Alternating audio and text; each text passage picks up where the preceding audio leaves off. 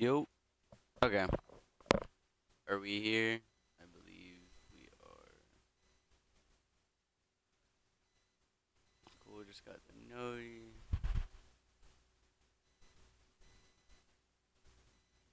Oh, yeah, I forgot. I can't even play like half of the fucking music I want to anymore. I guess we'll just go with this.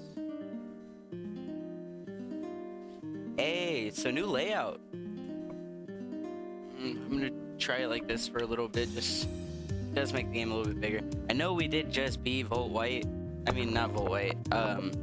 We did just beat White 2. But that was the vanilla version of the game. This one's way harder. You have access to a lot more mods. I've been playing for a little bit today, because I downloaded it last night and I've been trying to feel it out a little bit.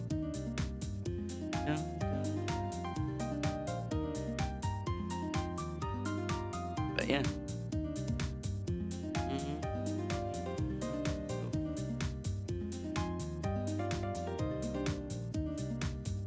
Dun, dun, dun, dun, dun, dun, dun.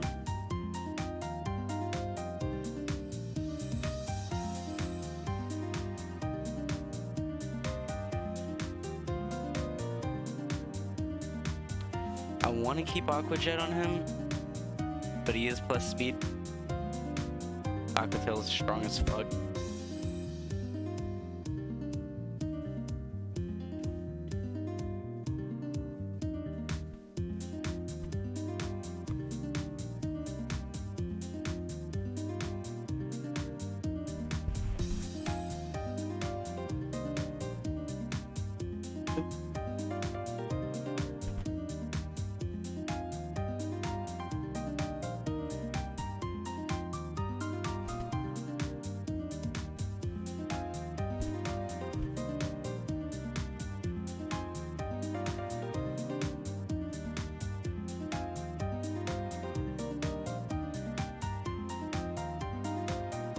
Oh yeah, so like I said, this isn't a Nuzlocke or anything. I'm just kind of casually playing through the game. But Clay Tunnel's kind of interesting, because I don't think normally you can get in. Well, I know normally you can't get in here, and I don't even think you can in Blaze Black and Volt White. Or Blaze Black and Volt White 2.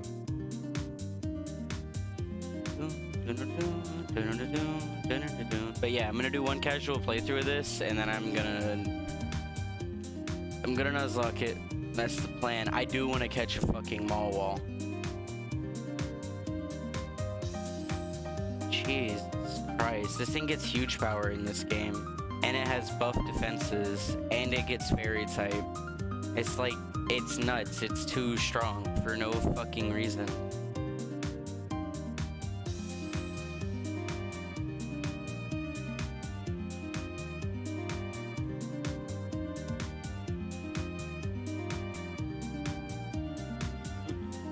As you guys can see, I have a physical Sceptile, which is pretty dope. I'm not gonna lie. I've always thought Sceptile should be more physical anyway. He's dead though. And Rappers was the nickname theme, and then I stopped nicknaming Pokemon as I realized that I'm gonna be using a bunch of different ones. I do want to catch a Sableye too.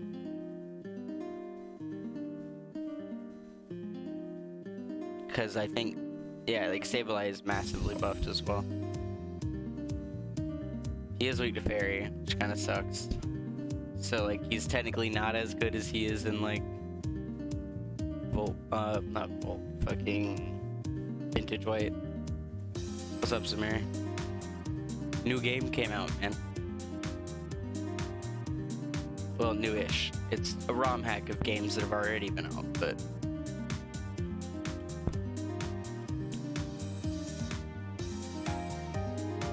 when it comes to what I do, this is considered basically a brand new game.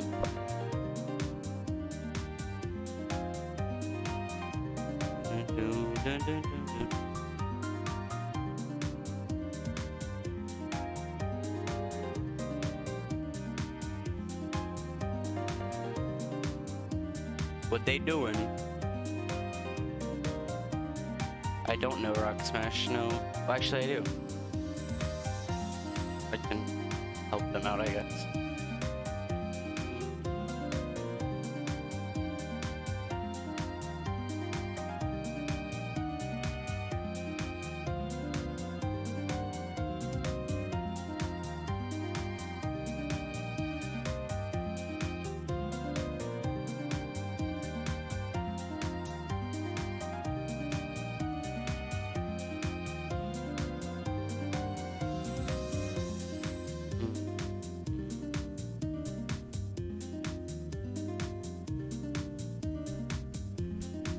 Hold that.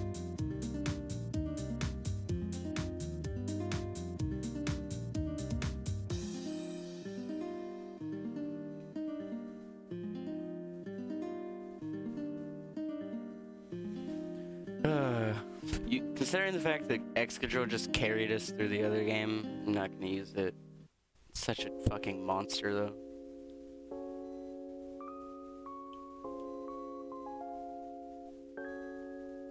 How do you feel about the layout, Zamir? Obviously, if it's a Nuzlocke, I'm gonna have to find a way. I'm still probably gonna keep it like this to where the main screen is way bigger, but I'm gonna have to like find a way to still put the rule set and stuff on the screen. But I think I'm gonna keep doing this though, where I have it much bigger on the main screen because it just makes more sense. You know, it's easier to watch.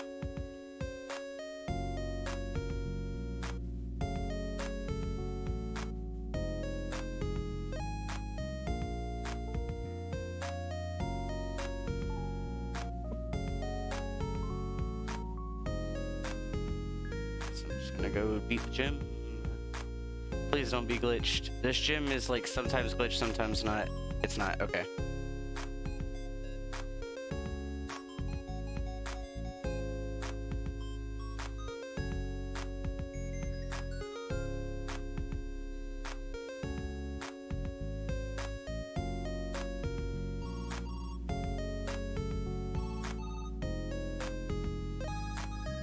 This is a really good remix.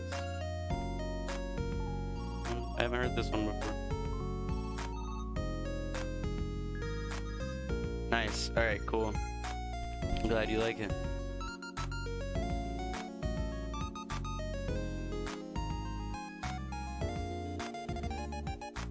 Yeah, what I'm thinking I'm gonna do is I'll probably just end up kind of crunching it down a little bit more, and then I'll have the rule set like under where the title is.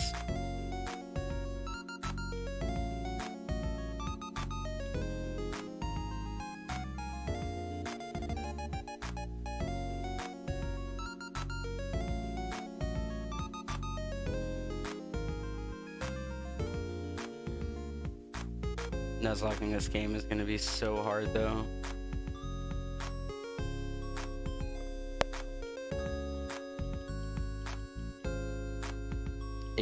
I am just kind of one-shotting everything right now, but I'm over-leveled as fuck.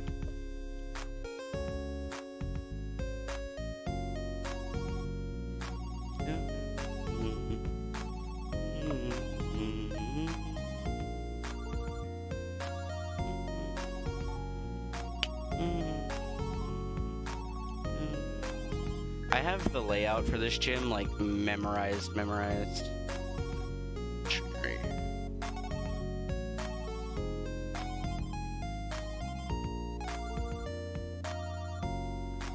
But the main point of this playthrough is just to kind of learn the changes that the ROM hackers did to the Pokemon. Like, that thing has anticipation, okay, I didn't know that. But it's mainly just to learn the changes and to learn the teams. That way I know what I need to plan around.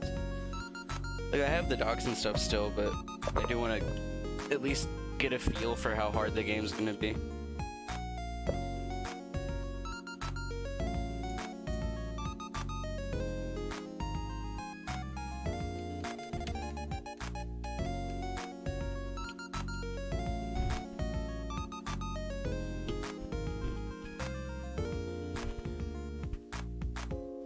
That thing has buff defenses. In what world is that? Hold on.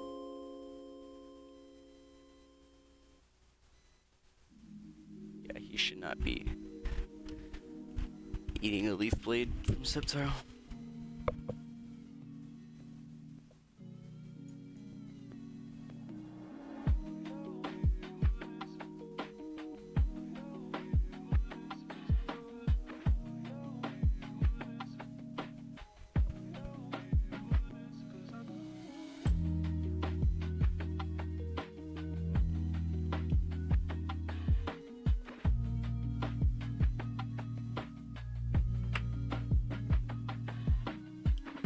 I'm switching Sceptile out. It is just literally eating everything.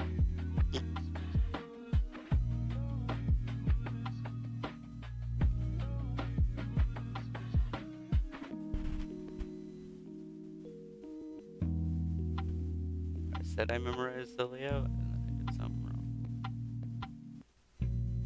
No, I didn't.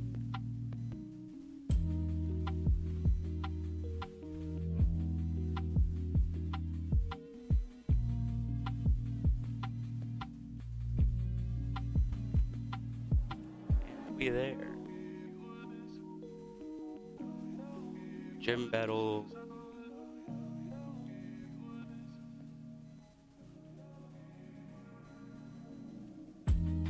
Yeah, no, I really should have streamed playing it. I had no reason really not to, other than I just wasn't feeling it.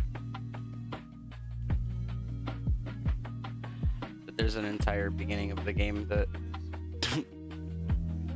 I didn't show on stream.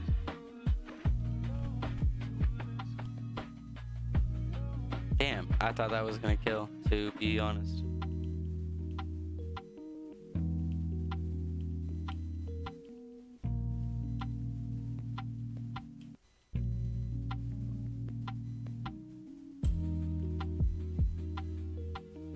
This thing is tanky. Nice, we got the burn. And it fully got it set up though. That's bad.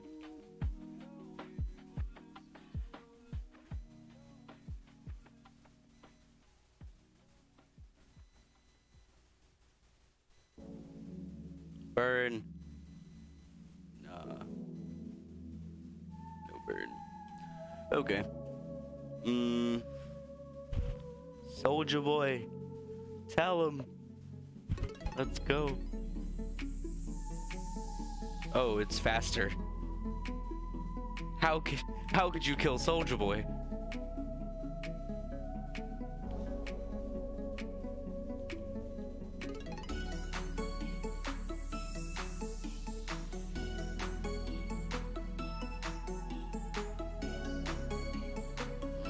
Crocodile is just gonna kill everything.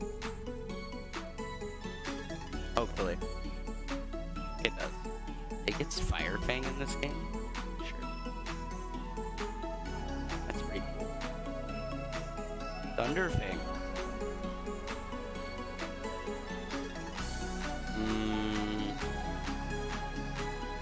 Would I rather it have Thunder Fang? No. No, I'd rather have Fire Fang, because Fire Fang covers more weaknesses. Does it get Ice Fang too?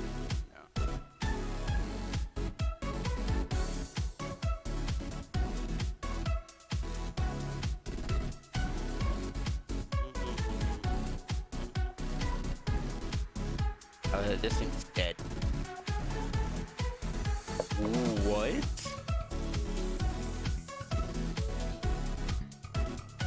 Okay.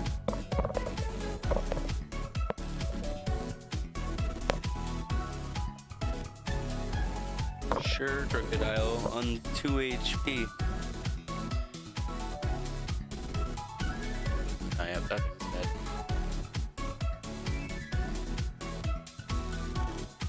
Fuck out of here.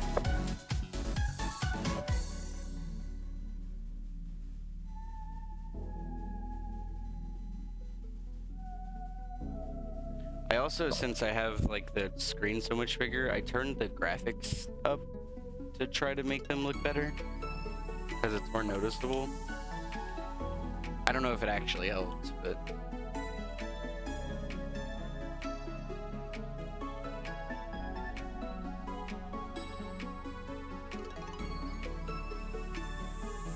Come on. Paralyze, freeze, something. Burn. Do any of them. Wow. That's a lot of damage. Nothing.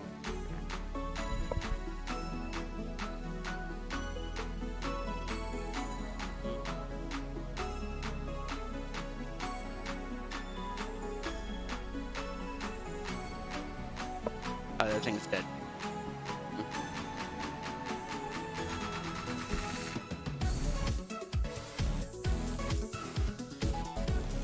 Oh, he has a crocodile. Is it faster than Snoop Dogg? It is. Oh no.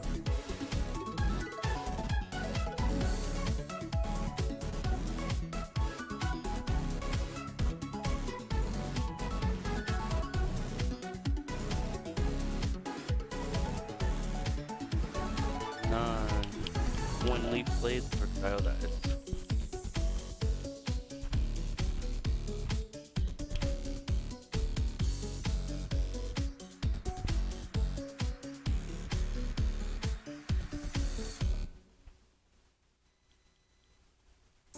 Nice, 5 badges. Damn.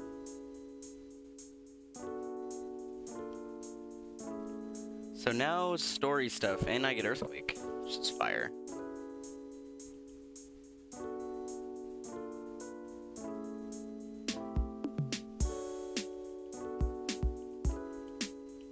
The ROM hackers actually like changed some shit about the story as well, so that's gonna be pretty interesting to see.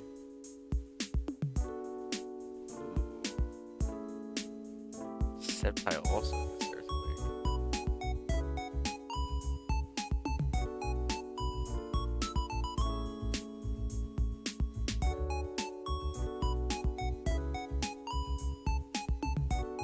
No reason to really teach it to him though, I guess, right now.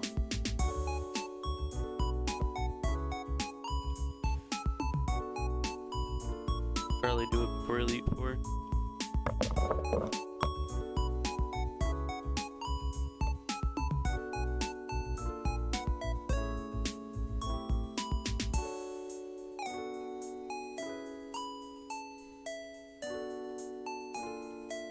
Oh yeah, this part of the game's annoying. I wonder if it makes me do it, if it'll let me skip this.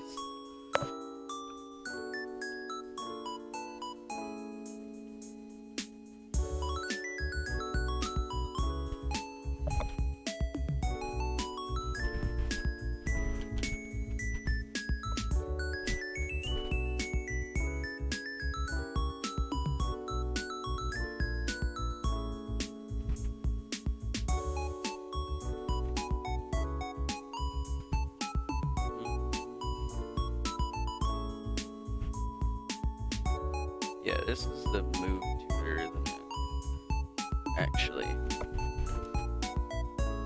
gonna go ahead and evolve these guys.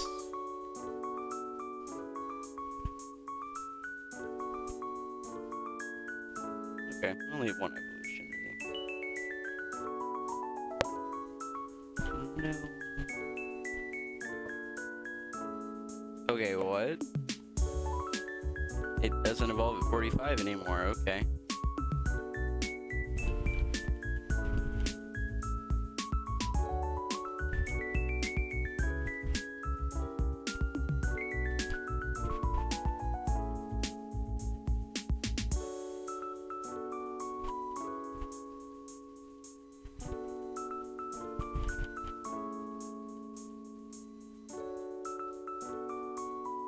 Move deleted, replaced with Psycho Cut.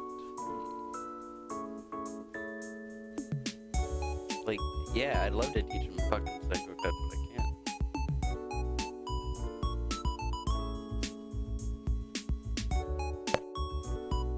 Damn it. Well, high horsepower might actually. Is it good? Nope, it's just weaker Earthquake.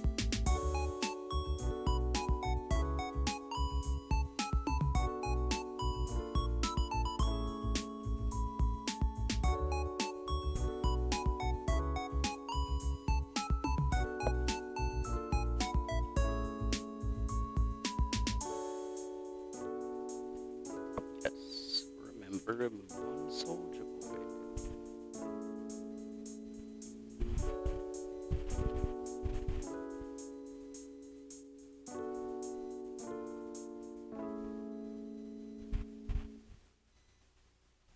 Would I rather have Smart Strike or Psycho Cut? What coverage do they both provide? Smart Strike kills fairies.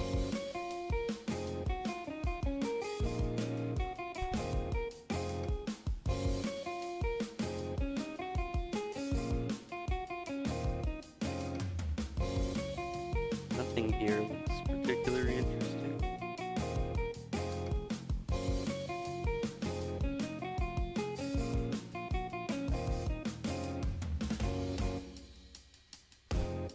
What does Big Snoop learn? Ooh, Earth Power.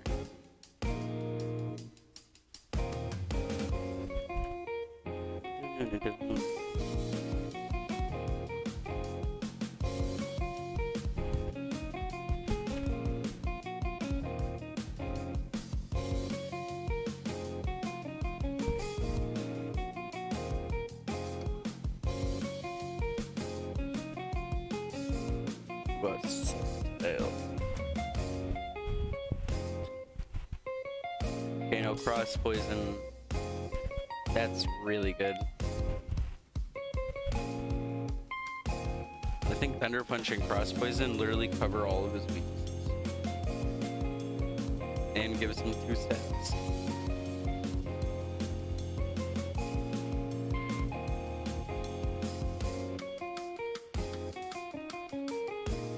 This thing is...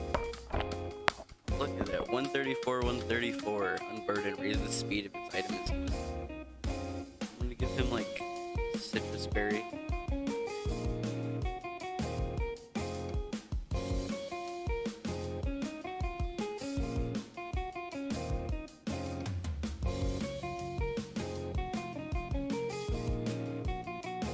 Does it make me do this bullshit?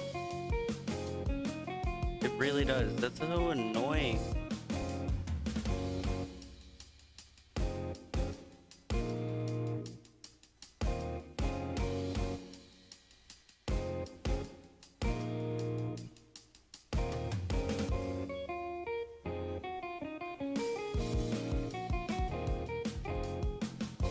He's not normally there.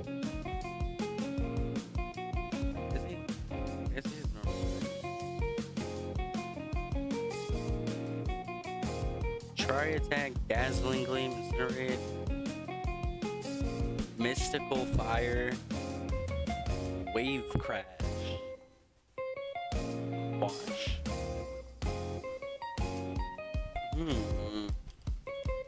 See, I want some of these fucking moves. Then this is where you get the Evo stones.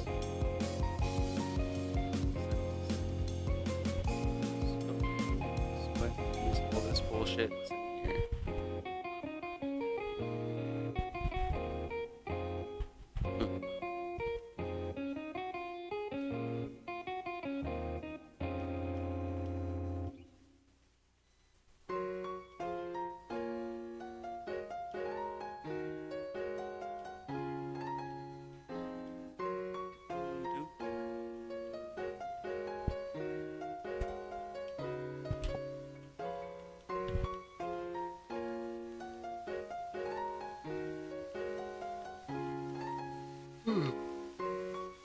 I'm so tired.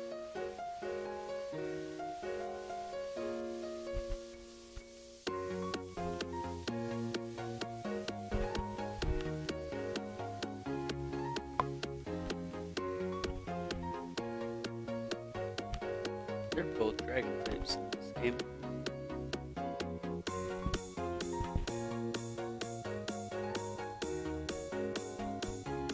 That's a dragon type too.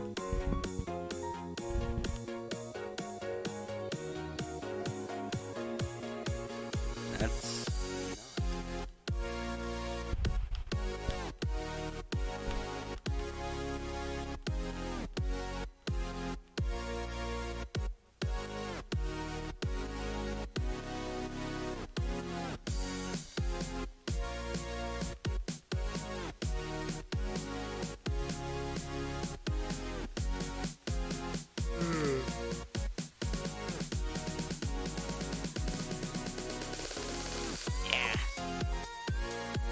Just a little waker upper.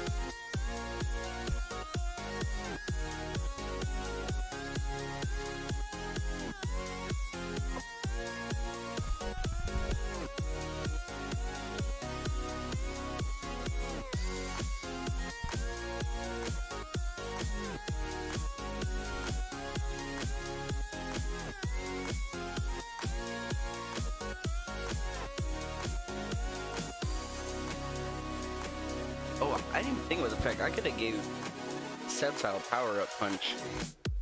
Homie would be too strong.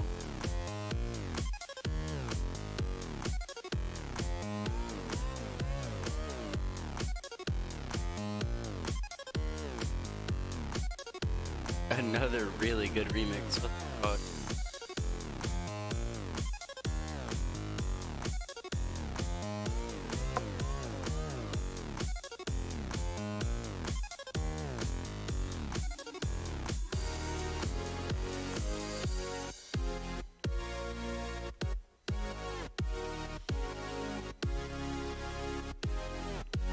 I hate this part of the game because it's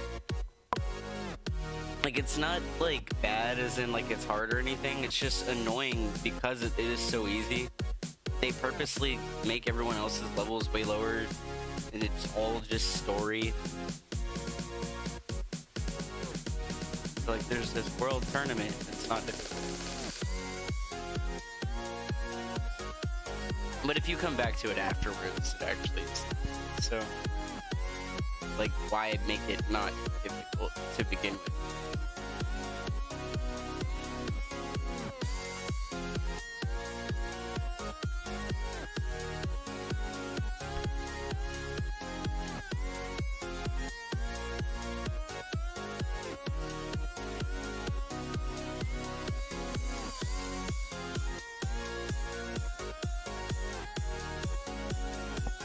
And I don't even know what I'm gonna do about Pokemon Y Nuzlocke. I don't know if I'm just gonna... Because I can keep going on that. I'm actually doing pretty well. And I think I was able to save the run. It was looking like I was gonna lose, but it looks a lot better now. I think what I'm gonna do though is I'm just gonna put that on the back burner. I'm gonna beat this game and then I'm instantly gonna jump into trying to unlock this game. Because it's gonna take so long.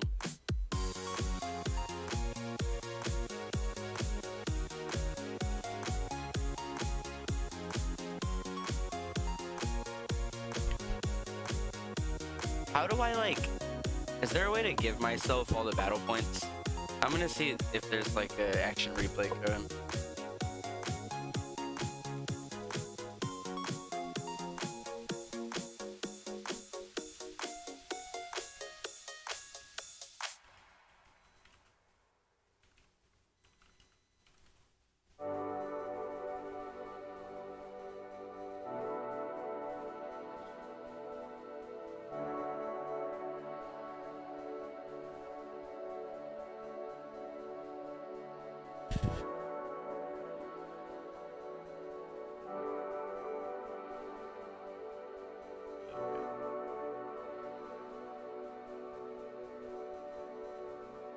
So it says...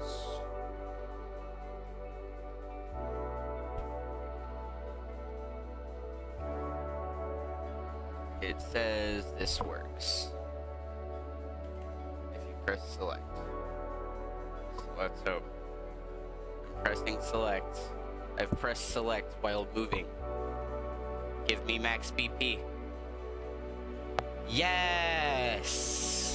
Alright, fuck this. I am never playing the World Tournament again. I now have a code.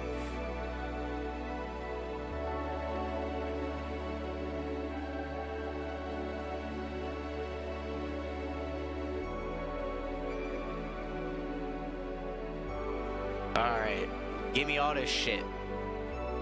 I want it all.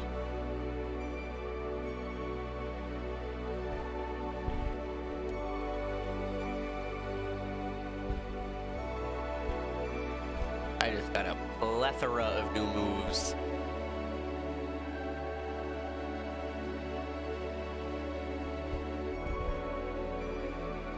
To be honest, when I nuzlocke this game, I'm also going to do this. Because technically all of these are obtainable, like, really easily. It just takes a lot of time, even on speed up.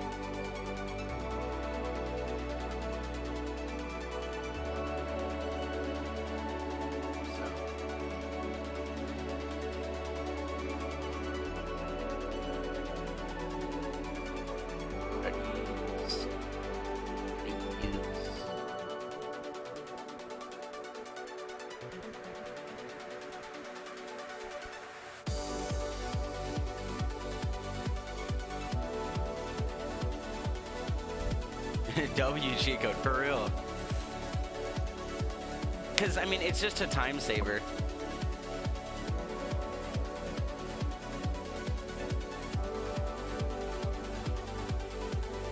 Okay, some of these items I'm not actually going to use. I'm just going to grab the ones that I am going to use. I already have one of those.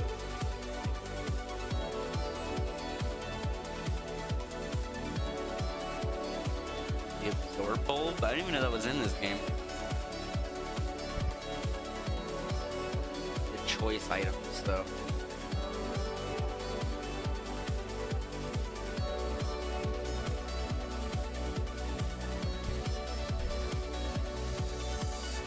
Light orb.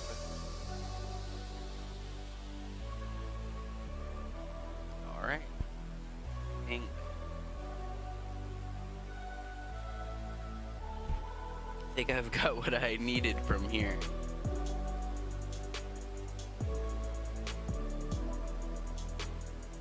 Let's see what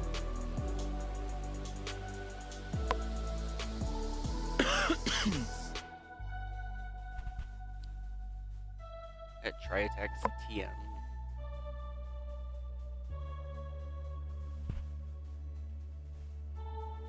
Actually, I do want to switch up the team a bit. Okay, this is a new cutscene.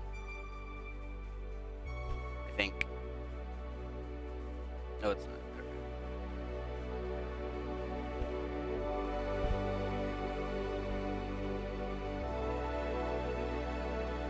There are a few new cutscenes in the game, so it kind of spooked me for a second. Wow, I'm surprised though. They didn't add a new one there. So before I go do the Team Plasma stuff, I want to switch up the team and then go explore some areas to see what Pokemon are actually there. I also want to look up what they changed about Volcarona, if anything.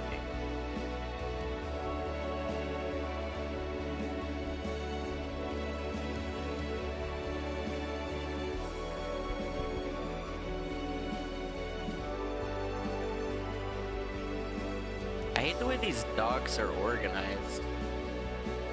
Instead of being multiple files where it's like easier to find things and it's organized, it's like thrown together into like a Google document and it's just typed up. It's kind of hard to read through. Here. Oh. Not really changed at all.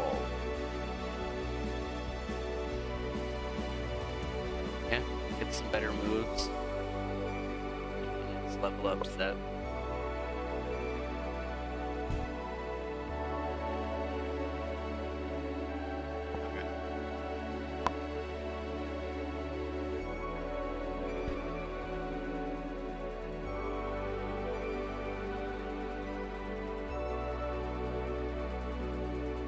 So for now it's time to say goodbye to Sceptile. Soldier Boy gotta go. I'll probably get rid of Crocodile. Yeah.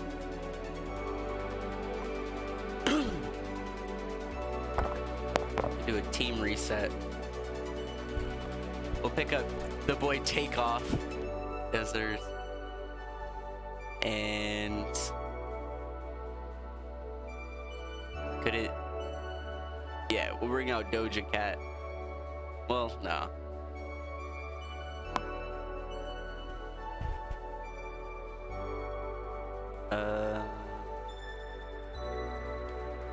NLE Choppa? I don't have a fire type. I don't know. I'm gonna go catch some other things. I wish I didn't name that Charmander NLE Choppa. I wish I would have saved that name. I love NLE Choppa, and I don't actually really like Charizard that much.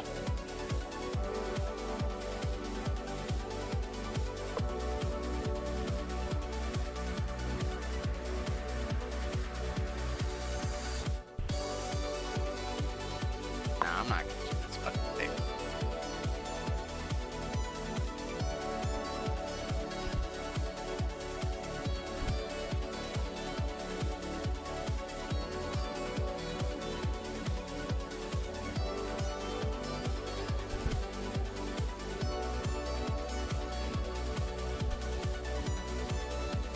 Ooh.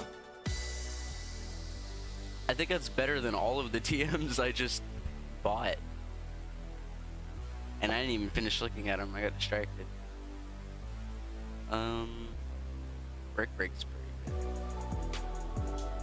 Takeoff's already got him. Dazzling Gleam Fairy type move. Sludge Wave.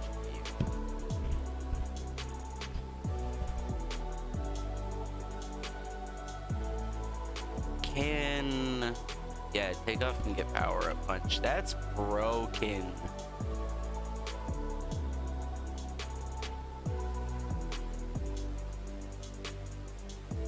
What is Mystical Fire? The user attacks by breathing a special hot fire. This also lowers the target's attack stat.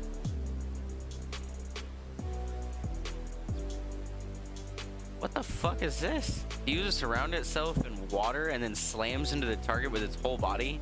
This also does damage to the user quite a lot. Oh, okay. But it's 110 base power water type. That's cool. I think that's like a made up move. I've never seen this before. It could be in Sword and Shield though. Quash, yeah, I was wondering what this was. The user suppresses the target and makes it go last. Makes it move last. Wow. Explosion, we all know what that do.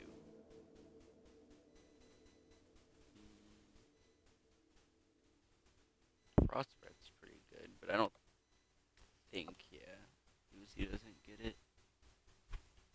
Play rough. Thought Takeoff might get play rough. That'd be really good if he got a very good move. It's really good.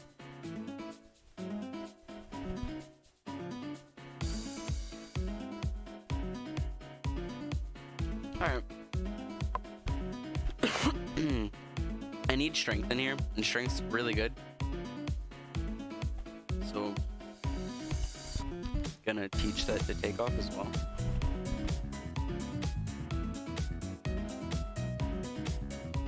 Because this dude's just gonna constantly be raising his attack rate. I didn't even see.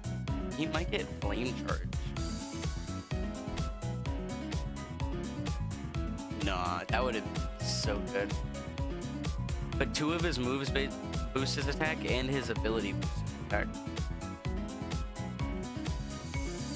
Speaking of which, I need to level him up.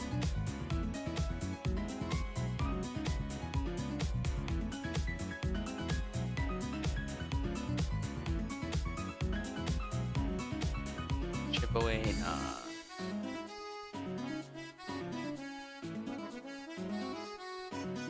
Drain punch.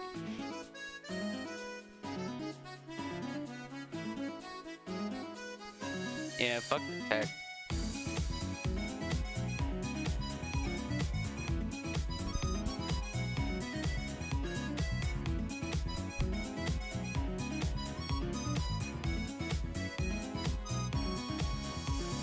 Takeout gives him that priority though, man.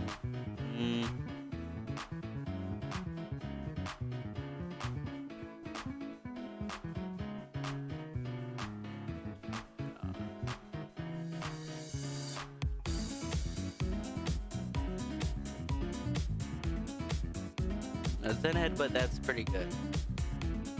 I don't know what I would... There aren't enough moves to give him, man. He's so good. I love this. Like, I hope when I do the Nuzlocke, I get to use him in at least a couple runs. Same thing with the bug type Vibrava. Like, W fucking ROM hackers. First bug dragon type and it's in a hack.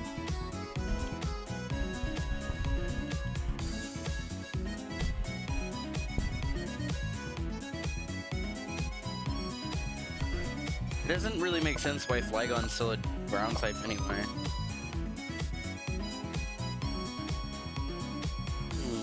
Rhyhorn. Not interesting.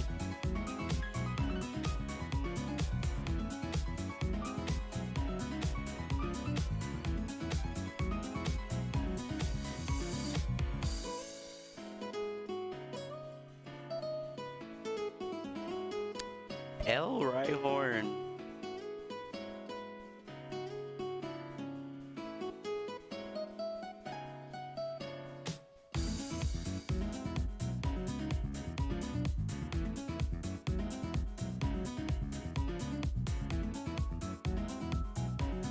Oh, okay. I thought I was gonna do a lot more than it did.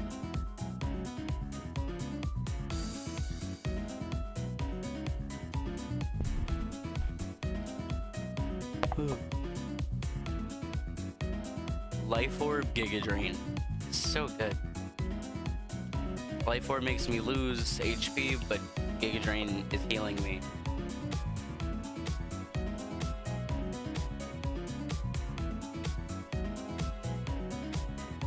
Well, Life Orb is making me lose HP. It's a sacrifice so I can do more damage, but Giga Drain is a good compensator.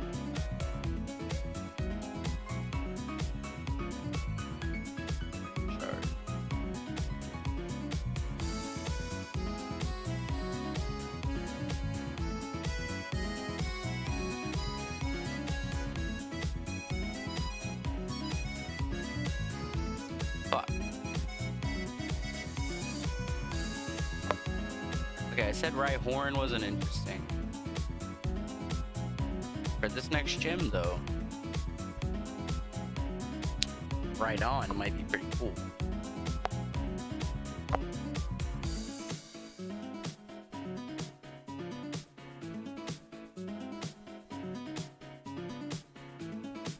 Oh, I forgot to nickname him. I needed to name him after a rapper. Oh, I'll catch this one, name it after a rapper. It's a girl, though. Alright, Samir, this is... I need your help for this. If you're still here. We need a female rapper name. For this Pokemon.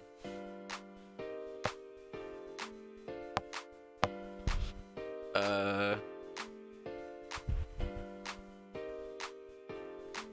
haven't used, like, fucking Megan Thee Stallion yet for anything. The thing what this evolves into is just kind of funny. I don't know. Yeah, I'll just do that.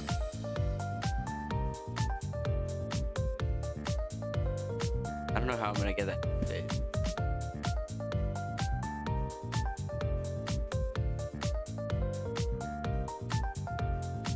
You know what? I'm just gonna... Just because I'm mad disrespectful like that.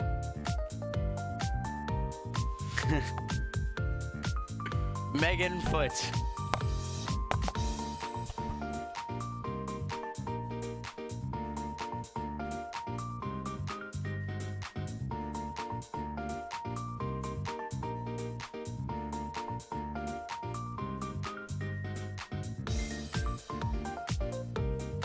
Hyperboy.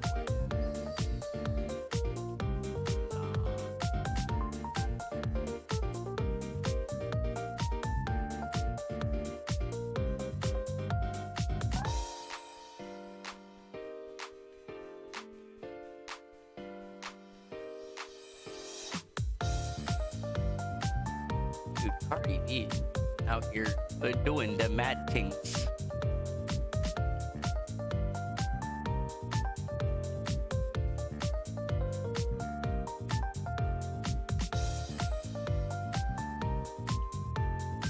Oh, they're both in my party.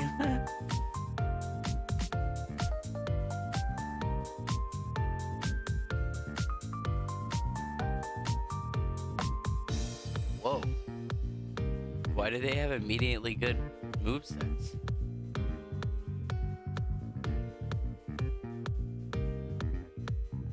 Yeah, this thing, Rocket, is pretty good for it, though. So the one that isn't named Megan Foot is good. Nice.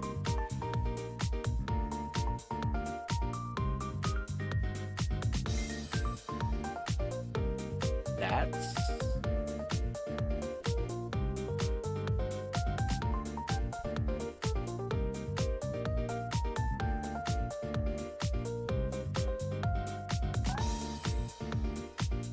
Fuck! I forgot to... Alright, this one's a female, and I can't think of any female names to name that thing.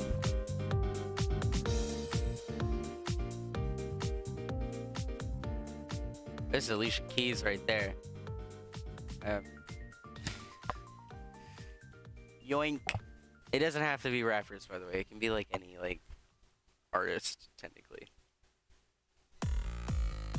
That are, like, relevant to that.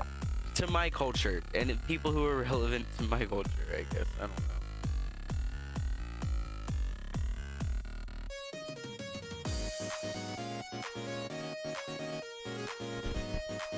I don't know how to spell her name. Fuck that door. I think I named something else Flomilly. I would rather name it Flomilly though.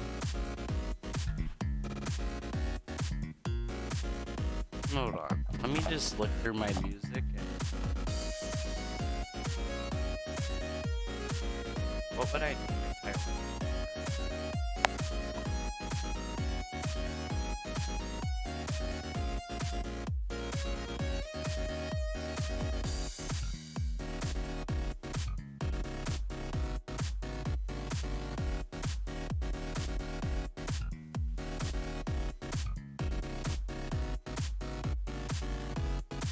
Oh. How did I fucking forget about Rico Nasty? Idiot.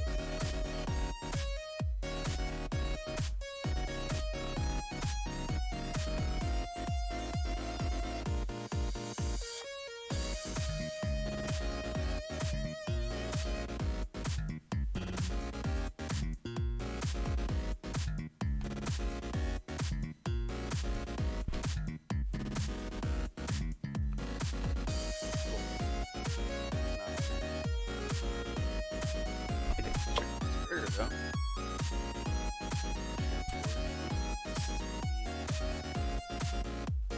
Not particularly interesting.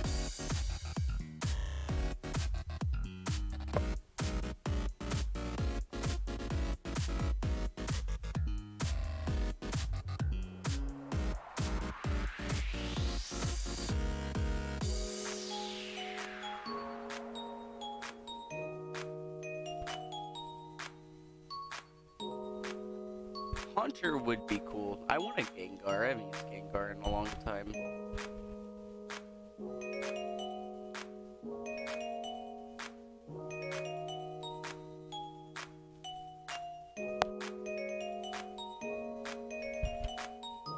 Can't stop Cardi B.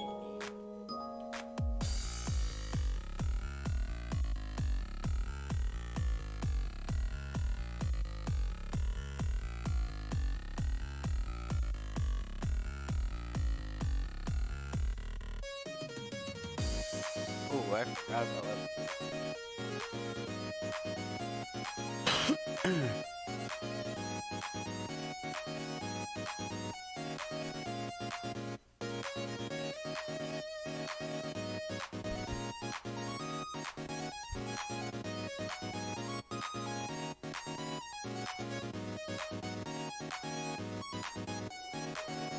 Yeah, takeoff isn't necessarily good against non-trainer battles.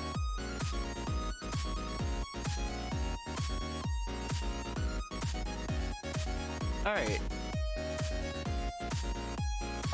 Oh, they didn't make it shiny or anything? LROM hackers.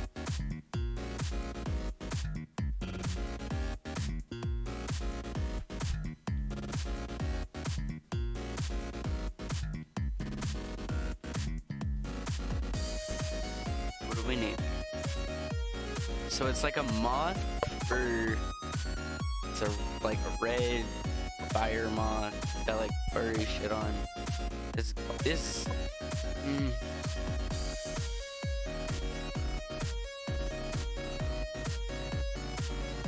Whoa. I'm thinking Gucci Mane.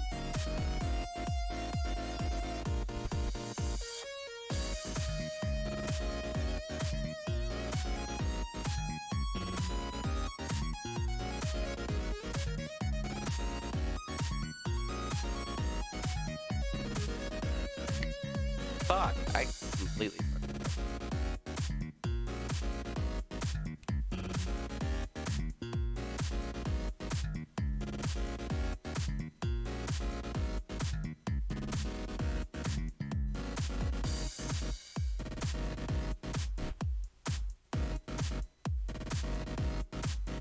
Gucci Mane.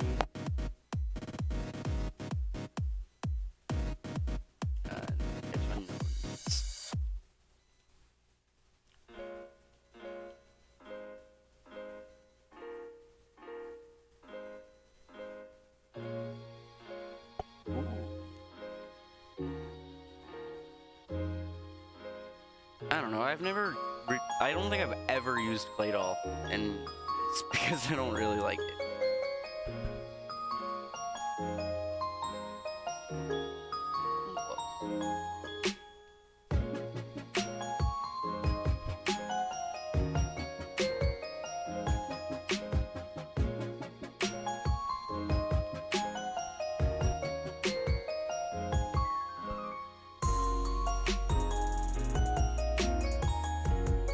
Yo, Pog.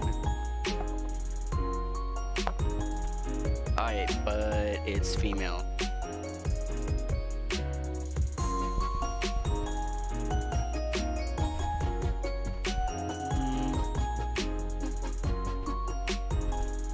Fuck it. I said relevant to my culture, but we're just doing any artist at this point.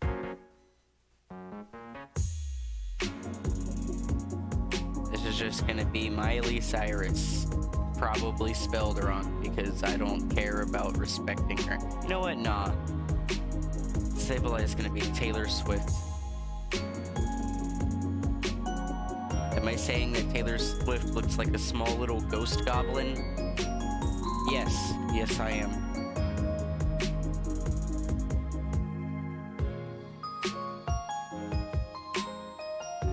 Alright, I can't fit Swift, so I'm just gonna put SWFT, abbreviated Swift.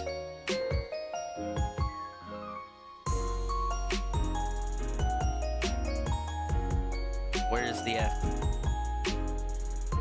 I can only find L.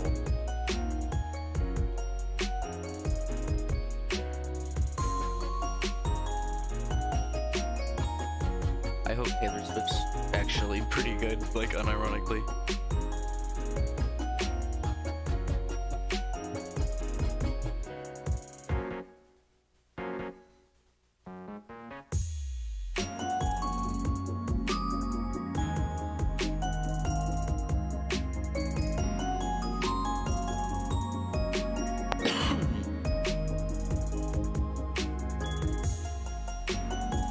Ah, fuck.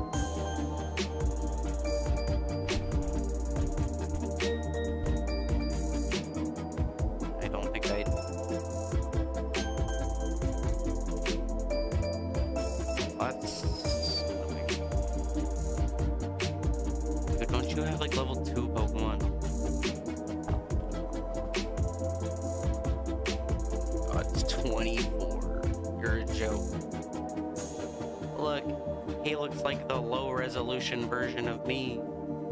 It's because he is. He's simply Porygon, while I am Lil Uzi.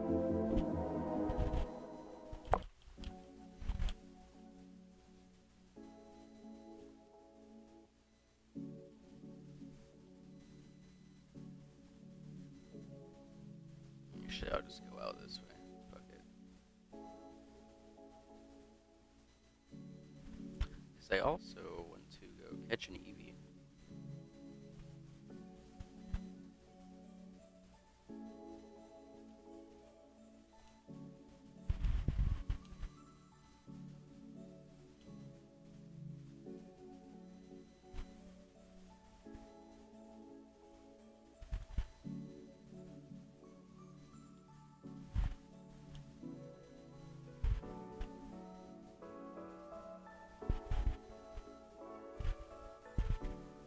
This takes forever though.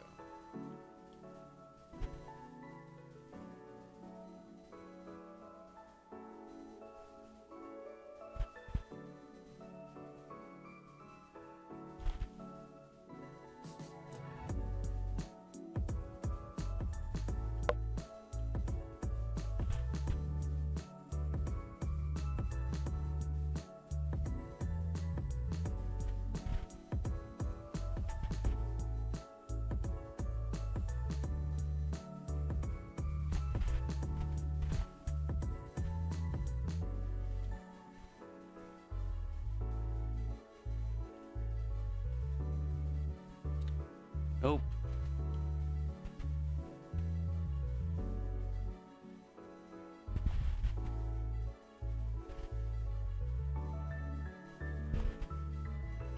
That's kind of interesting, actually.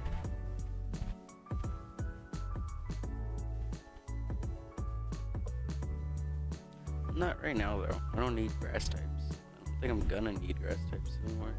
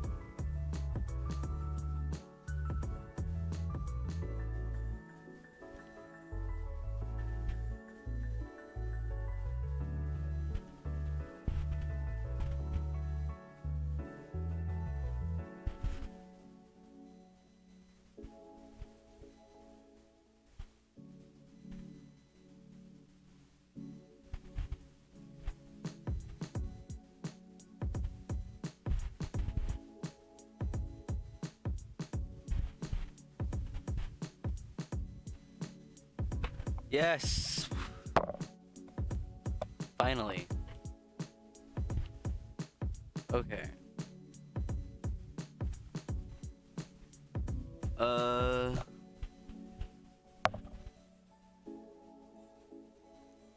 think this one's gonna be 21 Savage.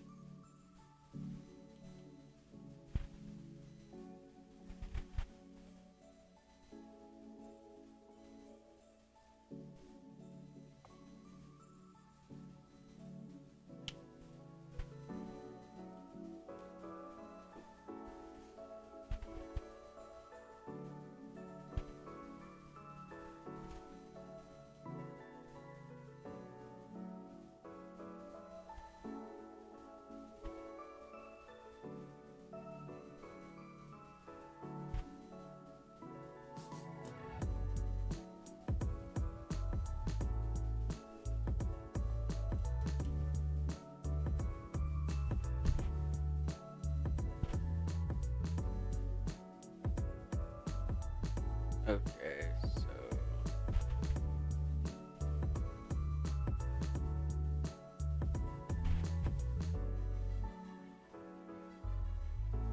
yeah, I wanted to summary boosted attack. That's fucking useless.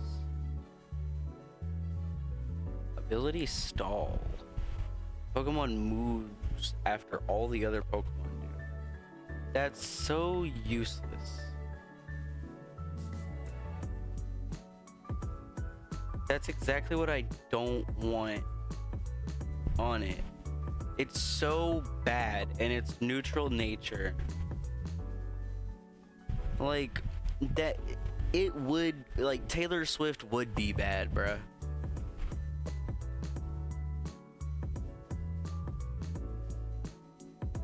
Come on, man. That's just sad, bruh. Same thing with Megan, the foot stallion, bro. Garbage.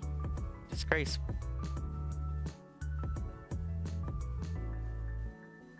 I think we're gonna rock out with this for now.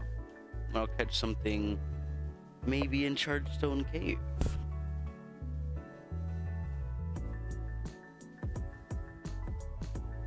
I don't want to sort that one. Sort this.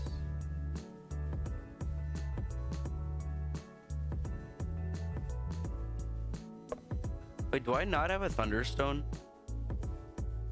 Oh, okay, I do. I was about to be like, bruh. Come on, bruh. Can't do this to me.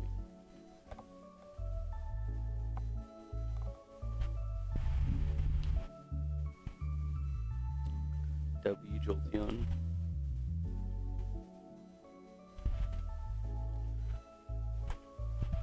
I'm also gonna get rid of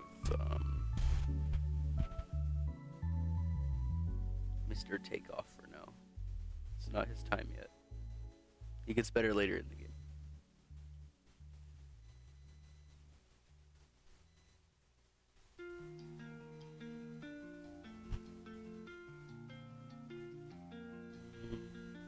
What am I? Oh.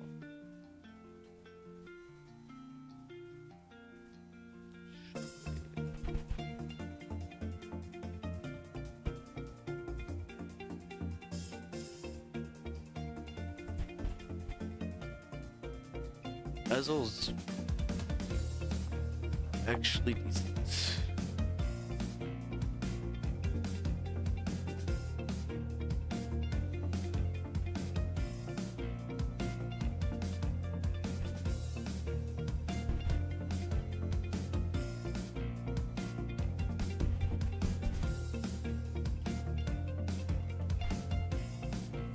Electro Ball.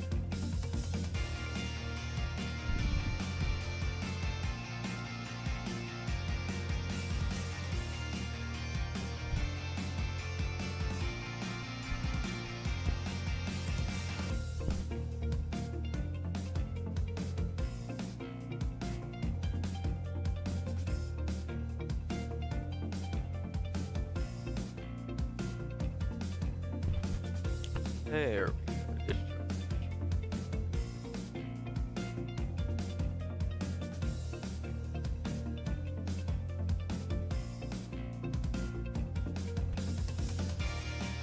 I hope it goes all the way to Zam.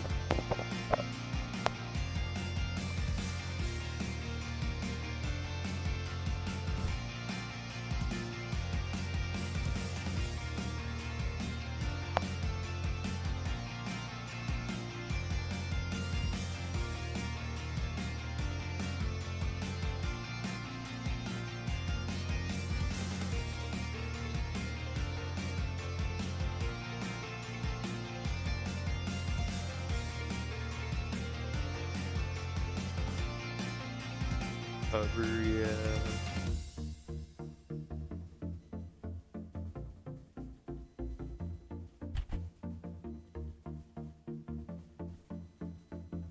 I might have to give it like a link stone or some shit at some point.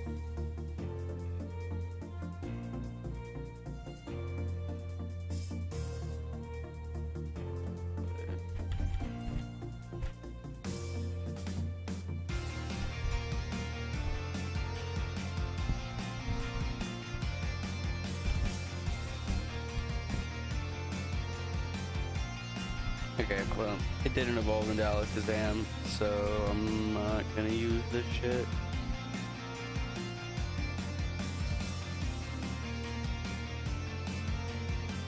did catch a couple of these though.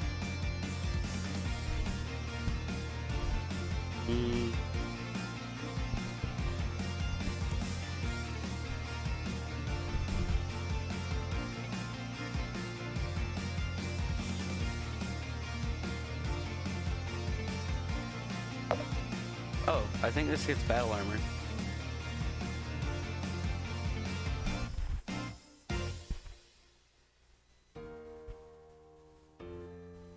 And it's good right now.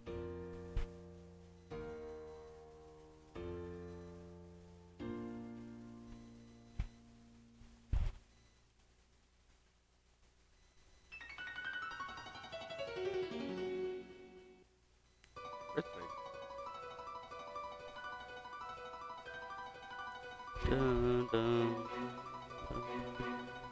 dun.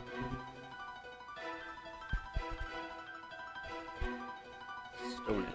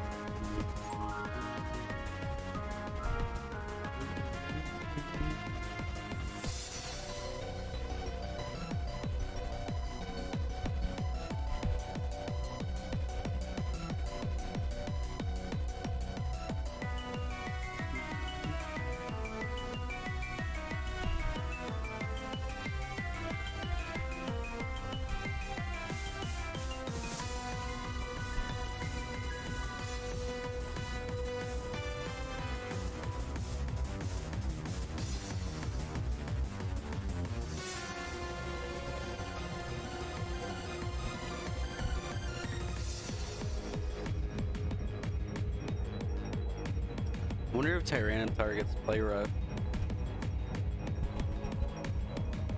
Also, Rock Climb is a rock type move. That's interesting. Why is 100 100?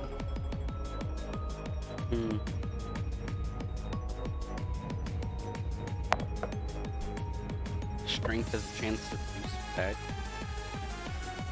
It's interesting.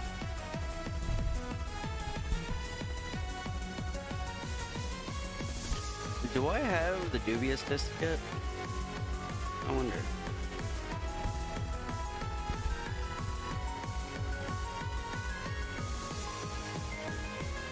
And if not, when do I get it?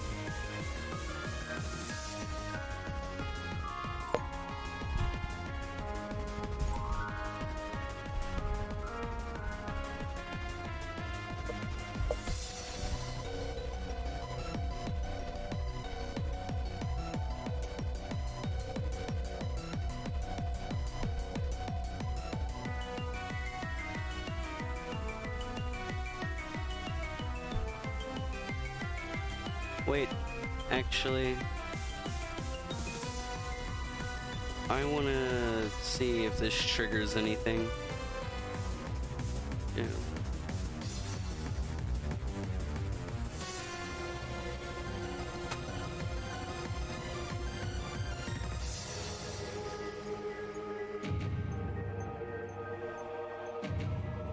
We're gonna take a hit for the battle captains.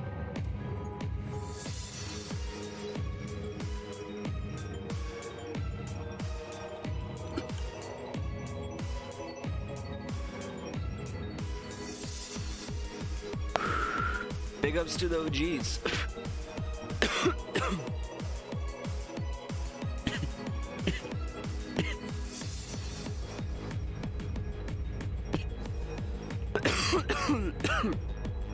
I don't even know what just happened.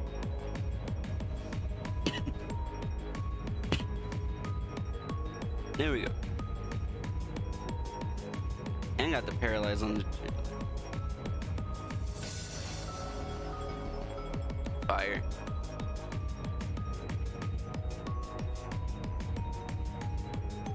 Twenty-one.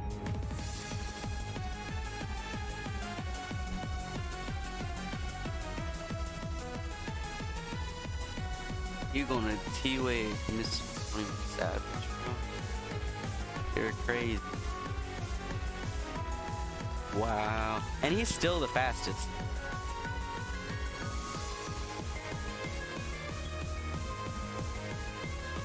Look at this, man. Oh, you're trying to cripple everybody. Still the fastest on the field, he's just getting paralyzed.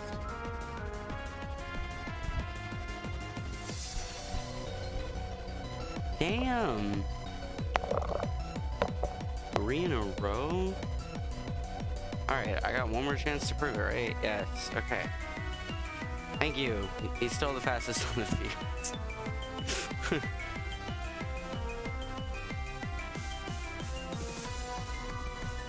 Oh, it's a one-on-one. Let's go, Umbreon.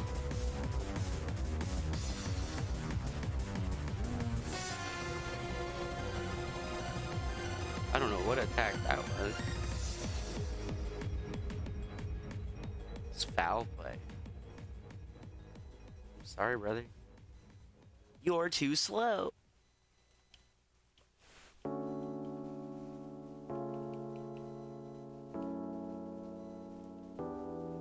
Umbreon, loser.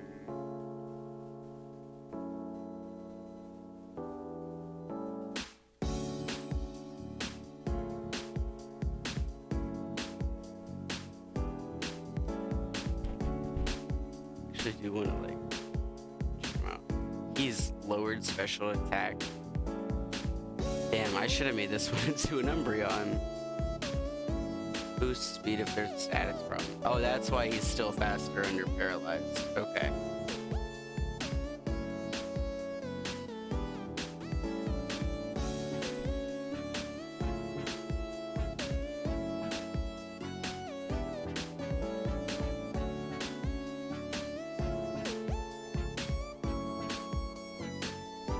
But with a Flame Orb, he can't be outsped, basically. He has lowered special attack, though. That's kind of a bummer. He'll get me through Skyla, hopefully. I can give him meds.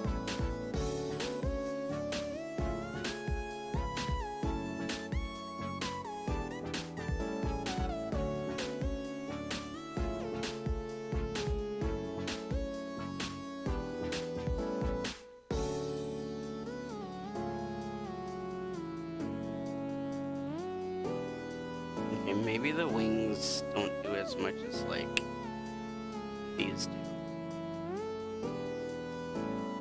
Yeah, those definitely do more.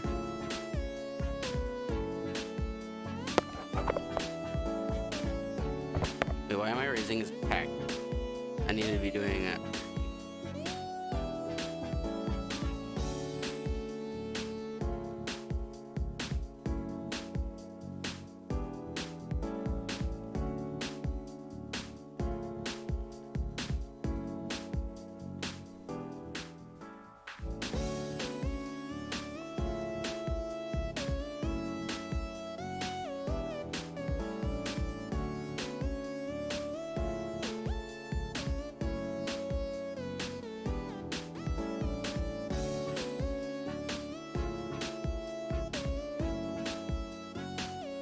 No, I needed carbs.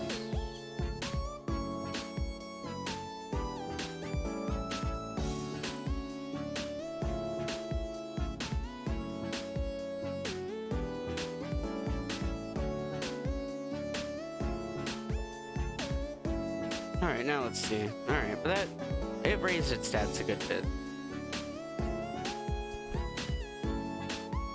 Same for you.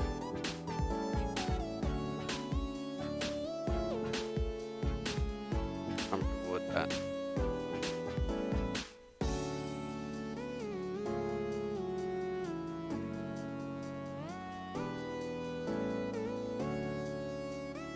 Now let's go give Team Plasma the smoke.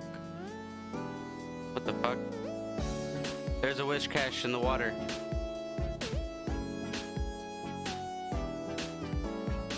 I want it. Gimme the wish cache.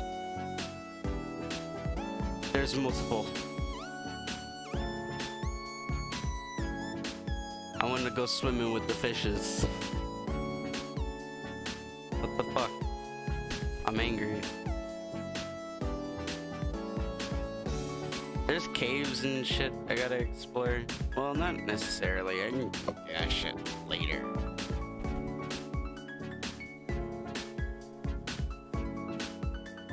What's this gonna be? I already got that.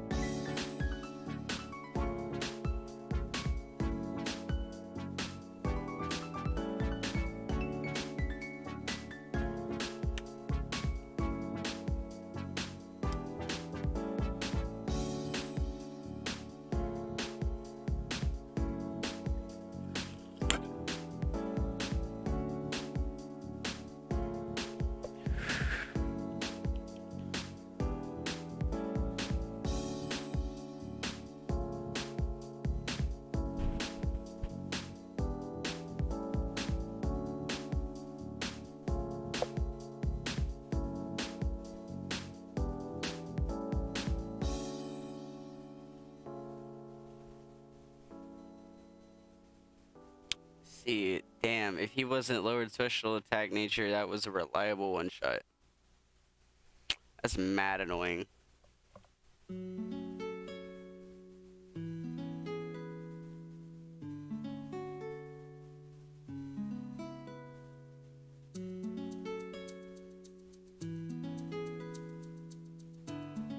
Like, I think Uzi still has a higher special attack than him.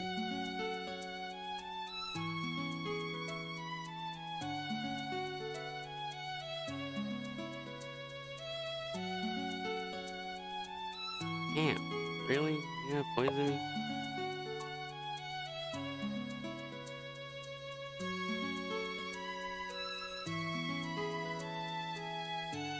Damn, I was hoping I'd paralyze it there.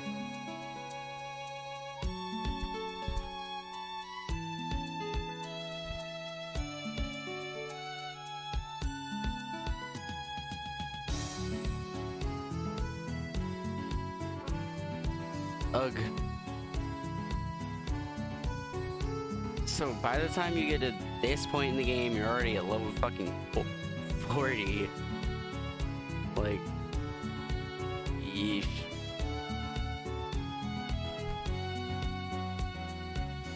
Let's see what happens. What's he doing?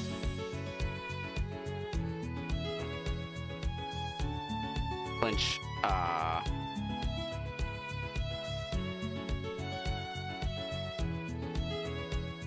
He's seed bombing and I sent in double weak. I'll live that. Oh, wow. Dawn Fan might have boosted attack. Normally I should live that.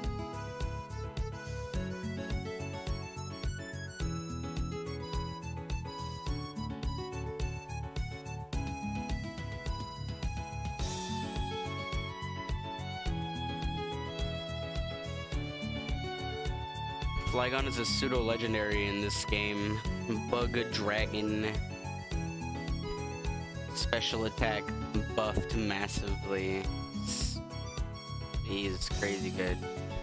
Lily is levitate. Is it normally levitate? I don't know, I don't use Lily.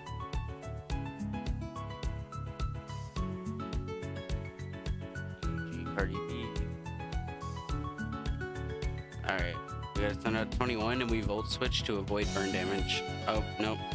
Ice shard. Damn. See? This would be a difficult Nuzlocke.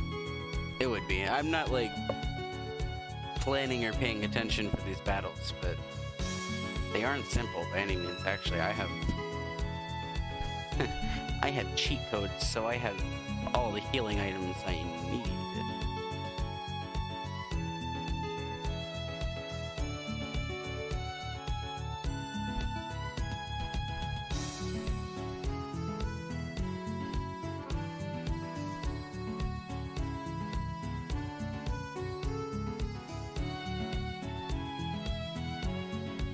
This double battle.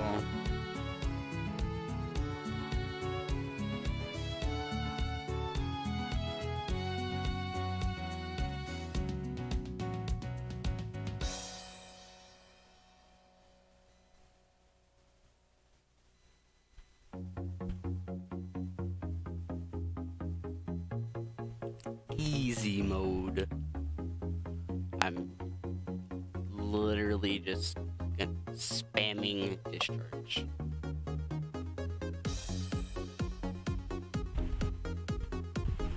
Speed, this is 5th gen, so speed doesn't take effect until after the turn. So even though they both got paralyzed, they'll still attack before Mug. That's interesting how it works that way.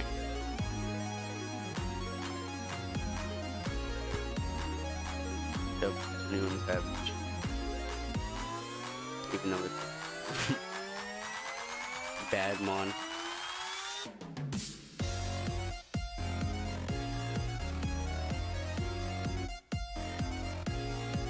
Could have made it into like Flareon. That would be sick. Leafeon even.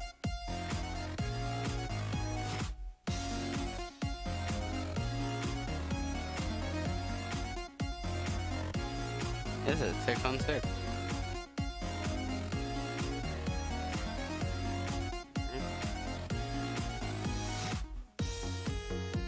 Well, I'm spamming discharge.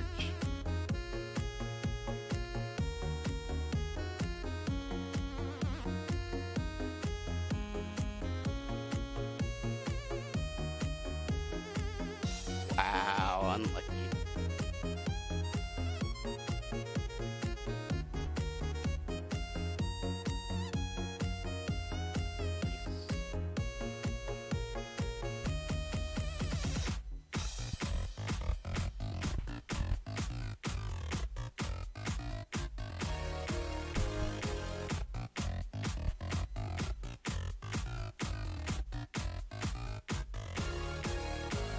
Tired. See, he was smart. He sent out a fuck. He knew what I'm up to.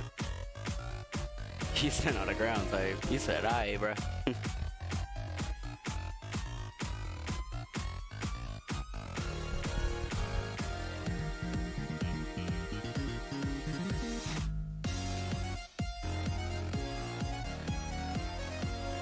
Damn.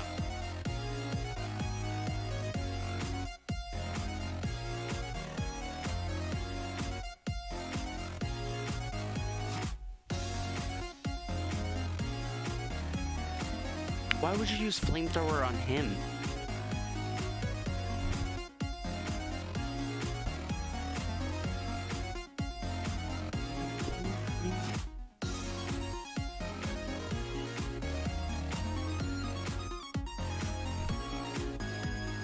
I feel like I don't use Psybeam as much as my other moves.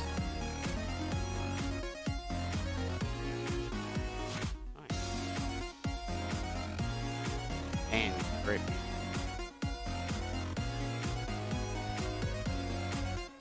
I'm gonna get this last discharge off.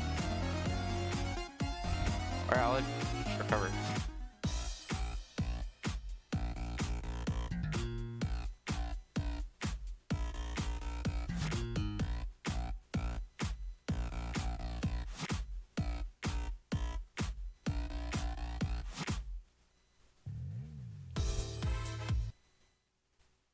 My music paused. I'm pissed.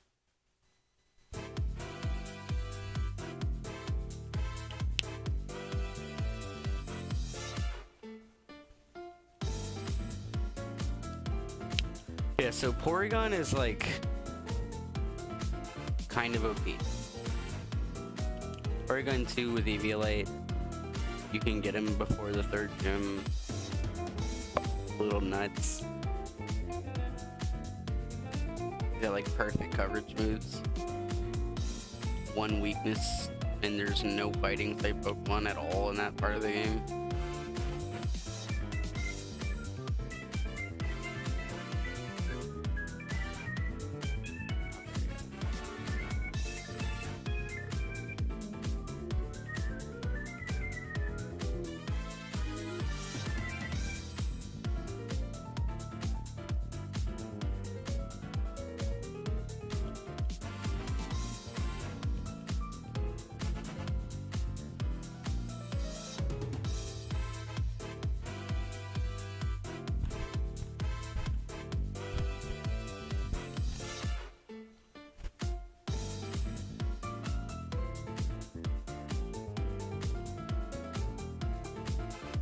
I don't think I want to use this one.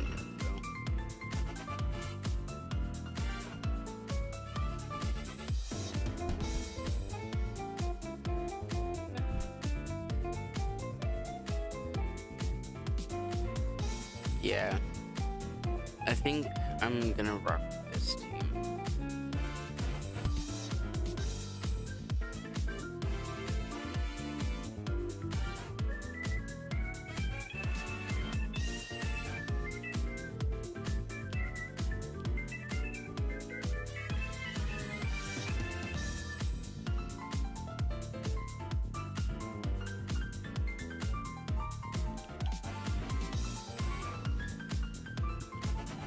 These guys are new.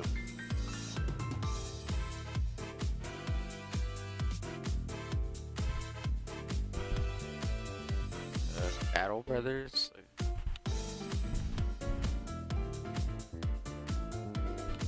Macho Brace. Power Bracer. How about... Did they just give me all the EV items?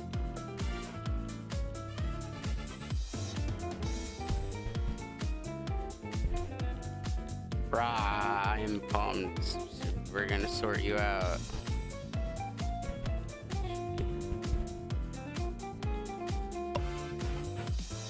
They're EV trainers.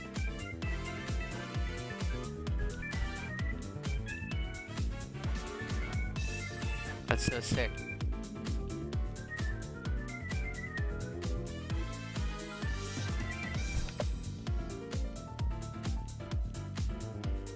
So after this battle, I should literally see Cardi B's HP go up probably by like 1.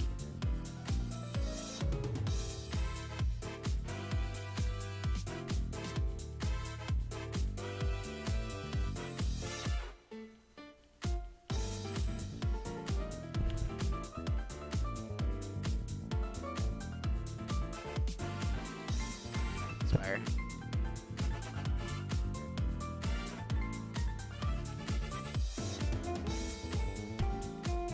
But I think... Oh, it went up by 2. Dude, that has immediate effects?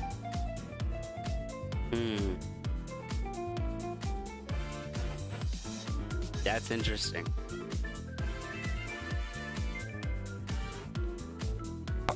I could use that to raise 21 Savage's special attack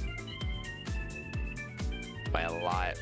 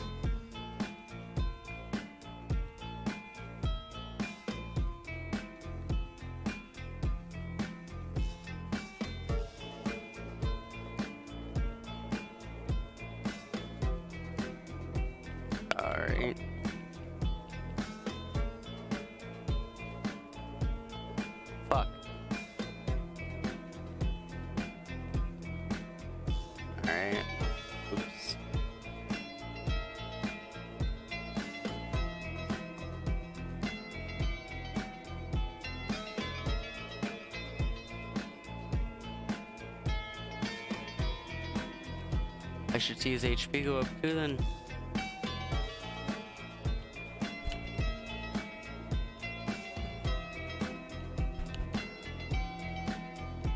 And I remember he was at 119 special.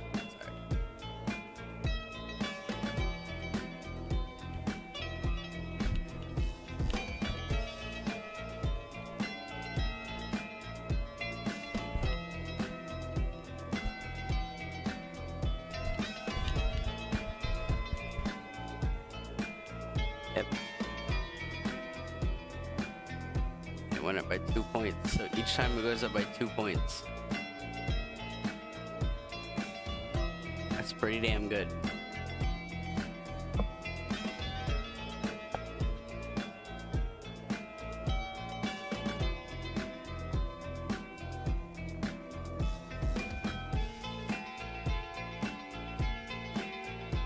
What?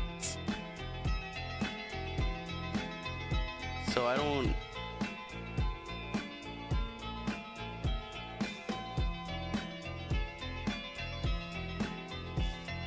Okay. That's good. I'm glad they added those trainers to the game.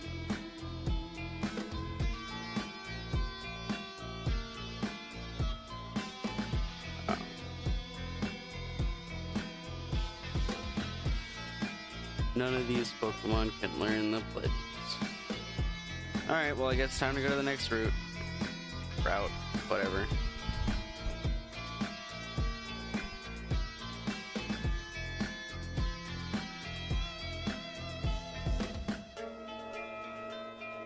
Fuck.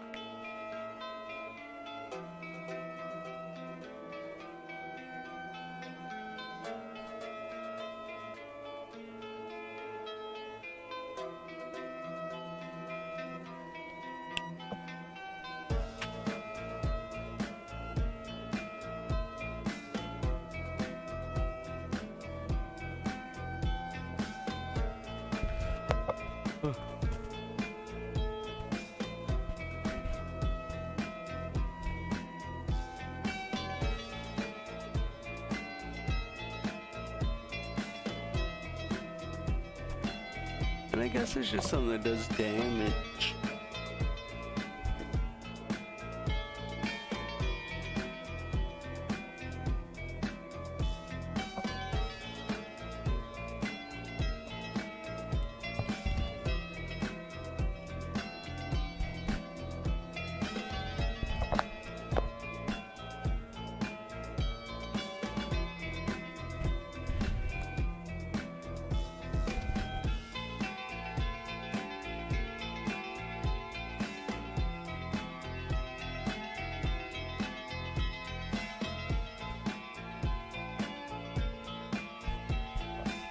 And that was a lot of damage to a chance.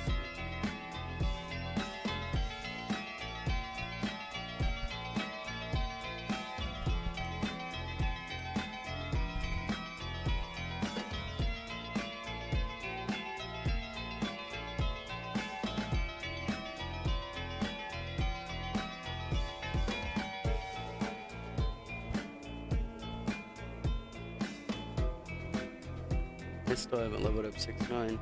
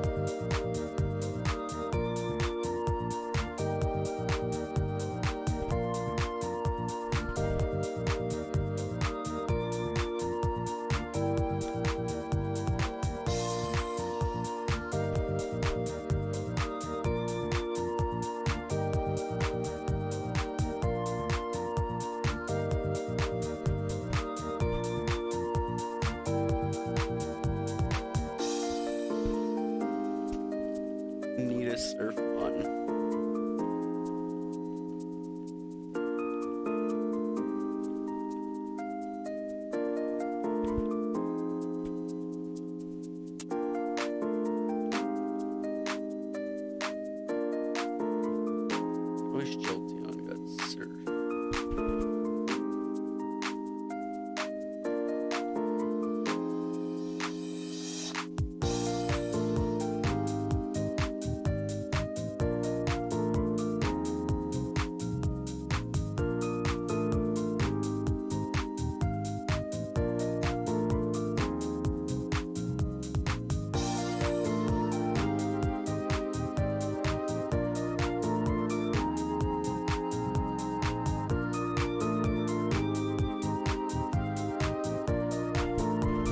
Actually, come to think of it, I don't think they ever require you to have surf until Victory Run.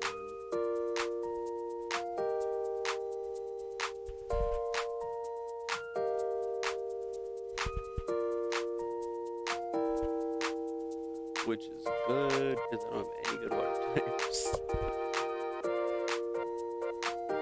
I guess this Blastoise isn't the worst.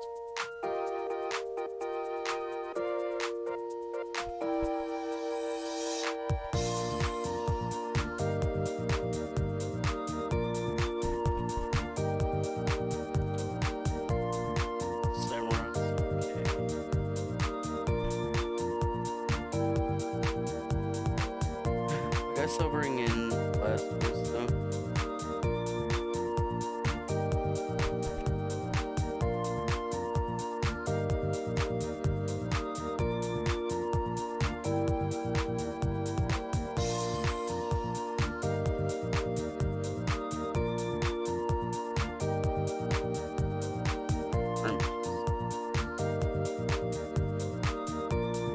Does he get Giga Drain?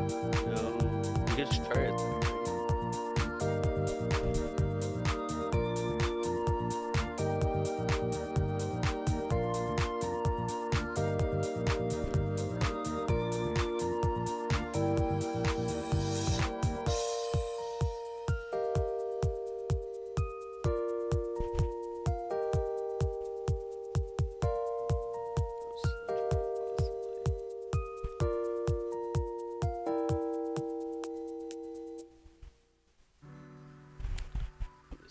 Fire? He probably gets Wave Crash. Don't want to teach it though. Does Blastoise get Explosion? Nope. Volt Switch. No. Maybe Frost Breath.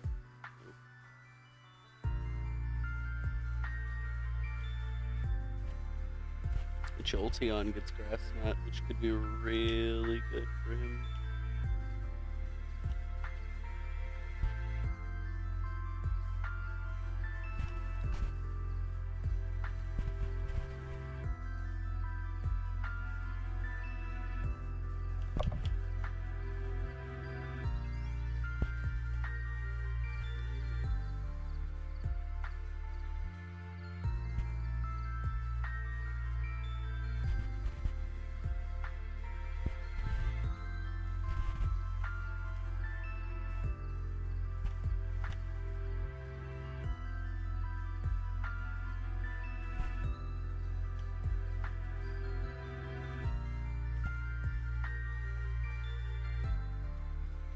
Seismic Toss. No.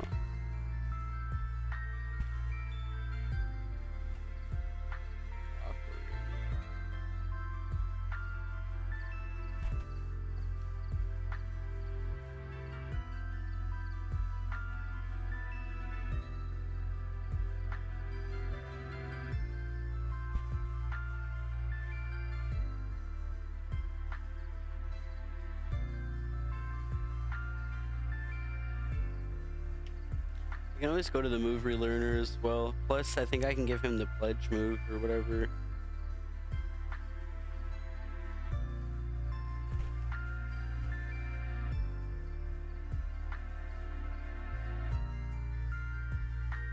Yeah, see, there we go. D-Pulse. Both D-Pulses, actually.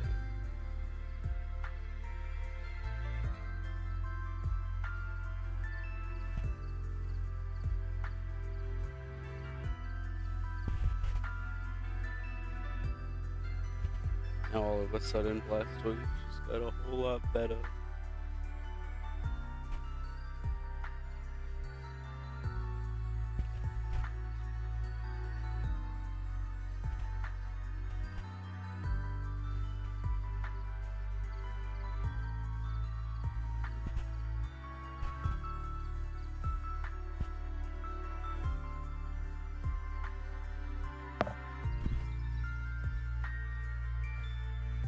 Using an odd shockwave, the user inflicts damage on any Pokemon of the same type in the area around it.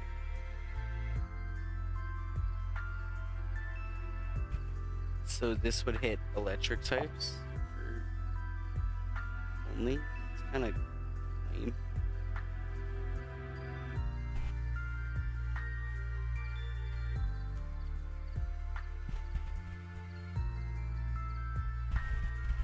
How about you, 6'9"? What about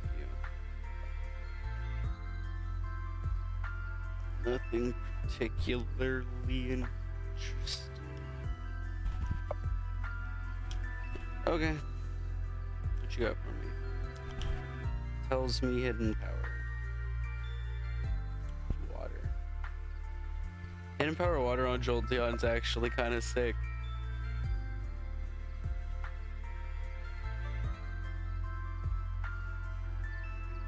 Doesn't look like it's comfortable with you yet. You have to have a high friendship with a Pokemon for it to learn a move.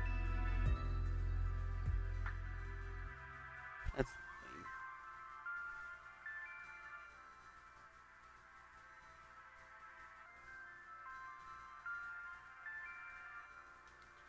I need to give this Blastoise Rain Dance eventually.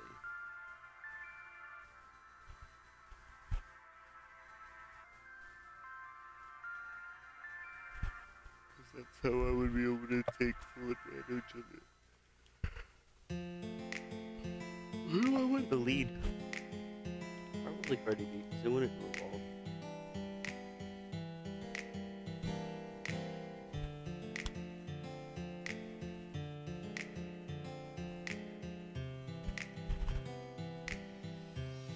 Happy Valentine's Day.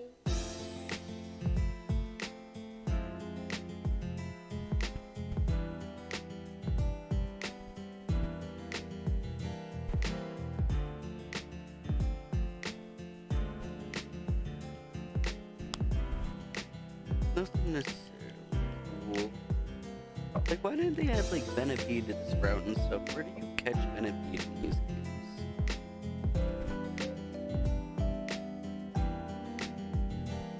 I'm just a Venipede fanboy. I like Venipede.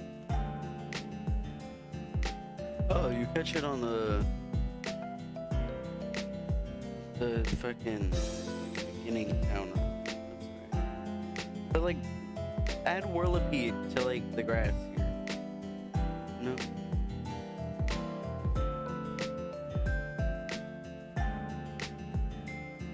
Oh, it is. Bye. Rude, that Pokemon.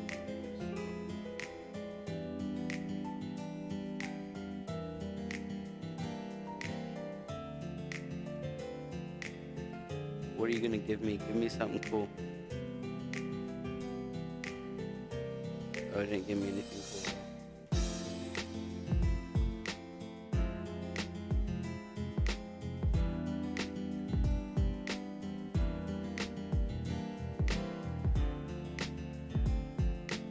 Cat, can you get off of the desk?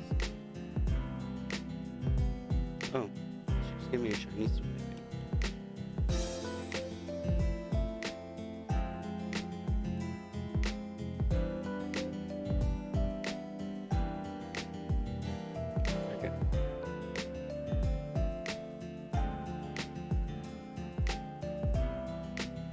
Already have that. This is where I need to be. Mistral Tinky.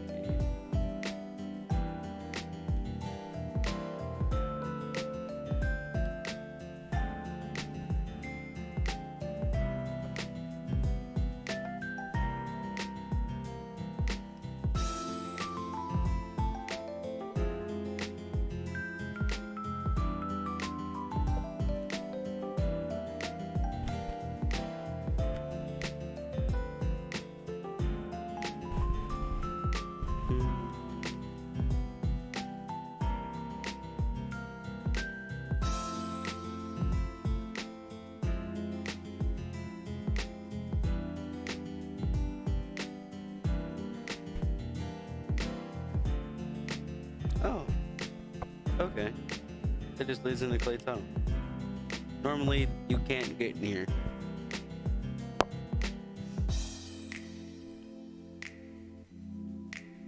Whoa. Hello there, lepers. I don't know what type this thing is. I'm assuming dragon. It's not, but it knows I am. Giga? Okay, it's still just water ice in this game then.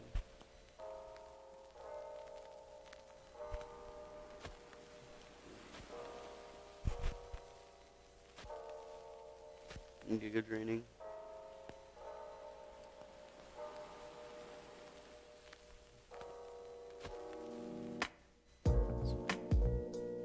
Same thing here.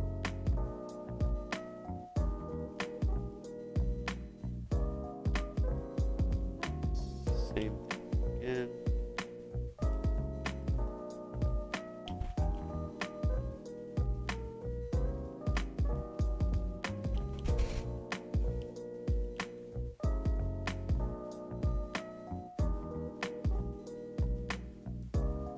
Please tell me you evolve at 50.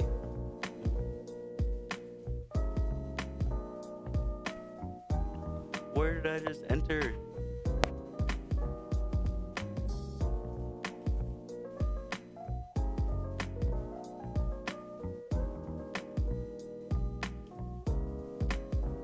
I don't want to be in a fight with this person.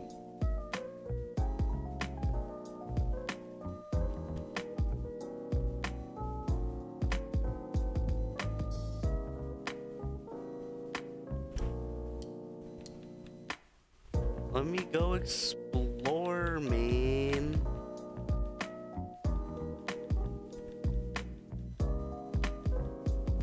Is this thing fire type in this game? Nope.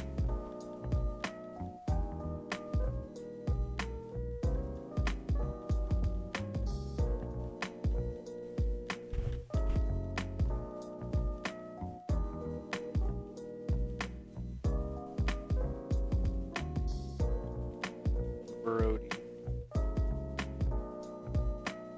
Actually, could be some interesting stuff. Oh my god!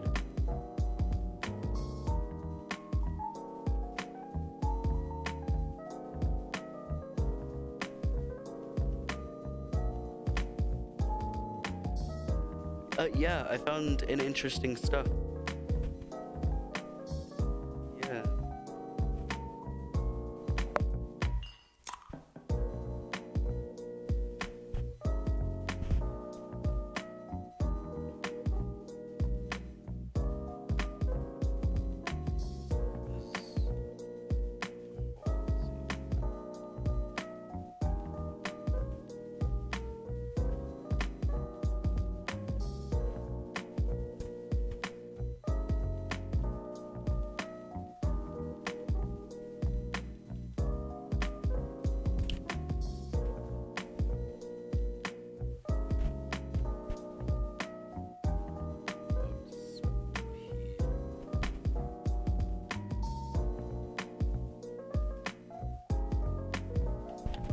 Duran.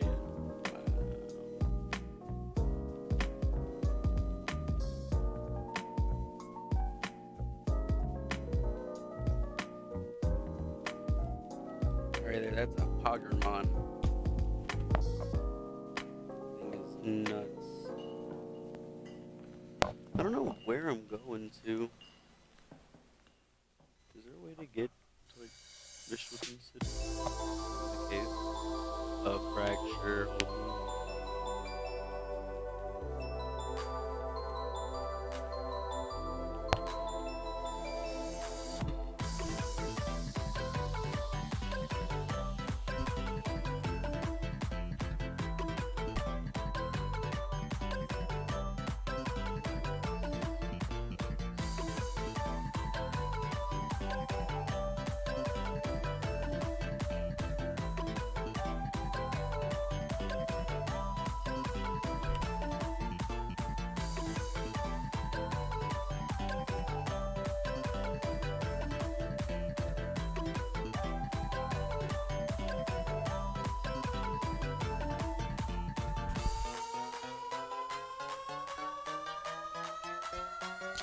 Bruh.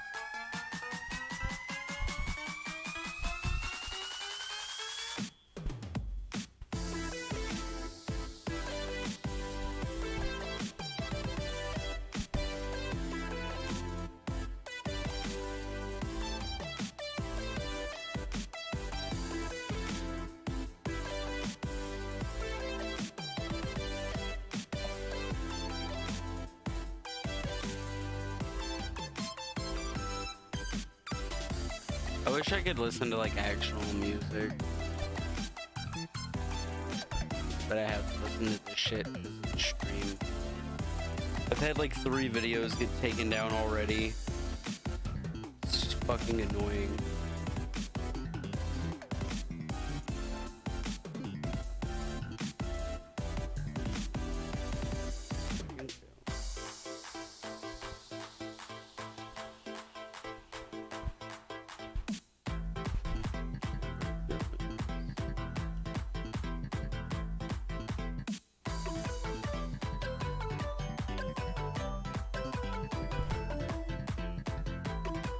I should probably look up how Feebas evolves.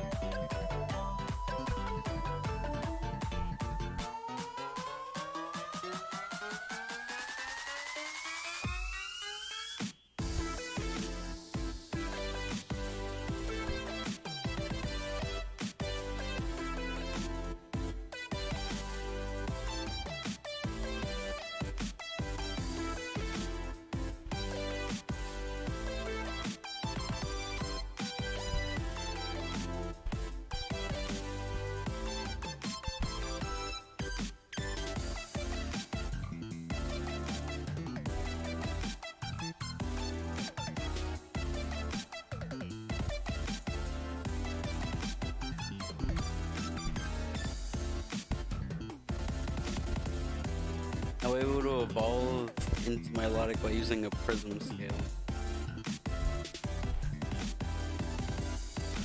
Alright.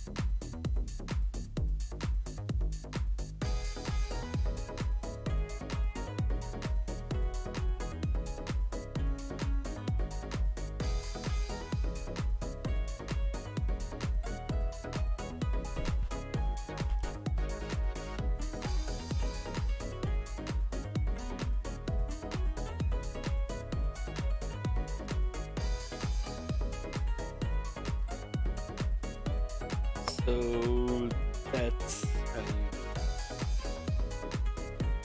There are link cable items.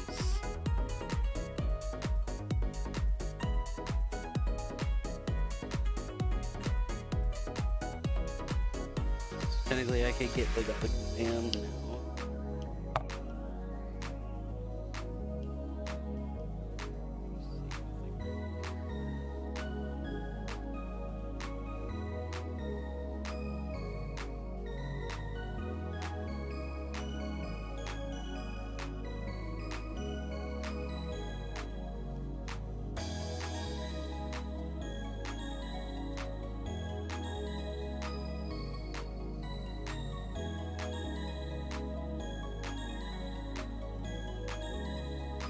Really, bruh? What did something interesting, not a fucking blue basket one.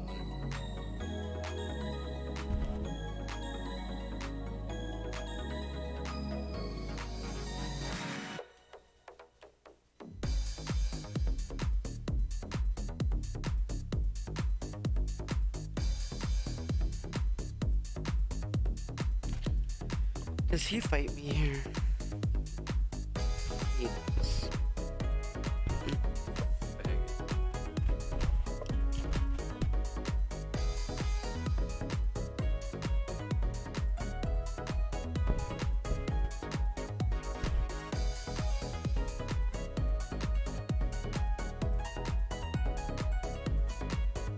Wow.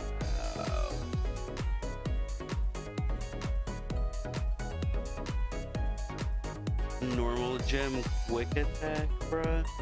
Really? That's what you're on?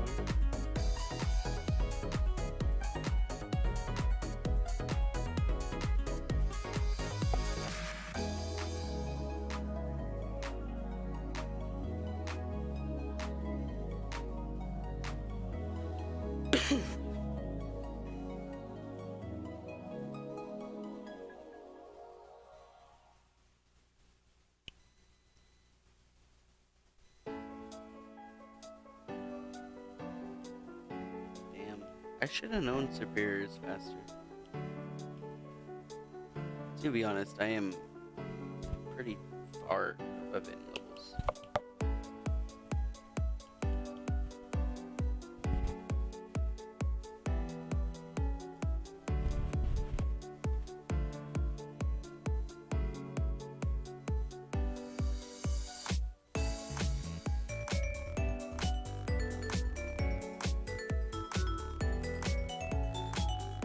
Jesus Christ, dude. When Porygon 2 comes out, you just can't do anything.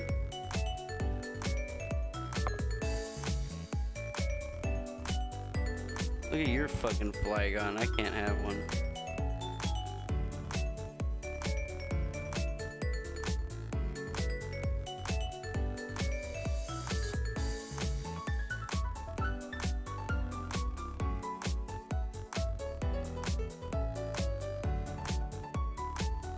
Hey, got a Life Orb Flygon too.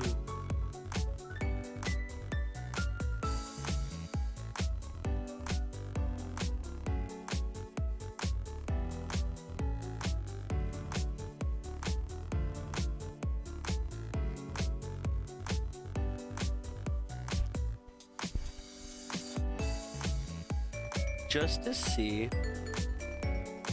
Like, I'm not even sure. Just to see.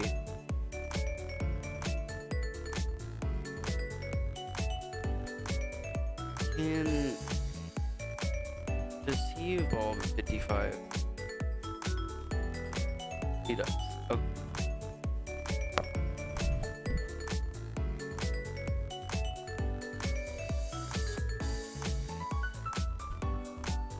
Or is she, I think. Yeah, she. It gets dragons. And it can never miss.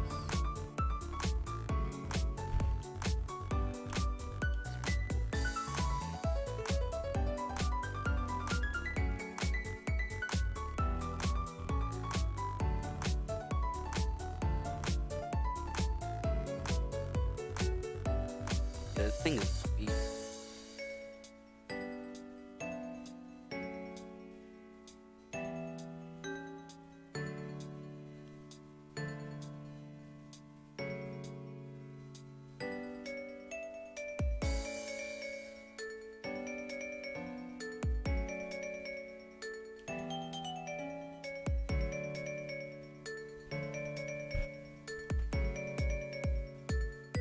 Fucking bull.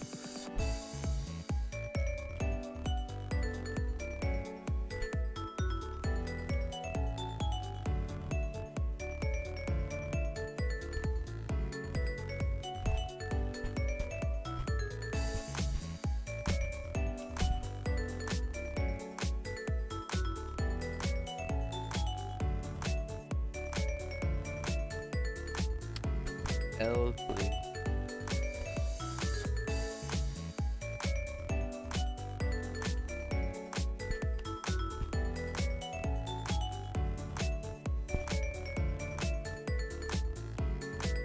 W nose pass for the nut slot, though.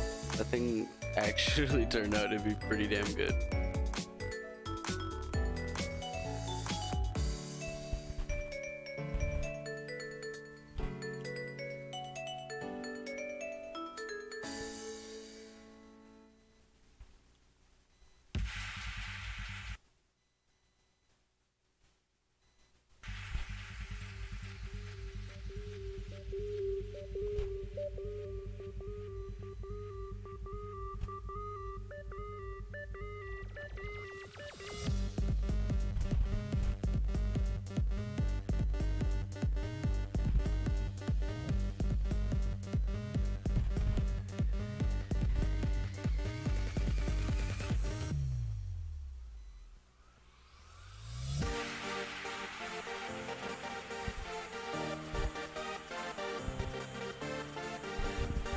Why does the Electrode get sucker punch?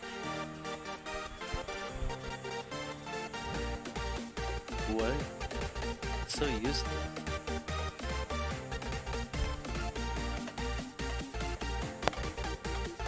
Ooh. Lemonade. That's fire. That's exactly what I'm looking for.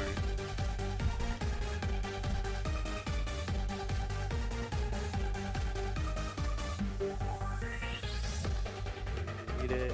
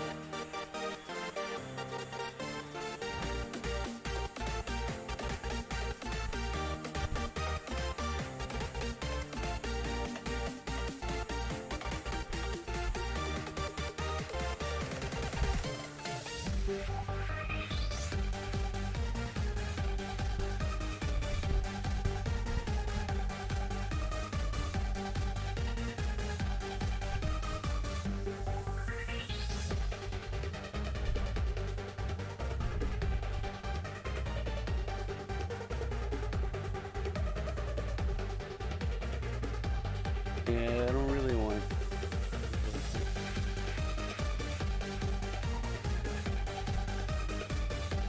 That's been changed.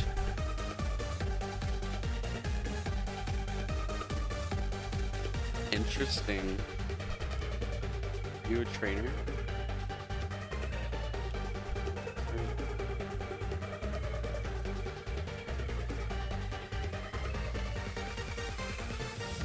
The fuck? I'm on Ranger Loops.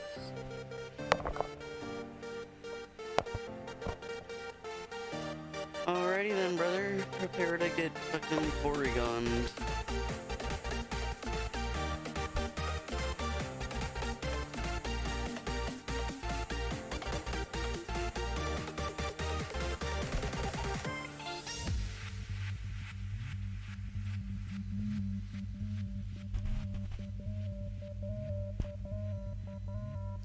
Yikes.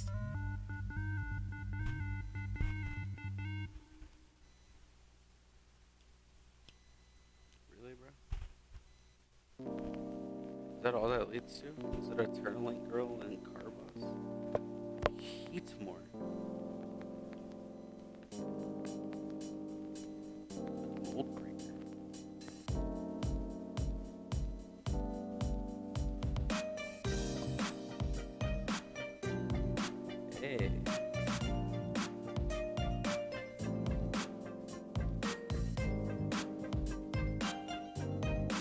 Gonna go to the. Alright, man. What should I name it?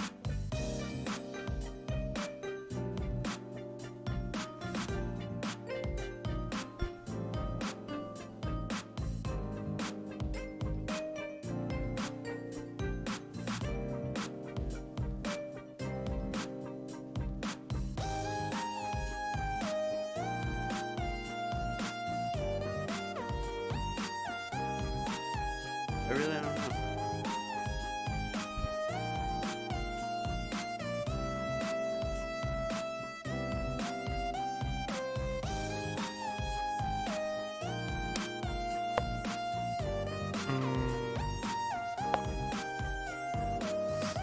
Well, I don't know how to spell the name. I know. I think it's like.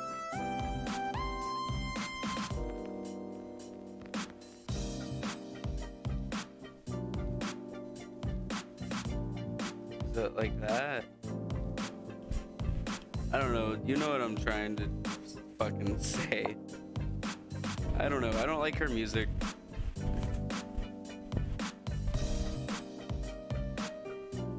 Oh, there was a fucking magnet. Oh, crap. So I got the magnemite. So I'll be fine.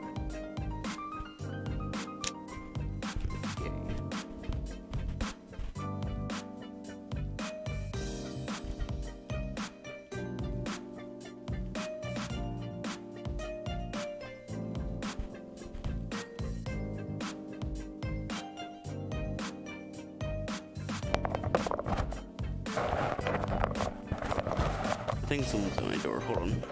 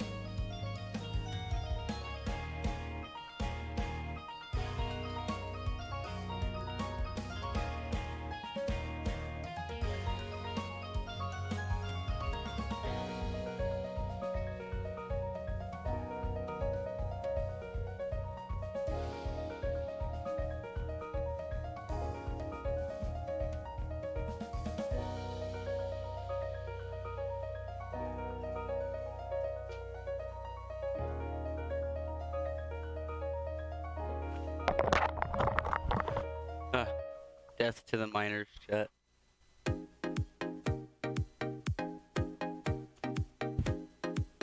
If you're like under the age of 15, I wish you death.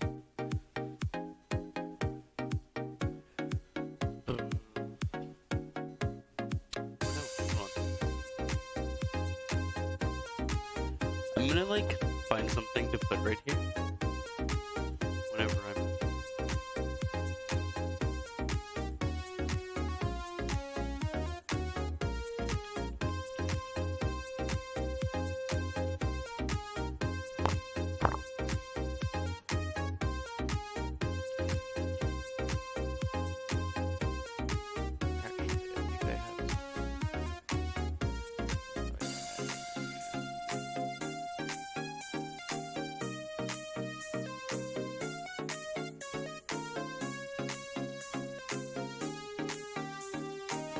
I just added this like wallpaper thingy.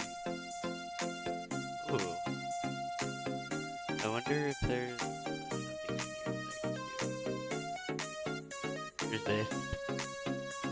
We'll just add. Well, that'd be right.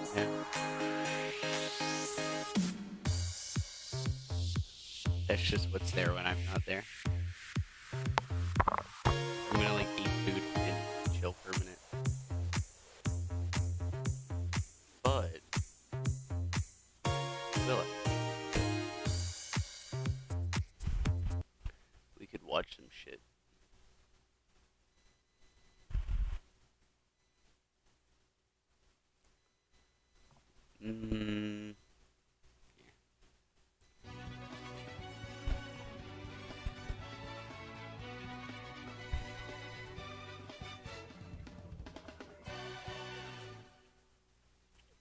Good morning, everybody. Good morning. It's JPR, and welcome back to another video. So it's certainly been quite a while since the last iteration of What Happened To, and I decided to reach out. Okay, you said wait what lol, and I'm not sure when you said that, so I don't know what you're saying that to. The YouTube community tab to ask what topic you all were most interested in, and the most popular response I received was what happened to Pokemon Z. And I can I'm eating food, understand so I why. turned off The my way that camera. Game Freak moved on from Generation 6 and proceeded with Sun and Moon, leaving a lot of questions unanswered, such as Zygarde's role in Kalos' lore, the locked power plant doors, and mysteries like the Lumiose Ghost Girl is still one of the most puzzling decisions they've ever made, without much light being shed on the subject. But what if I told you that we know more about it than you may think? But there is something even more important than Pokemon Z that you should know about, that being how NordVPN can help protect your internet security. Alright, no cool, matter bro. what tactic across the infected is no piece in your and in the description to the video. Nice, Nord. Yep, love Nord.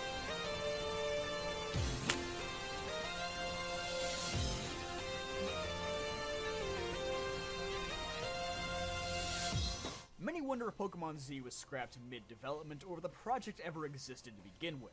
As ridiculous as it sounds now, many people even thought that Gen 6 was purposely left incomplete with only 72 new Pokemon being introduced so that a Gen 6.5 could come out at some point. It probably doesn't work like that, but hey, it's a thing that people actually believed. Now Gen 6 was Dude, a I really great wish, change in the Pokemon. like, I really wish there would have been a Pokemon Z. It would have been amazing. Or like a Pokemon X and Y too. It would have been fucking sick. Like, right after Oraz, it would have been perfect. Like, there literally is missing time there. Those would have been perfect, and then you still could have had Sun and Moon come out after that for the DS, and it still would have made sense. Pokemon franchise, as I discussed in another video that you should check out, but after this one, of course. Not only did the Pokemon franchise have to make the incredibly late jump to 3D, but they also began a pattern of releasing a game every year for the next decade. Well, every year except 2015, the year that most people believed there was a Pokemon Z skip. would be released.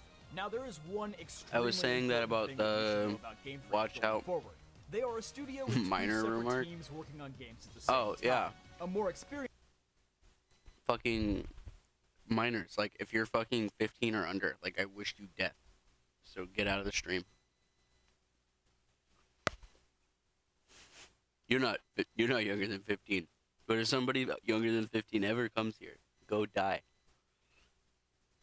experienced team Not that literally, at the like, time was die headed by in-game. Shinichi Masuda, and a lesser experienced go team that somewhere. at the time was headed by Shigeru Omori, who has since replaced Masuda as the series' main director as of Sun and Moon's release. So in 2013, Shinichi Masuda's main team finished and released Pokemon X and Y, and immediately started development on Pokemon Sun and Moon to be released in 2016. Yep. Seeing as how 2016 was the series' 20th anniversary and fans were highly anticipating a new generation, this date was likely set in stone from the beginning of development.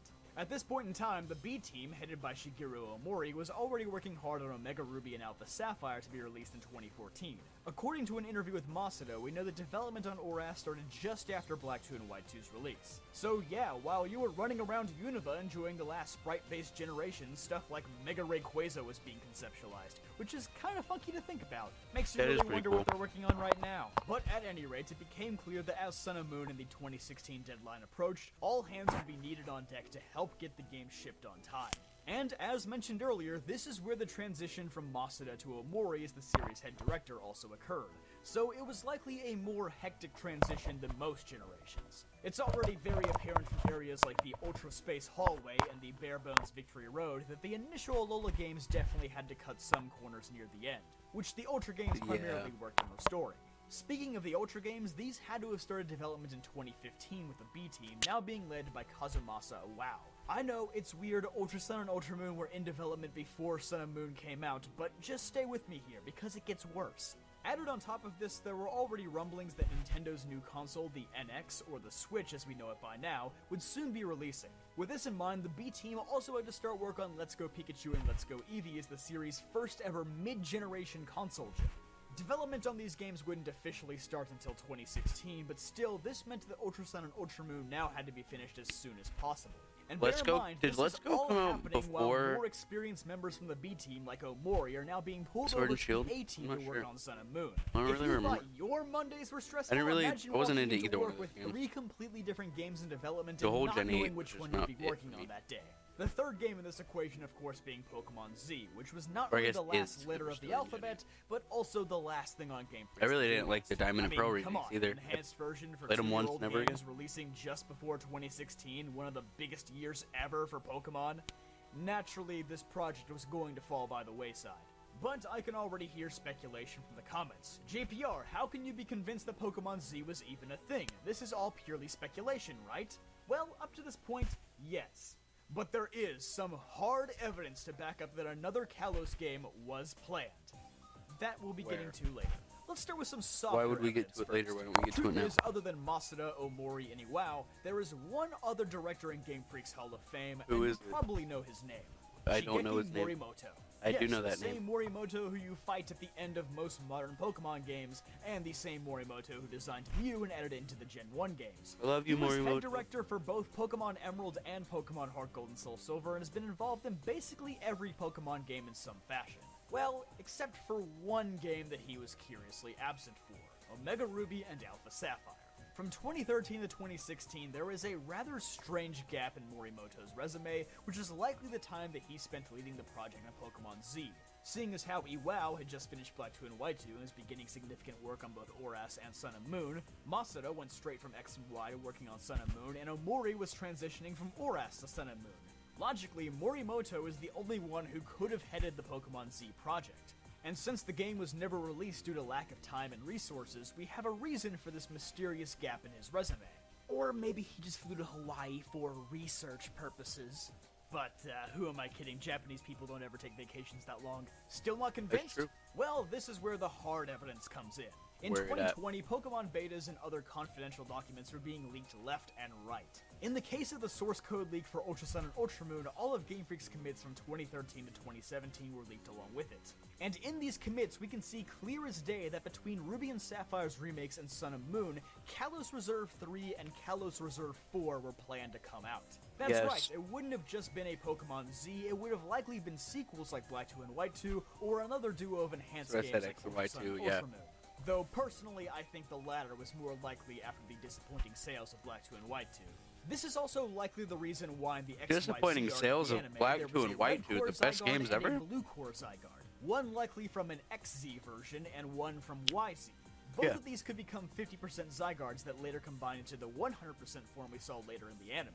This approach to the Zygarde makes way more sense in my opinion than the revision made to it in Sun and Moon where it actually has 5 different cores. Because how on earth does that math add up?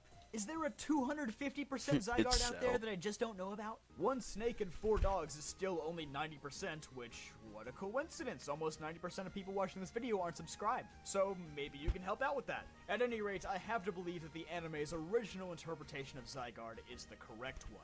Because it, and likely the rest of the anime-exclusive Kalos story, came from the scrapped duo of games. Other than the Best Wishes series, which got off track due to an unforeseen earthquake, XY is the only series where the plot revolving around the villains and the legendary Pokemon drastically deviates from the games.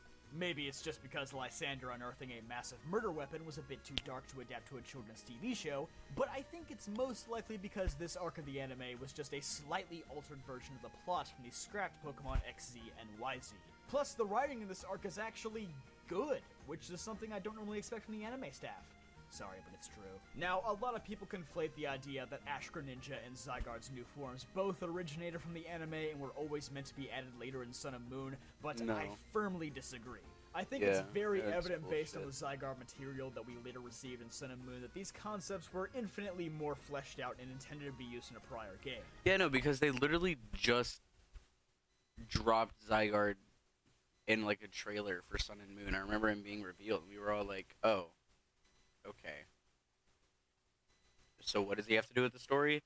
And then it's literally just a background thing that you can tell was basically added last minute. It's just like a quest thing that you do for NPCs in a that you do for NPCs in like a ROM hack. Like they literally just talk to you and then you pick up these little sparkling things around the region and then you can build a Zygarde. Like it literally seems like something they added in like the last 2 weeks of development. It was not meant for that game. It was meant for a completely different game, and they just had nowhere else to put it. So they just slapped in Zygarde that way, and then they put Ash Greninja as a mystery gift Pokemon from connecting to the Wi-Fi and doing like a event thing. It's fucking stupid. Ash Greninja, on the other hand, just so happened to be a plot device added into the anime at the same time. I seriously doubt it was a Game Freak creation that has anything to do with Zygarde or the Scrap Kalos games. Maybe if more Game Freak files get leaked with artwork of Serena Delphox and Clement Chestnut, I might reconsider, but until then, sick. No. Beyond that, though, I think other evidence of a scrapped Kalos game would be Volcanion completely getting shafted as the designated 2016 mythical Pokemon, the rather unconventional reveal of Zygarde's core form at the end of the Hoopa movie in Japanese theaters, and of course just the utter randomness of Zygarde appearing in the Alola games with so much content that was clearly out of place. Exactly. Many thought that the introduction of Z-moves was just adding insult to injury, although truthfully the Z in Z-move is just a shortening of the Japanese word Zenryoku, which just means fully powered. In English, this was changed to Zenith, or the peak of one's power. But as we've clearly seen by now, the period from 2013 to 2017 was likely the most turbulent time in Game Freak's history, with projects that were rushed out, cut short, and had to make all sorts of last-minute changes. And it's a time that we're still seeing the after effects of even in Generation 8. I think it's beyond clear that in the absolutely massive time crunch, the Game Freak's B team was stretched so insanely thin that something had to fall by the wayside. We can see this in the removal of the Battle Frontier, the lack of new content in the Ultra games, and the complete erasure of another Kalos game from the history books. Or at least an almost complete erasure. It truly is sad that we'll never get to experience Kalos in all of its glory, but at least now we're not totally in the dark. And that, my friends, is the story of what happened to Pokemon Z. Sad.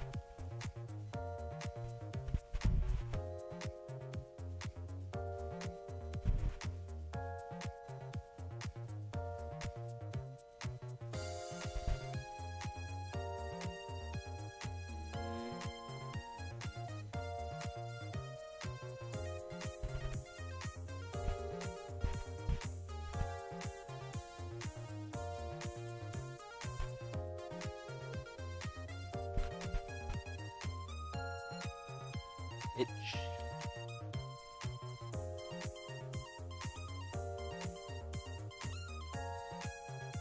How much is going on? Not that much.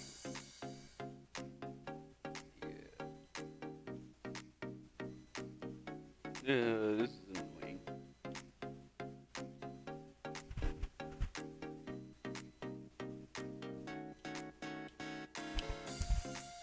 Burn this with scorching sands. Or kill it with scorching sands. Holy fuck.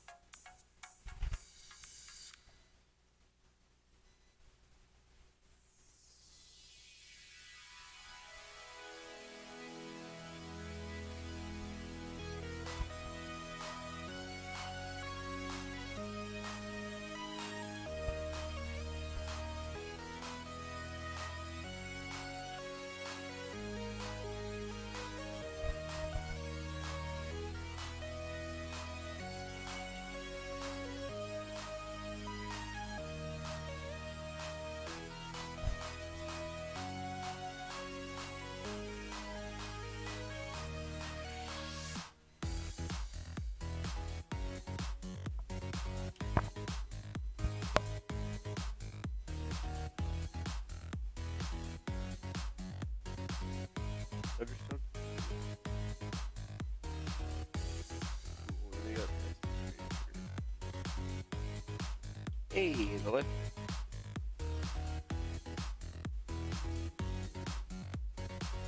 Which I think involves women.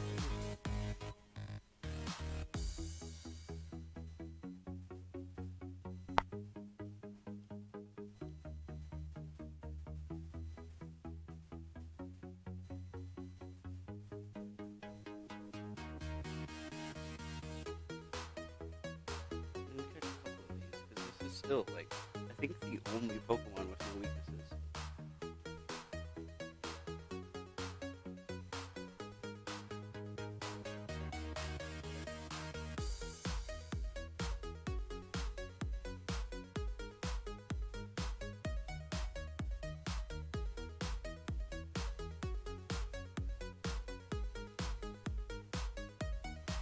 Fuck you.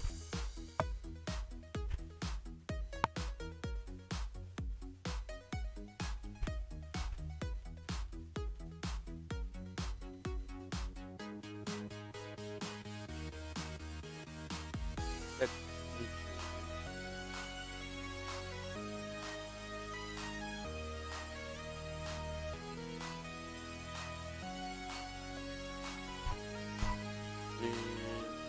fuck you?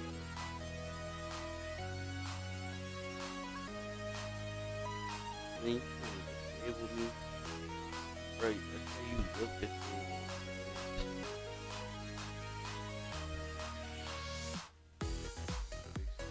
Disable that.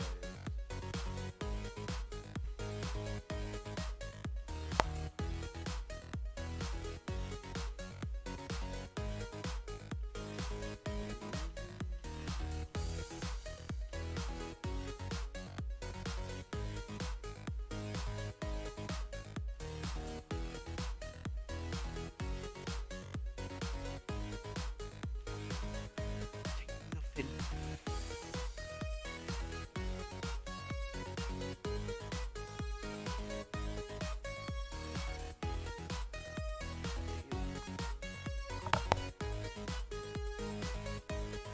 What? He lived that?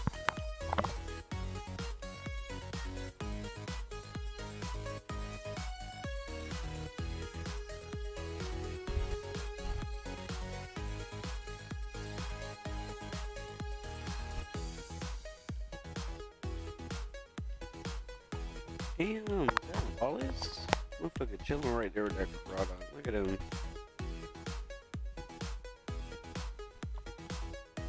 Technical machine shop. I want all of these.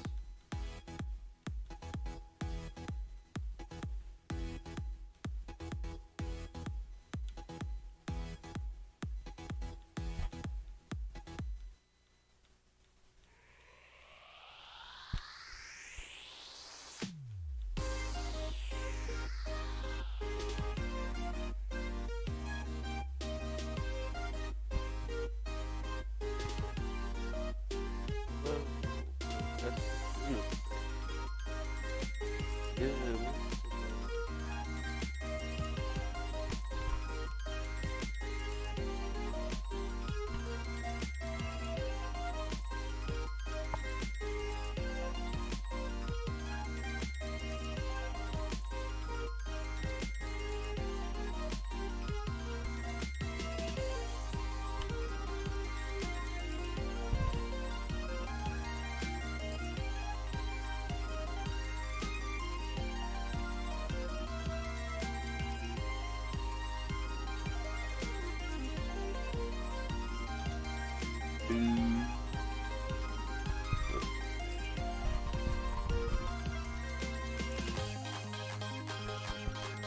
what's the trade in this house? Would you trade your Feebas for my Ditto? Fuck no. Get me fucked up. What the hell? They moved her. I don't. Someone moved her. What's the move?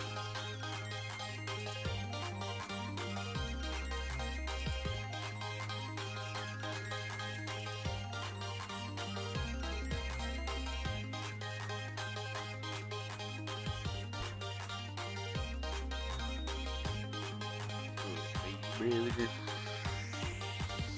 Yeah.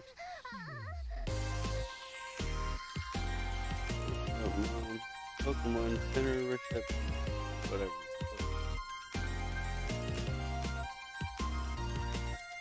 Okay, it's Pokemon I don't want.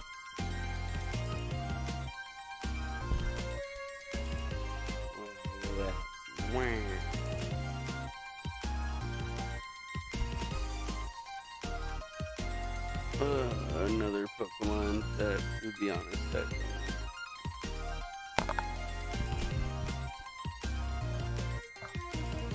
I already have that. We're like useless. I'm gonna die.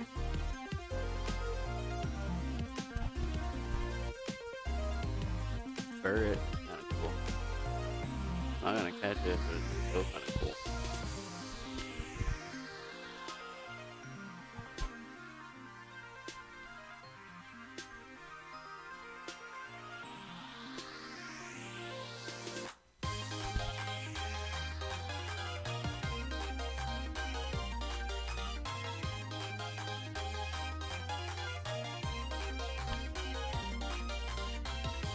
Dude, right.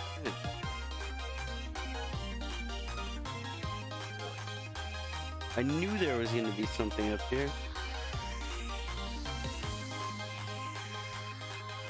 Castle Rose. We just combined our strength against those who threatened Team Plasma's ambitions. But the weakness in Lord N's actions saw Team Plasma crumble into dust. What possible reason could there be to trust such a traitorous king now? Old friend, please, you must reconsider your view. Our Lord N has learned from his defeat and now strives to protect the bonds between people and Pokemon. They literally just added to the story. Like, how do you improve the game this much?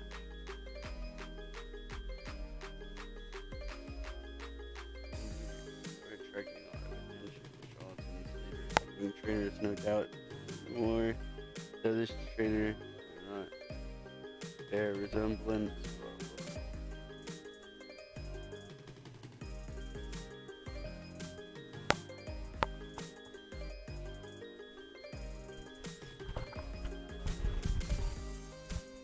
What's going on, dude?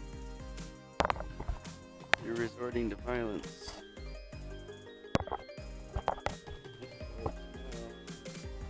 Oh, it's that dude from the Elite Four. Here he comes. That man angry. You aren't with them, are you? No, man. Yeah, Skyla, help me. Help, what the hell is going on?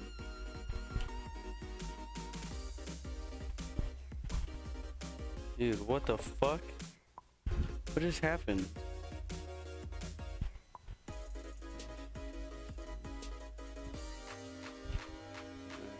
Yeah.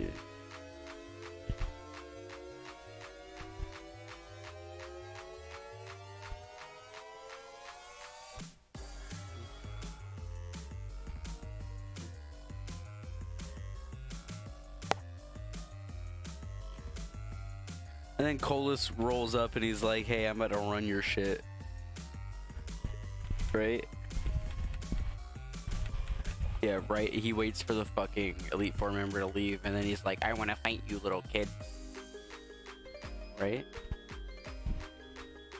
Yeah.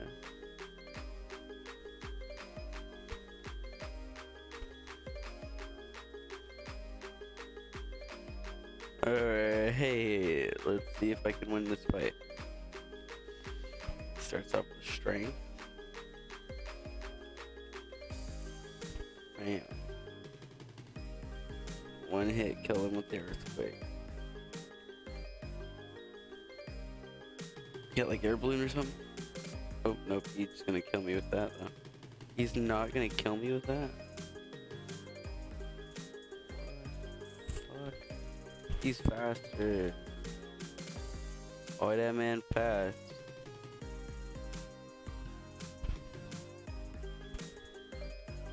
Alright, come on, 21. You gotta hit that discharge, buddy. Nice. Good avoid, too.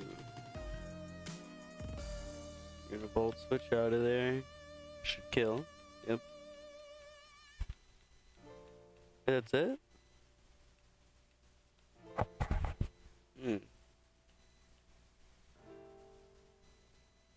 Okay. I guess that's what happens when it's not on challenge mode.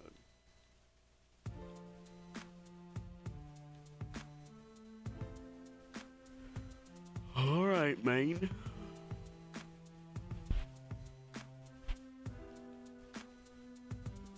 You know, to be fair, I should probably just... I don't know if I'm gonna do the Nuzlocke in challenge mode. I'm probably not.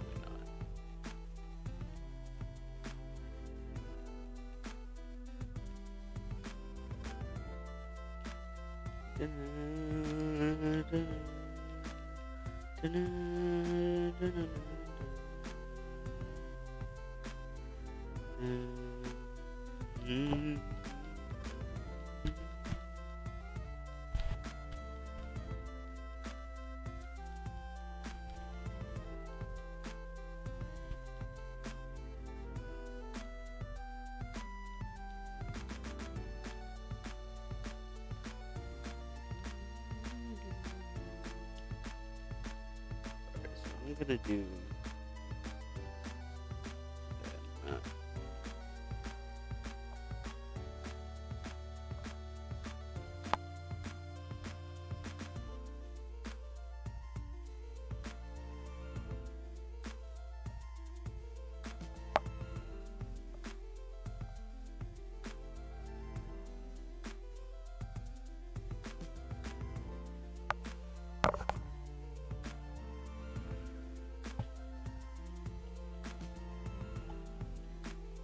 Uh,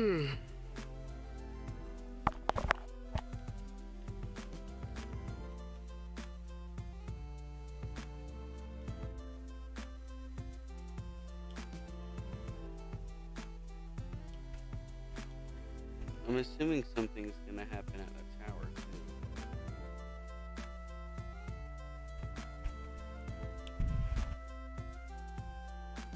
Look, yeah.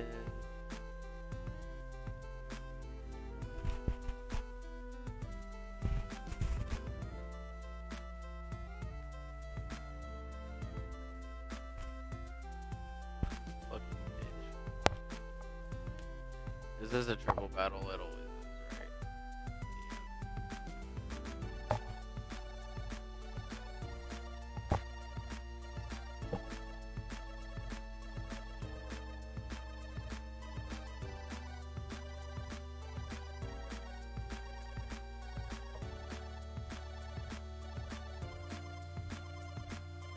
Yeah.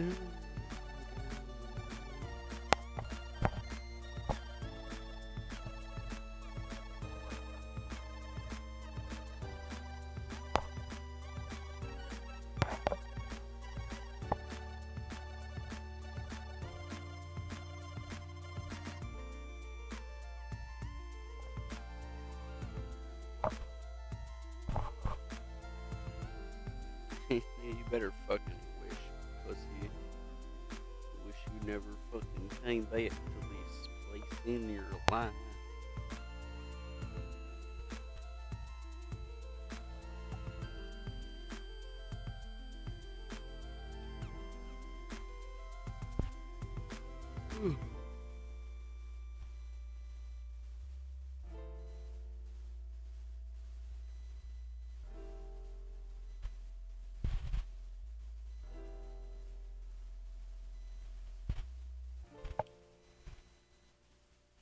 None of these mons that I'm finding are even interesting in the slightest.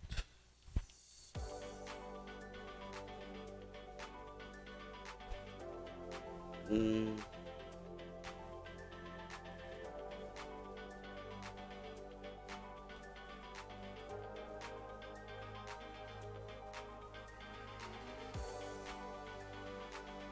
This was kind of cool, but he's possible.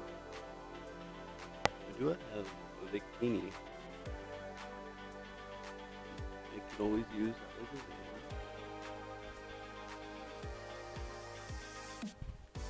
Sure.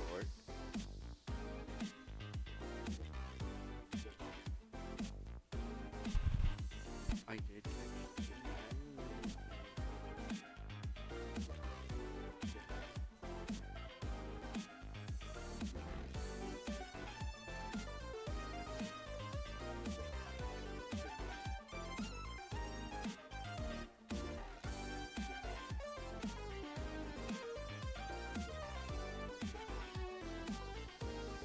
He's animal.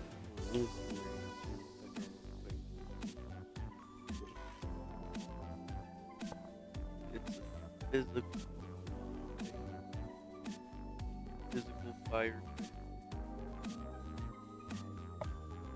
She's got too strong attack stats. Everything else is pretty fucking mid.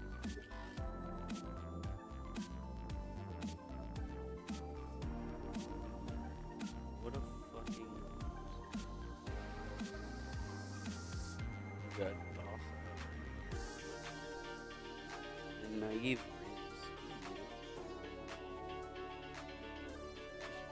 What we want right here with the left hand.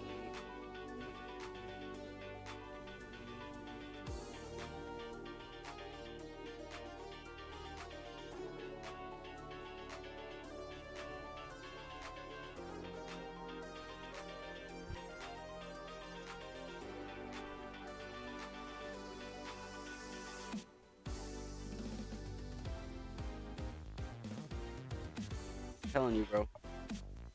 One Gliscor, whole team dead. Fine though. Survival with it.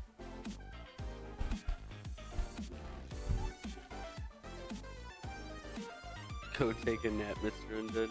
Fuck all that, dude.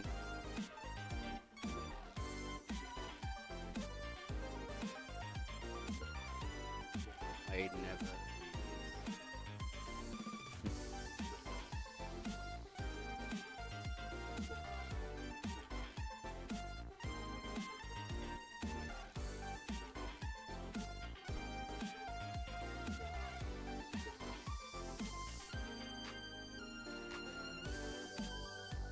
Daft Punk has reached his final form.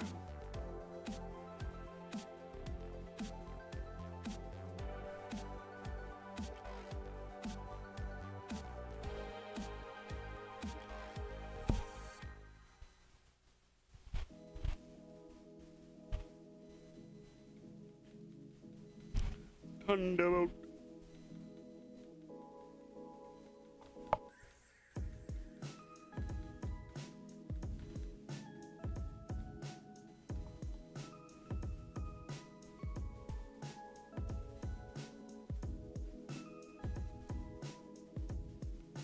He has a metal coat, dude.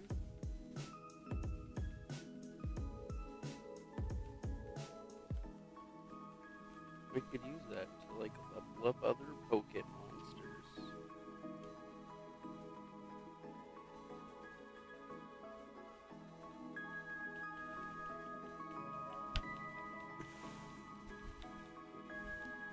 Fucking Hyper Beam. Okay. No thanks.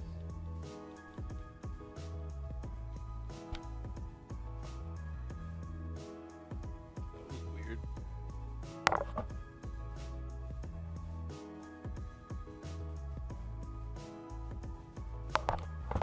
You can hear loud sounds outside. Fucking Dragon Dance before he evolves? Say what? Shoddy, okay, others. Fuck assurance.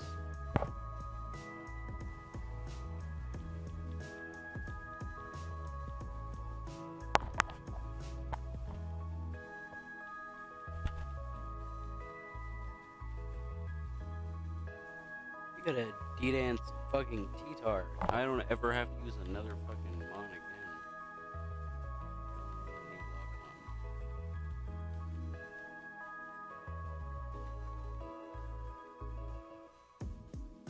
Oh yeah, I think we need a Thunderstone for Mystery Electric down there.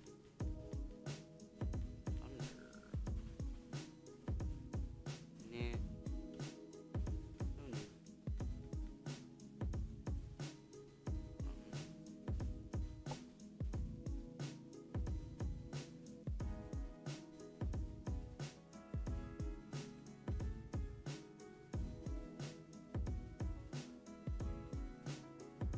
Yes, sir. Come here.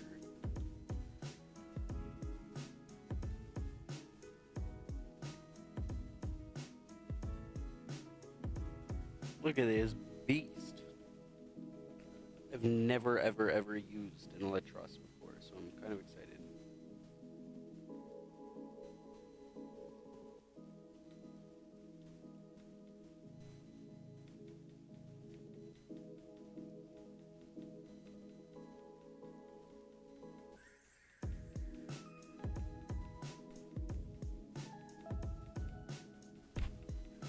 Oh yeah, I just thought about the fact that it's...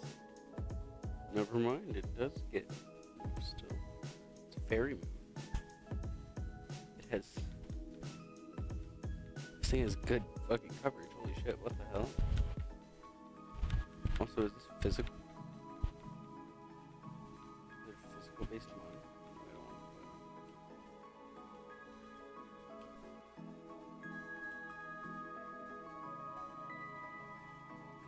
it. It is primarily physical.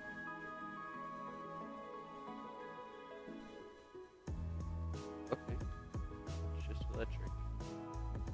I feel like they could have made this thing electric dragon, possibly even electric water. Electric water with levitate would still be really fucking good.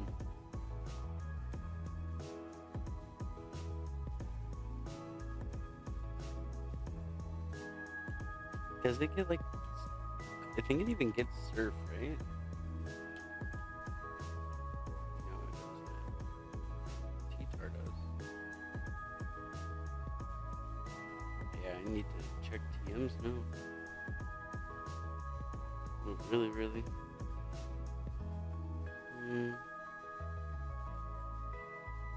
Try attack. Who would not? Who wants it? Who wants Savage can get try attack. Does he want it though? Not really, right?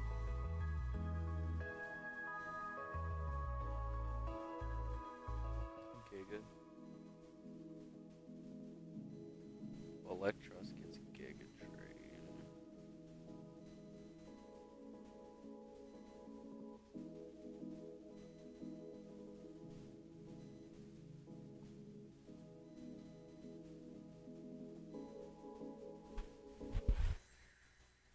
He's already got Draining Kiss though. Which means if he has Draining Kiss then he doesn't need Breaking Swipe.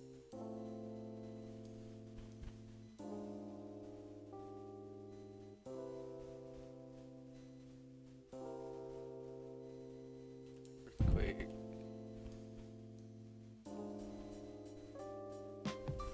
Brick Break. Rico Nasty can learn it, but should she? Probably not. These moves are sick. Dazzle. Switch. Castillo. Flame charge.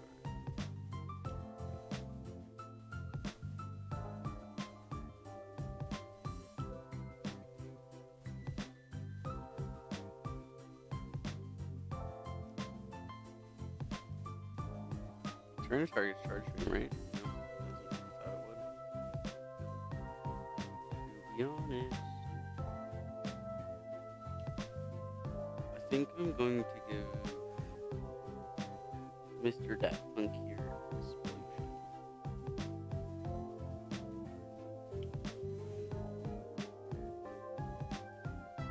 Well, he'll need Volt Switch as well. Instead of Lane Erase.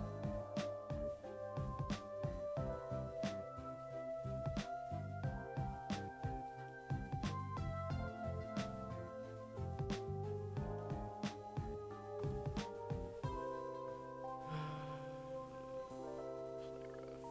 Does T-Tar get Play Rough? It does not. Does it get Rock Climb? It does. I think I'm gonna give it Rock Climb instead of Storage.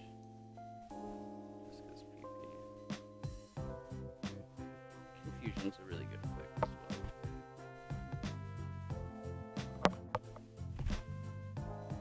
Alright, I think I'm guaranteed to win the next gym. I don't think I can lose.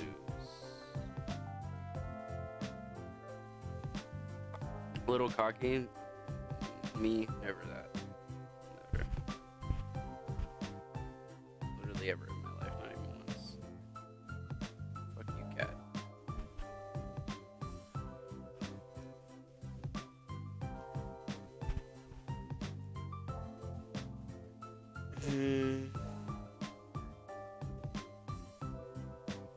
I should teach Flygon Fly.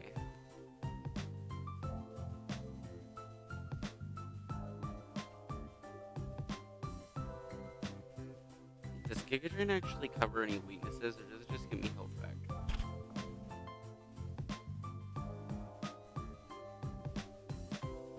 trying to think.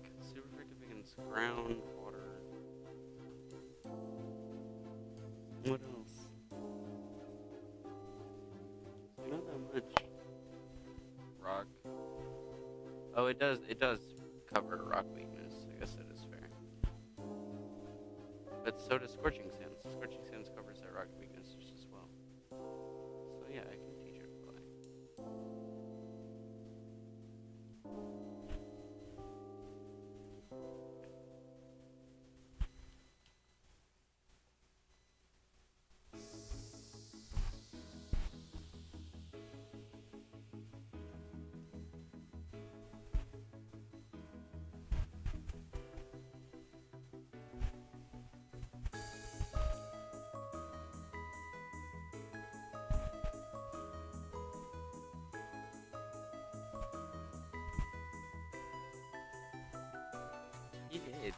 Peoples. Outrage. Oh.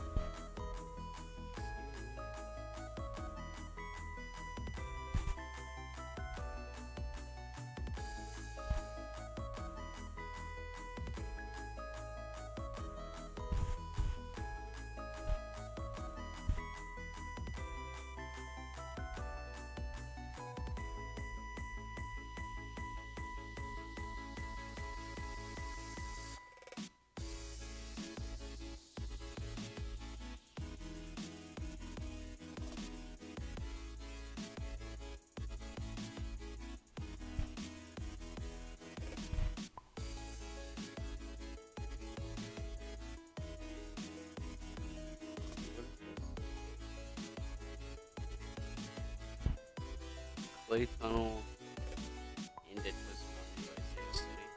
Is that normal?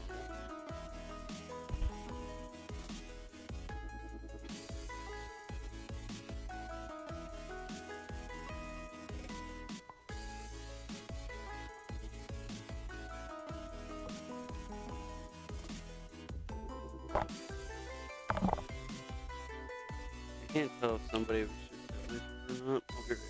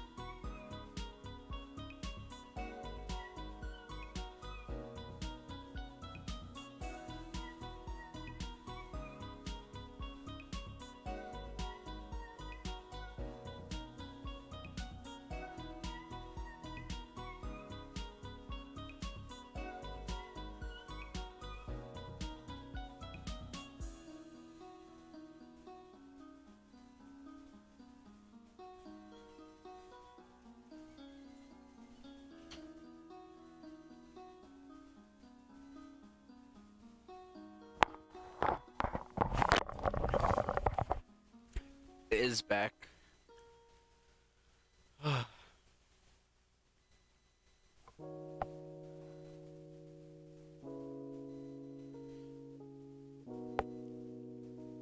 Okay, gym time.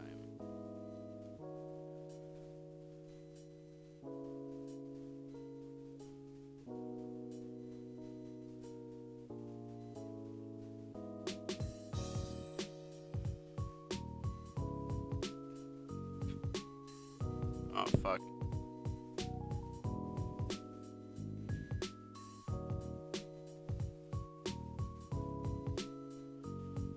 Fuck me, man. What? It's so annoying. If I wasn't playing speed up, I would have gotten around that, but whatever.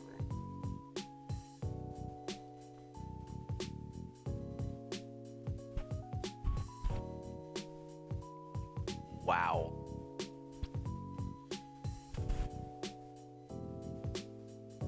That's not a flying type at all.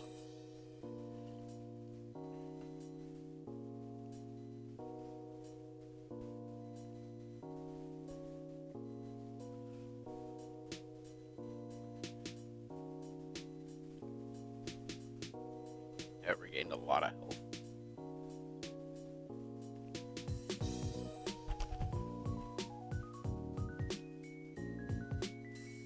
Tank this.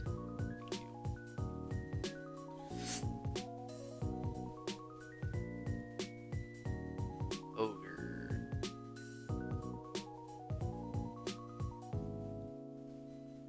Special type move on a hunch, crow. Okay. Trust ain't living that.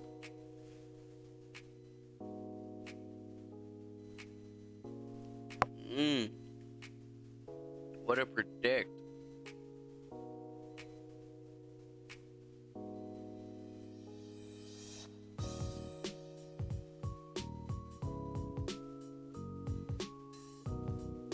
Yeah, Savage eats that though.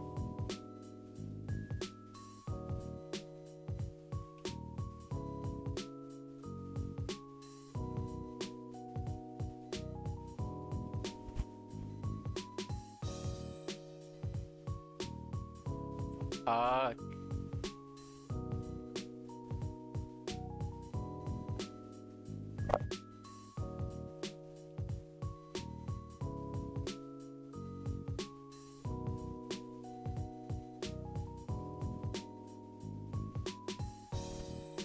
I have no idea what the fuck you just did.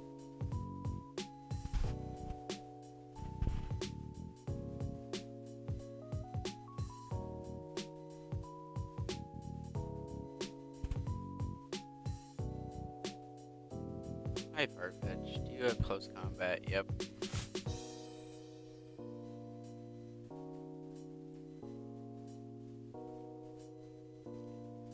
Sends out a normal type? Okay, Damon.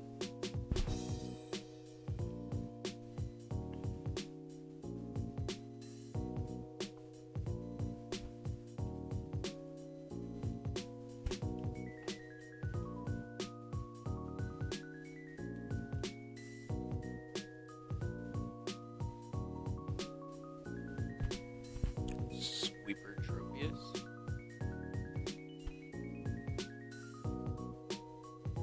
He can't kill. Oh, he can. Oh my god.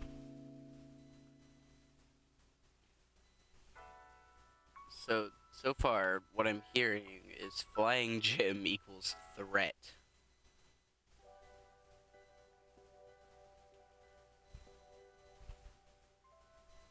Yeah, this is gonna be hard.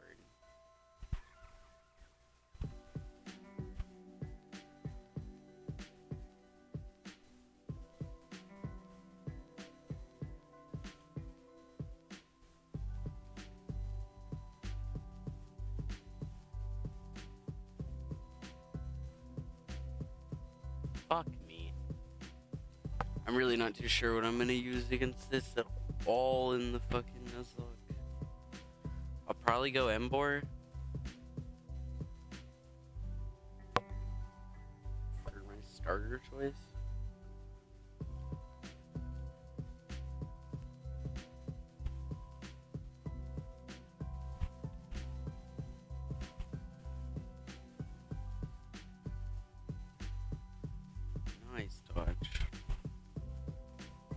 What is that move? I think it's a psychic type move.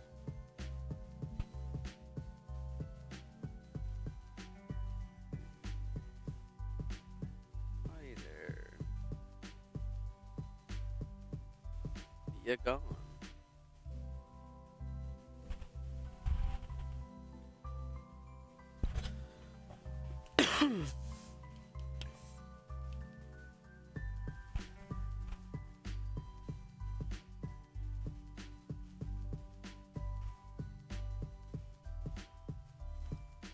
Damn, that was great.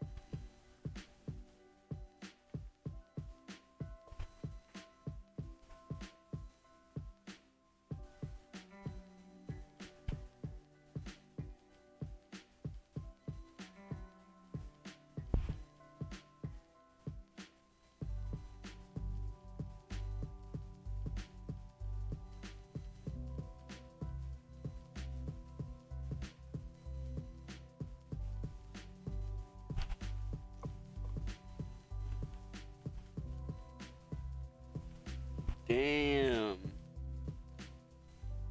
Electro's out here, dude. This thing is fucking crazy good. It's really slow, though.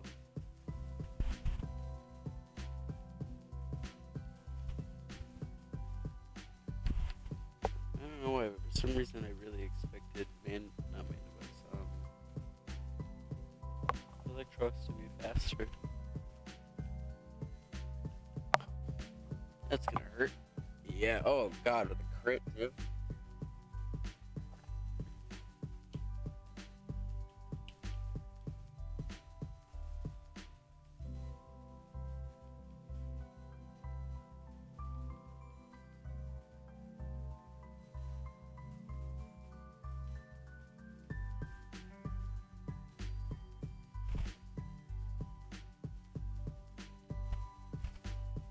Your speed is really low. He's got high attack stats though. And his defense is super high as well.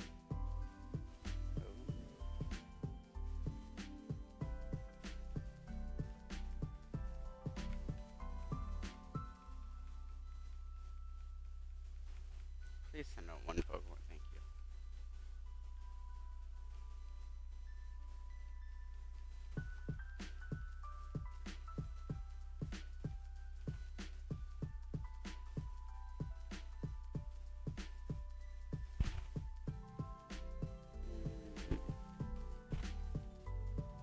Fuck you.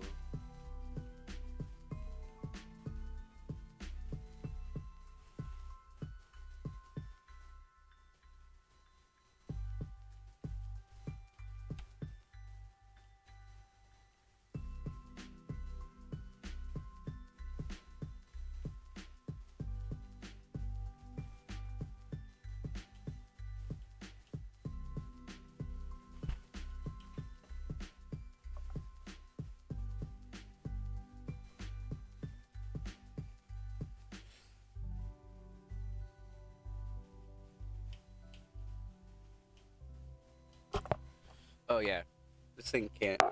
I think Electros walls this.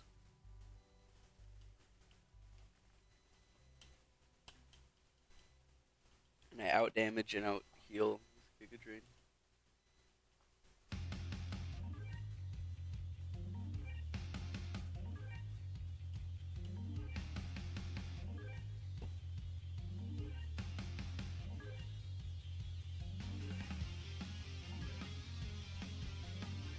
Hmm.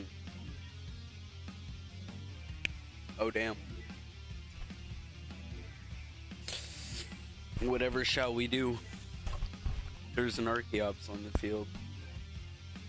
Nothing in my plethora of Pokemon can do anything to Archeops. Oh.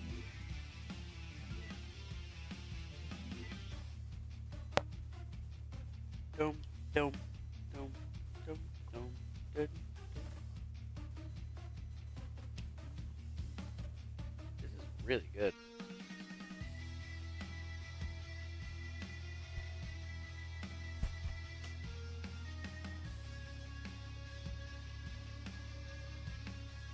Daft Punk the Goat. Flame Orb. Does this thing have guts?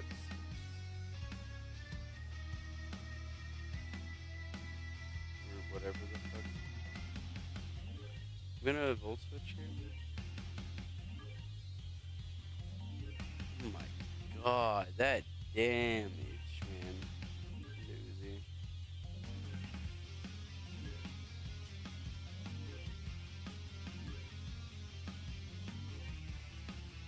Just gonna recover.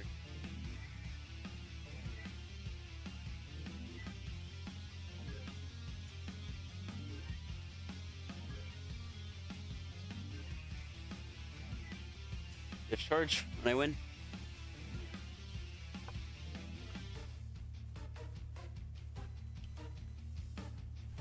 Oh my. After the berry, still did like 80%.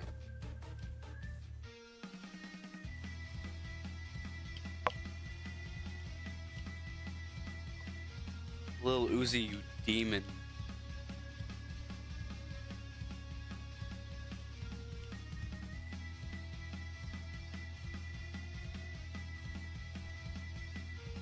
She gives me acrobatics.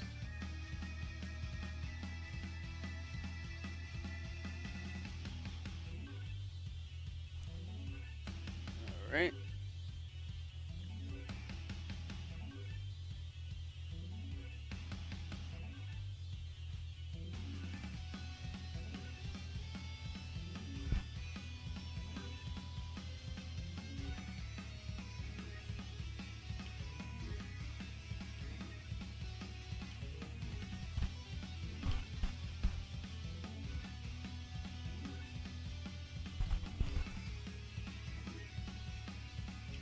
Hurricane. Holy shit.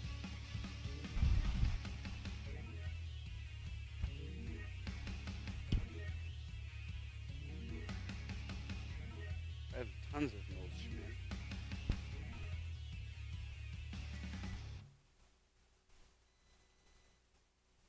I got you, Brizzy. You should have just said something.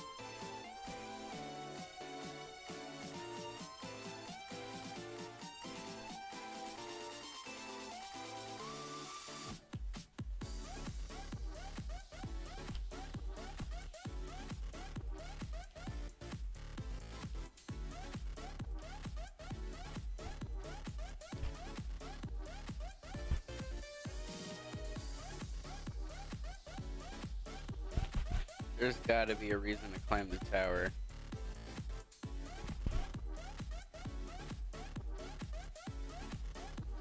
Alright, boys.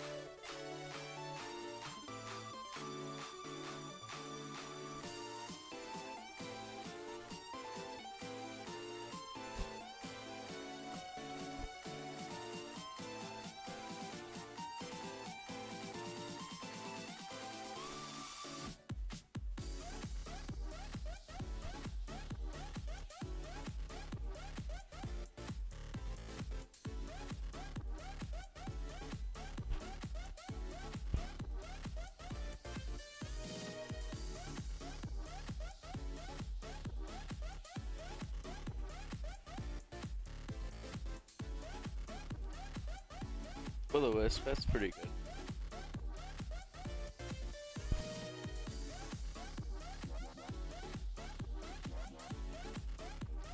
This skull's kind of cool.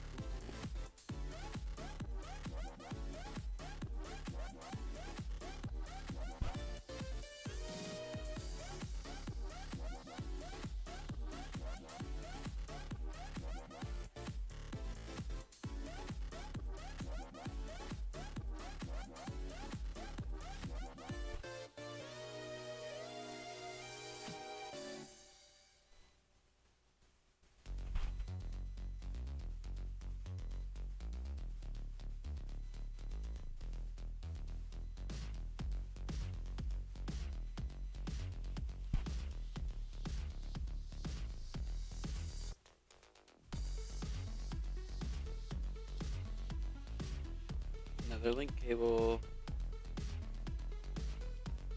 Ghastly would be poggers. Let me catch a Haunter or Ghastly or some shit like that.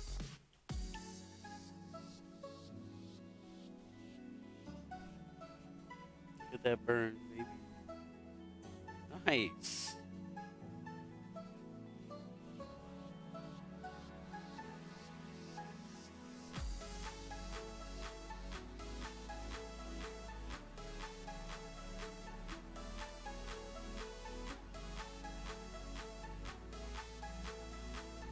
What was their highest damaging move, I think? Scorching Sands was.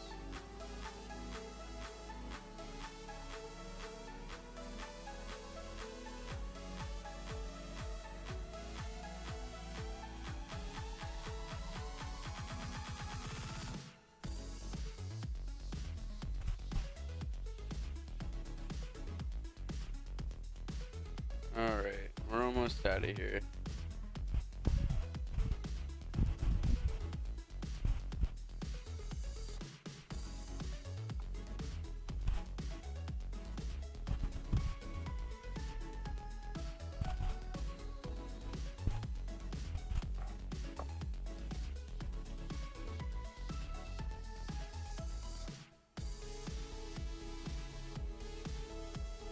Shadow Claw's pretty cool.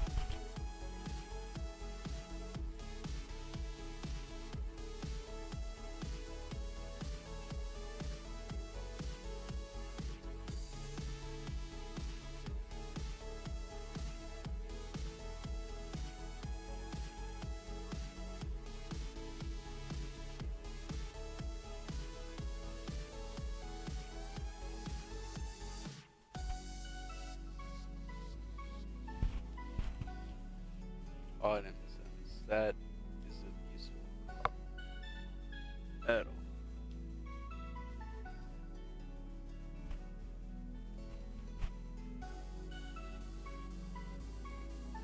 I rang the bell. What happened?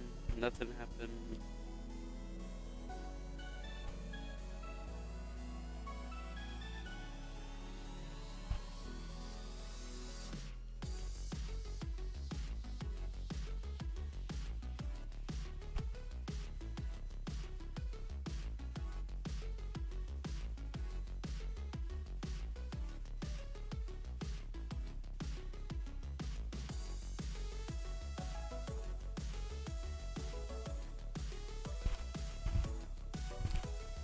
Mischievous. This is a ghost fairy type in this game. This thing is busted.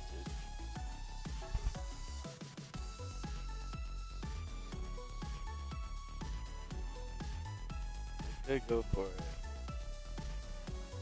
Am I though? I think I want to use something different. I've watched like 3 people run Mischievous in this game already.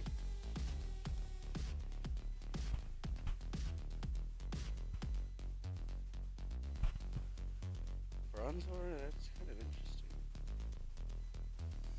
I've never ran Bronzor before.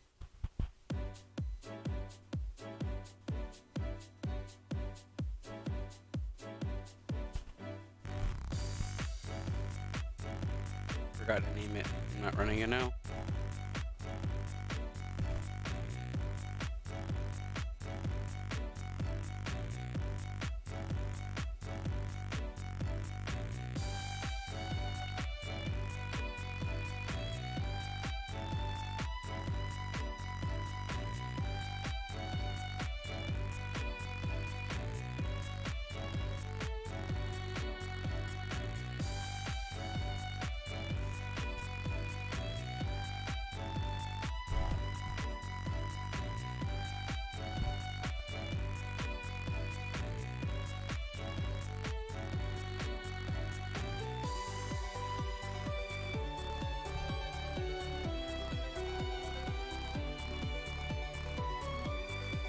I could just go heavy on the fucking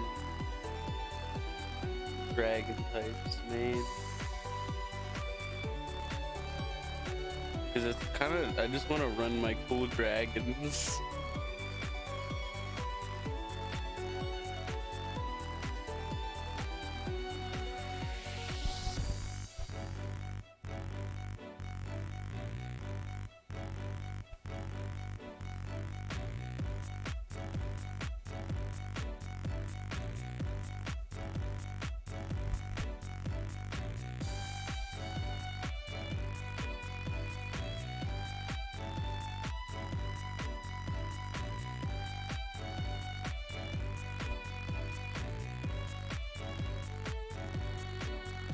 Are there any poison fire types even in the game? So loud. That it? I could run the dragon fire charm in.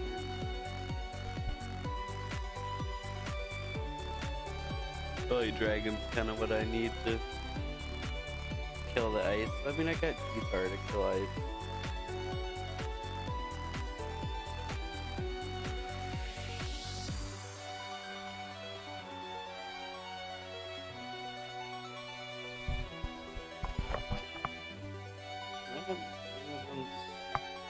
Yeah, this is the squad right here. Bruh. Oh, now.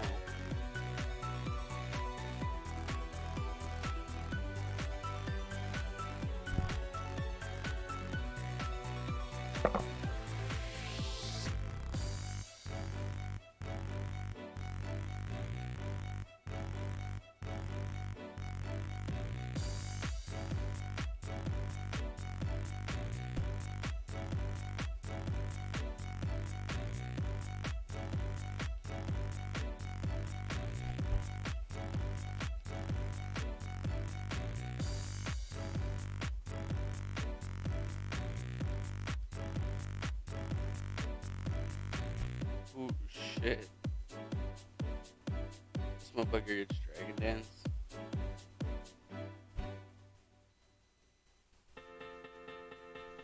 That's too good. He gets up one Dragon Dance, nothing can beat him.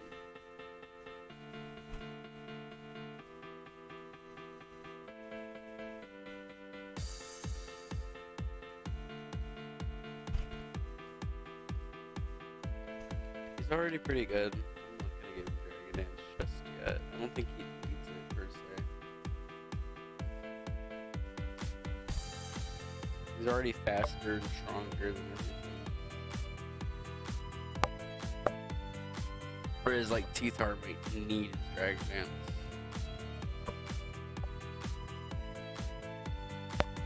If he's gonna be a psychic type counter, I need a psychic type counter to be honest. I already got D-Dance, I'm gonna get rid of Power Up. Foul play on it. It's potentially interesting. I don't think I'm gonna do it though.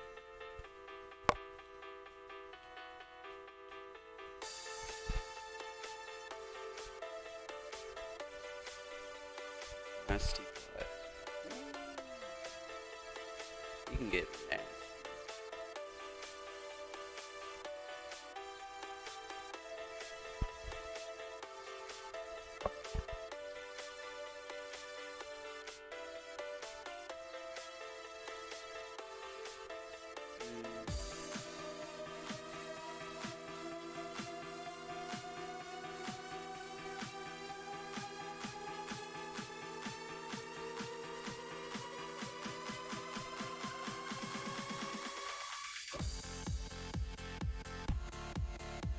Yeah, for now.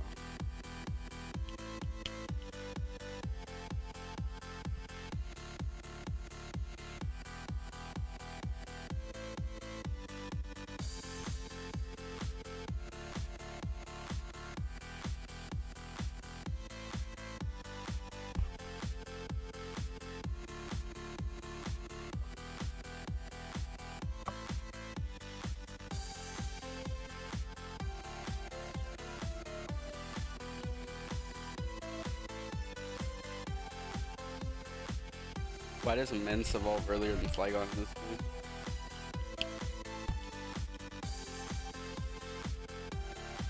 He gets Flygon.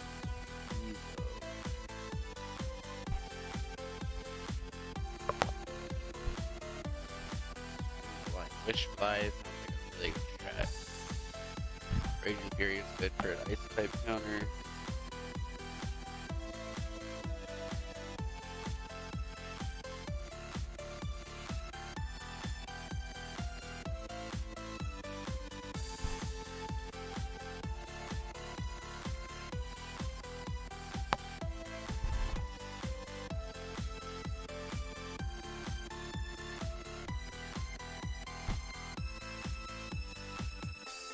Ugh.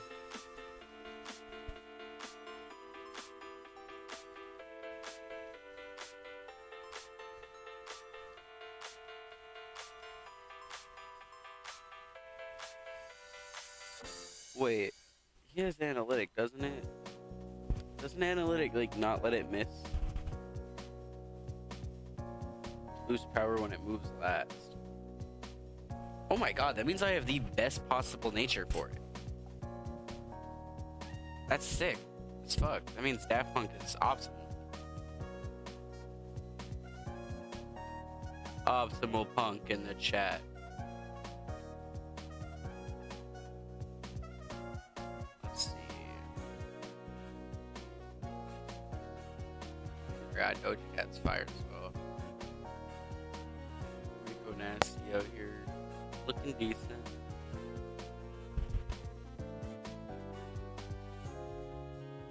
Cardi B going crazy with the speed and the special attack. It's so high.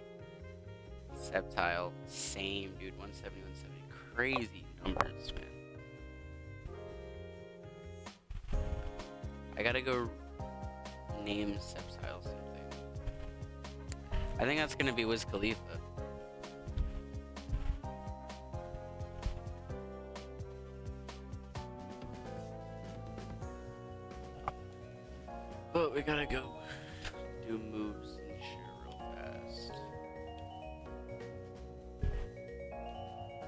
Nothing on Cardi B. Anything to remember. Oh, actually, here, let me go delete fly, and then we'll come back.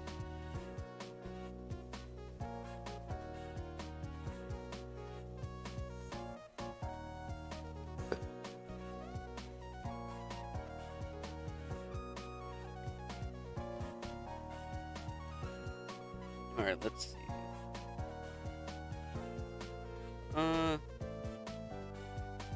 No, not really in here.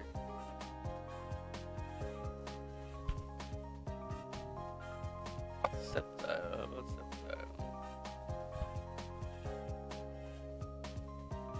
Looks pretty comfortable.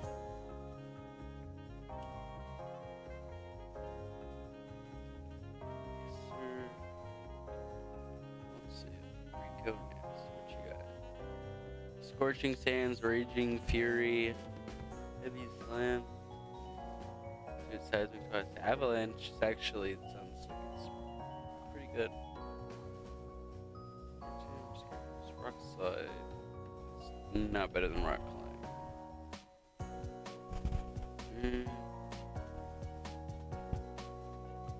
Yeah. Mid-level moves, kind of here. Scorching Sands, it's okay. It was a special set. Scorching Sands would be really good. But it's not a special set. Uzi. There ain't nothing really here for you, is there, my friend? Necessarily. I don't know what these conversions do. Ah.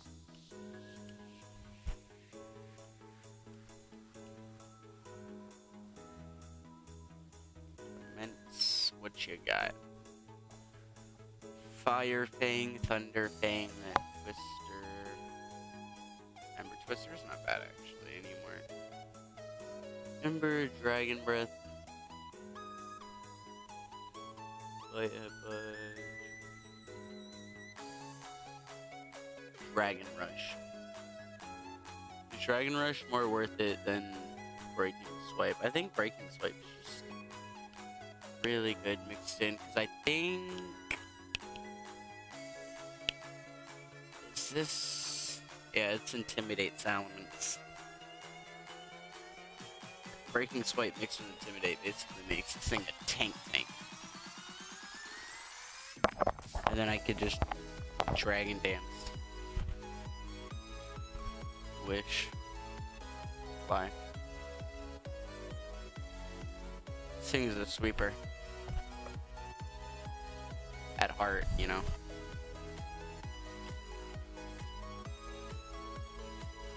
Mr. Daft Punk, what you got?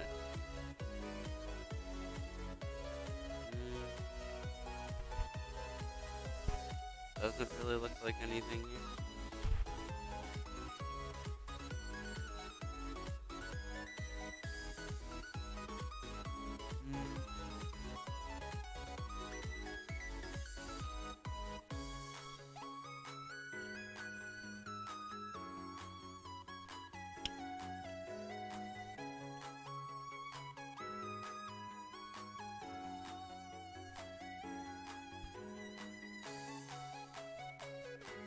Yep. Be it about. That'll be about it for them for now. Then get items out. Give items to the team. Proceed with game.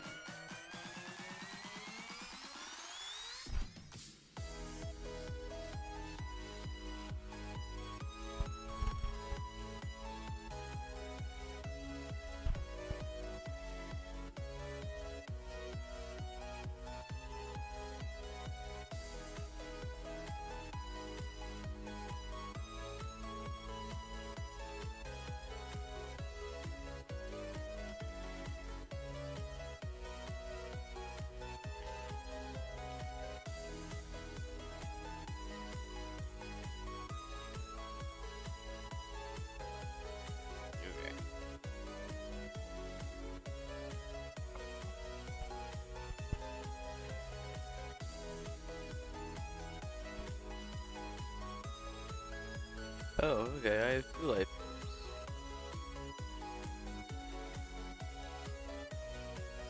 I'll give the other one to Doja Cat then.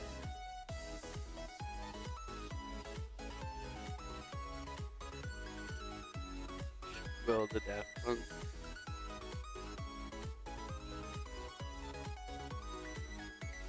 I don't have any poison types, which is kind of weird.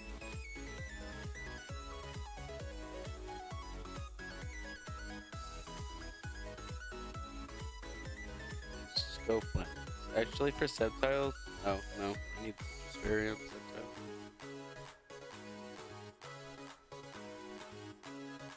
Air balloon for Daft Punk.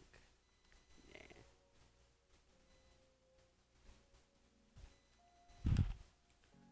Wise glasses for Daft Punk instead of Shellbell. Yeah.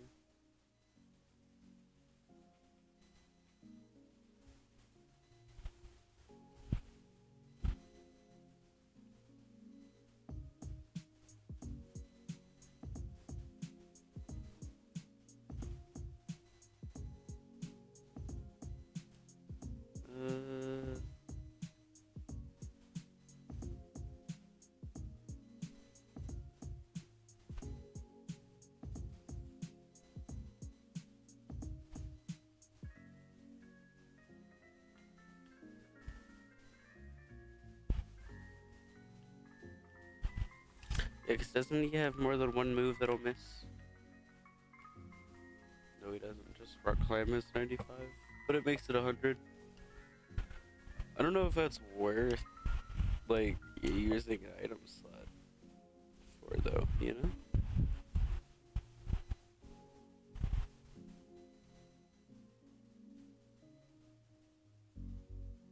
I feel like I'd rather give him... I'll do, like, the weekend fighting type move.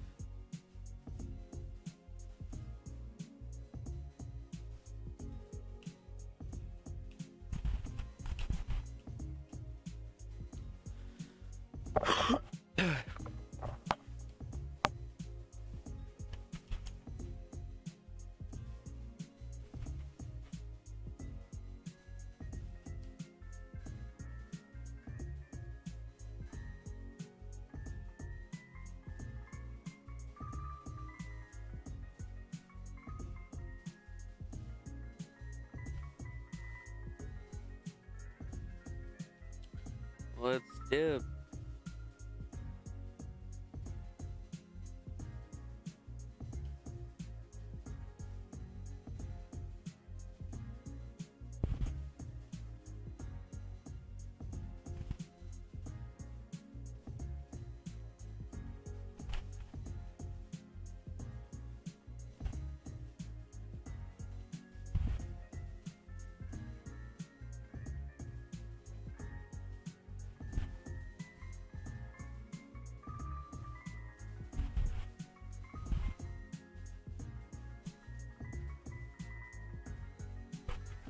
A fire soul.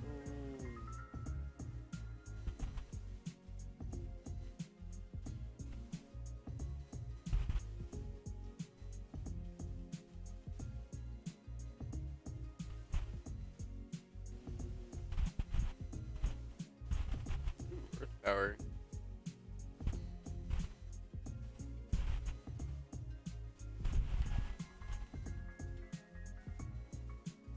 I'd rather have Scorching Sands on Flygon, to be honest. Dark Pulse, though. Dragon Pulse?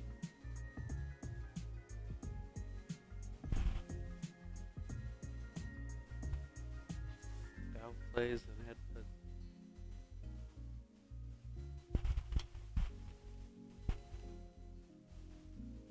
Wonder if you can give, like...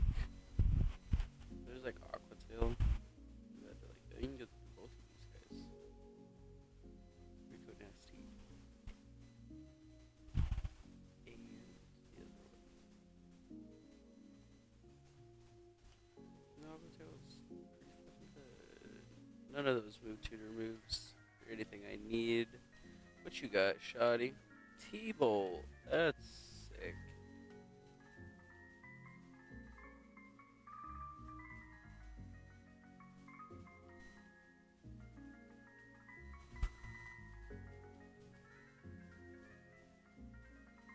Lil Uzi. You're getting thunder, my friend.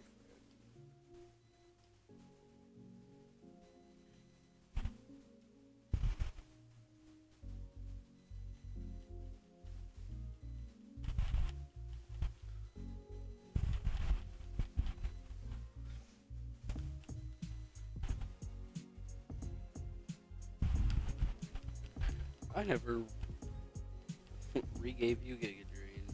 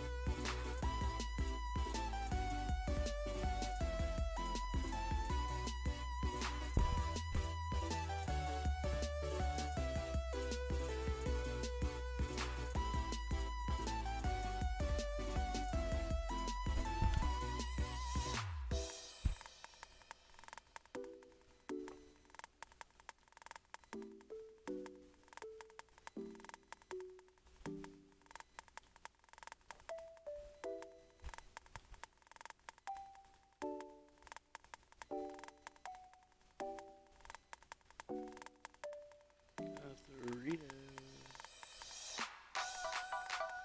Shadow tag. Fucking A. Die.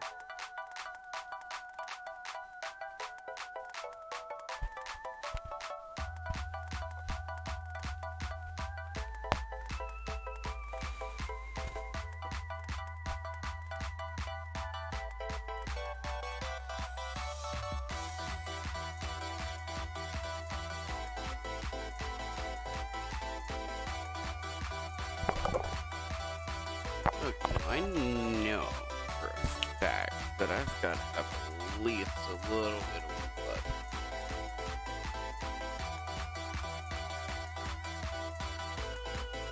Oh yeah.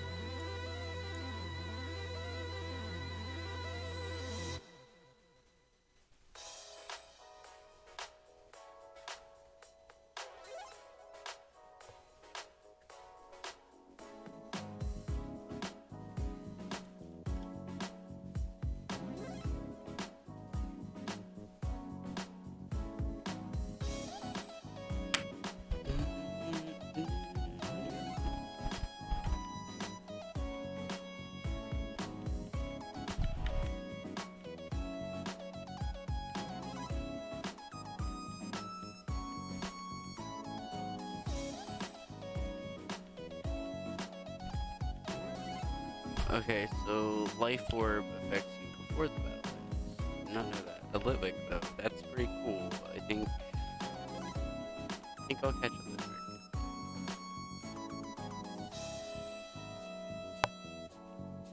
Why the fuck not?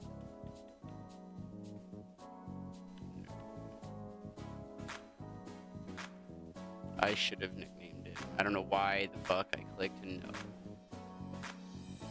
Come on, Damon. Fucking use your brain, bro. Yes, we get it. You got frisk. See my life orb. Shoddy bitch. I'm gonna talk about some bully shit. Whoa.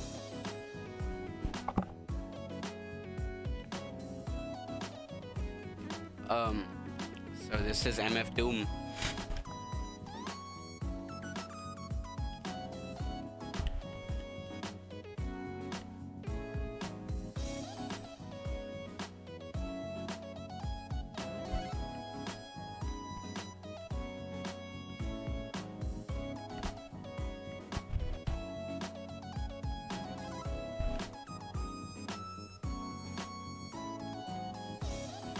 Shadow Ball.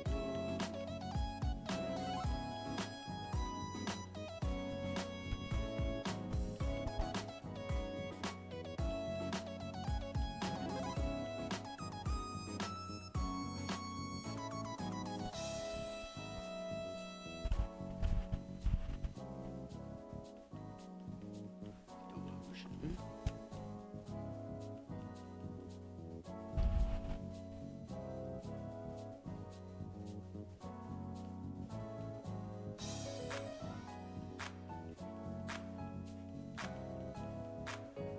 Man, I just want a Haunter, bro.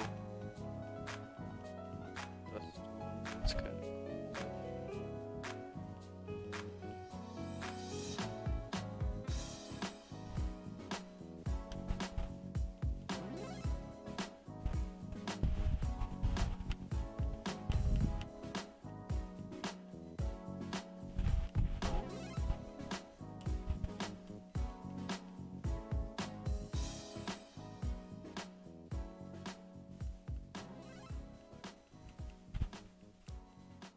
Fucking fine. If they keep showing up, I'll catch it.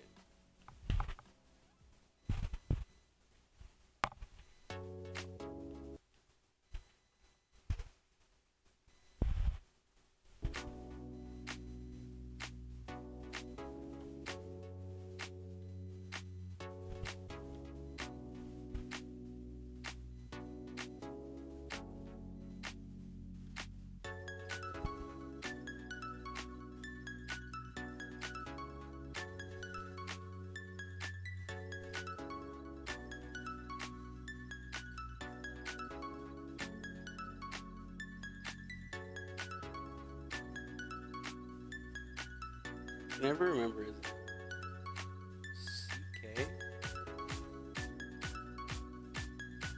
Oh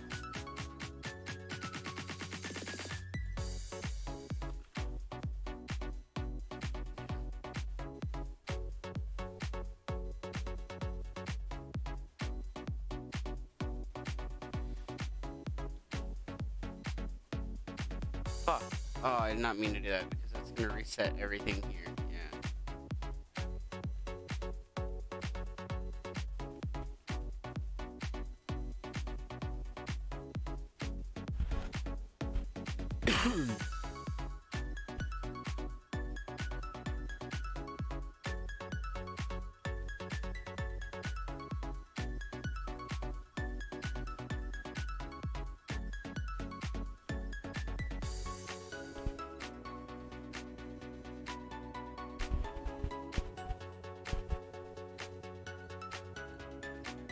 One's flame body, one's flash fire. Obviously, one's got a better ability. Let's be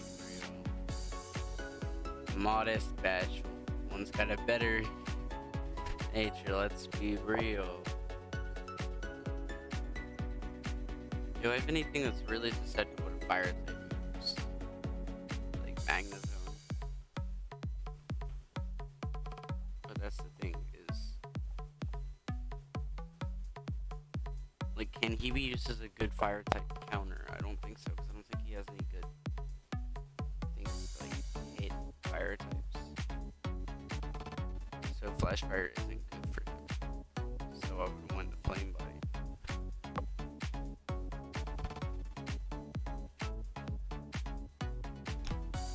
That at least gives him artificial bulk. Plus I got the levity, special defense, boost in Bronzor.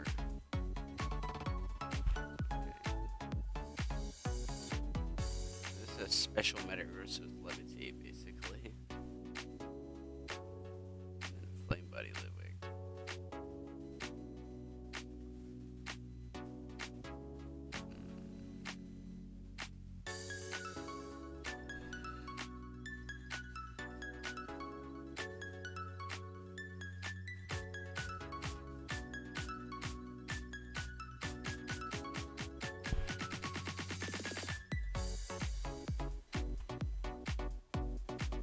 Flygon probably is like the most likely to get kicked off of the team, and I hate that. Well, I don't know, because the physical special split, I think it would be really Sceptile.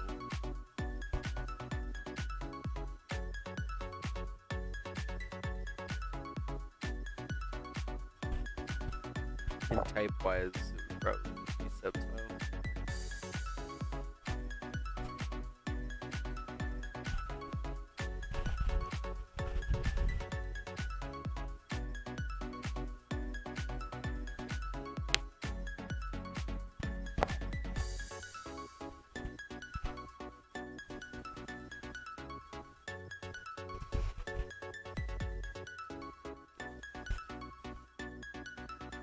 Yeah, I think Litwick's honestly better than Sceptile here because Sceptile isn't doing anything that no one else on the team can do, but Litwick is.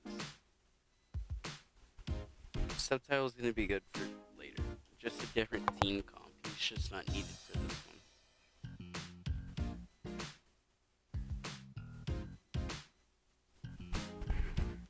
Those boys will feel as bad, man, when you're just not fucking needed.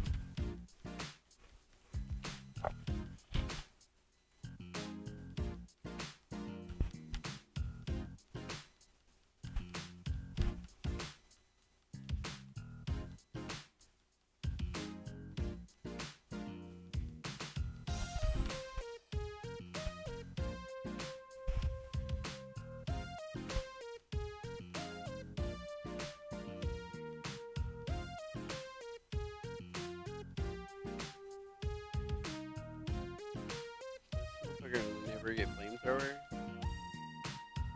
for any fire type move. Overheat, apparently. Okay.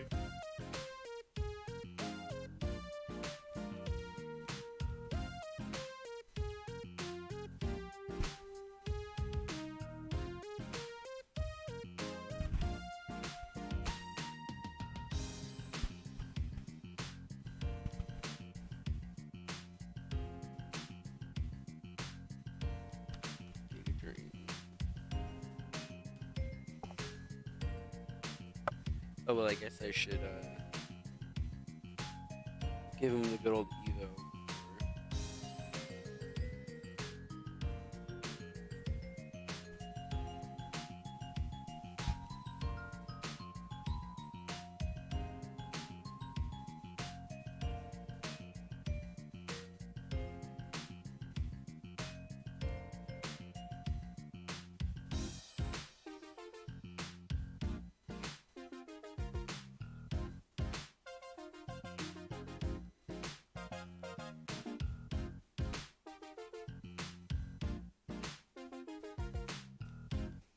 He does get dazzled.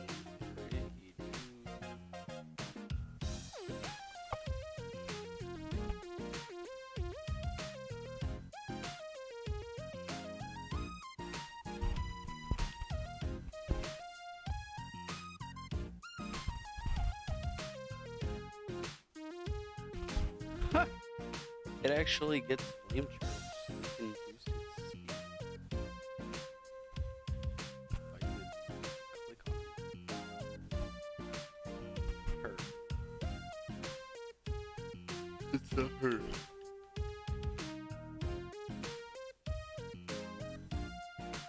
Ah, there's the fire. That's what we need.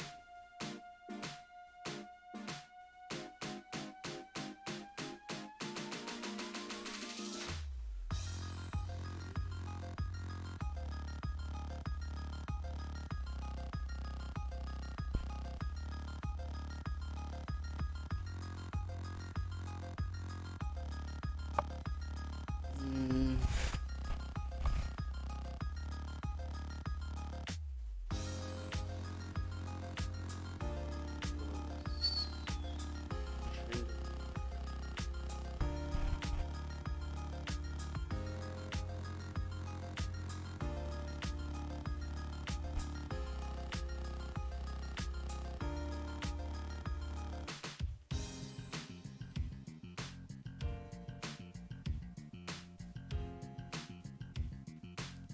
Dude, what? Shadow Clock up to 90?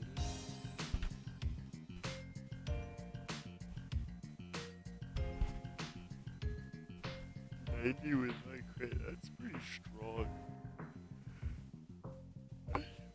It's just ghost type leaf blade, which is really good.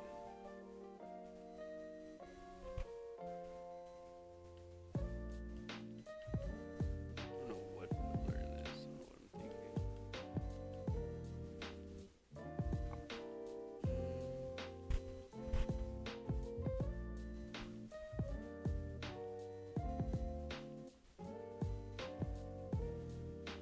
Okay.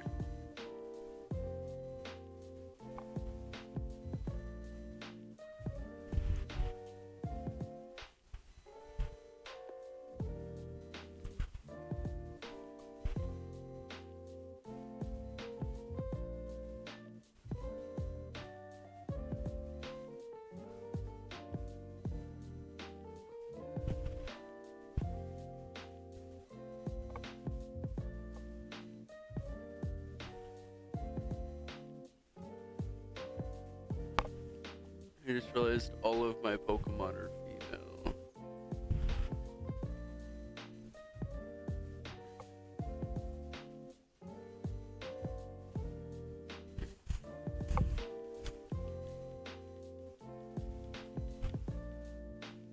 Special defense and defense.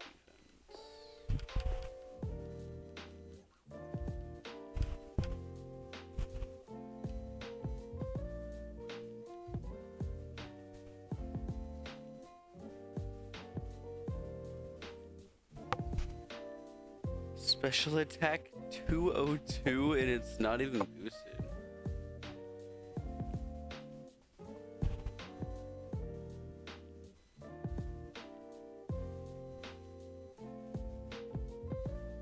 Porygon's insane.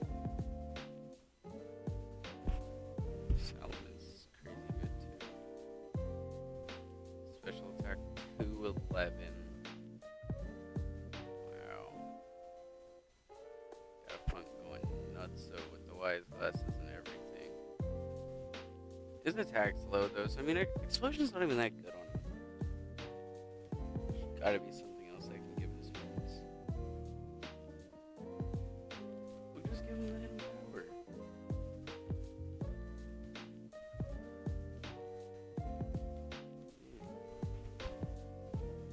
Yeah. That. And then go find out what the fuck it is real quick. Wait, wrong one.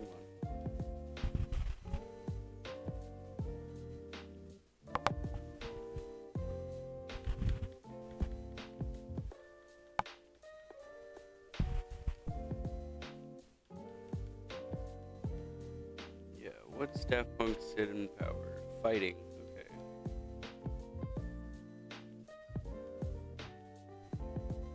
I think he gets Aura's here now, so once we get that, we won't worry about it anymore. Need to go back to this place though. Through the Twist Mountain we go!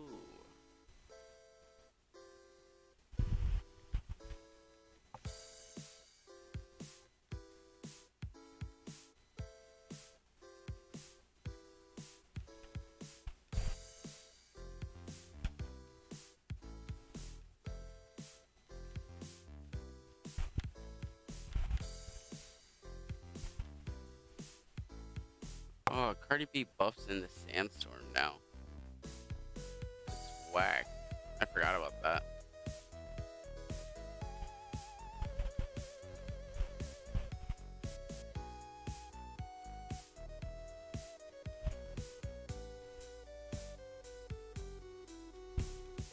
Oh, I gotta battle her right here?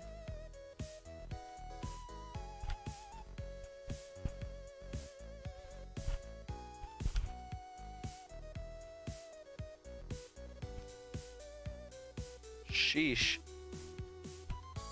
Wow, a crit.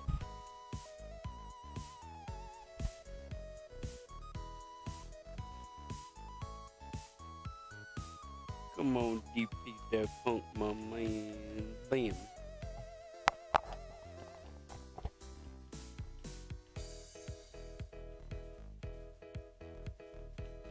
Please use high jump kick.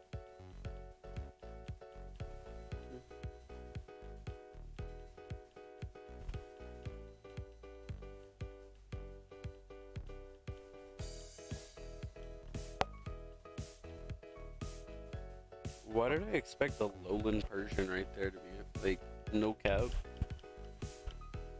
Technician, special attacking. Loser, loser. Fuck out of here. Chandler, goated.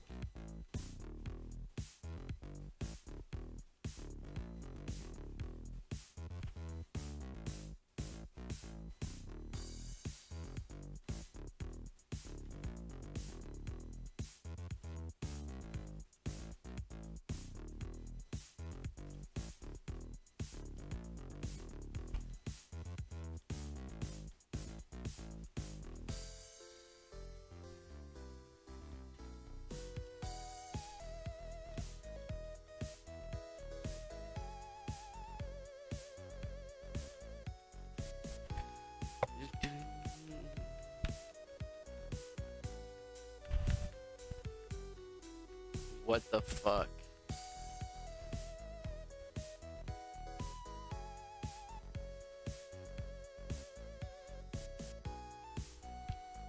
Oh, Mystical Fire hits them all.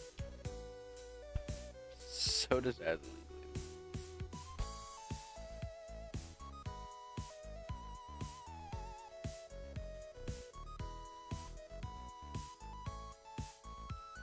Dick move.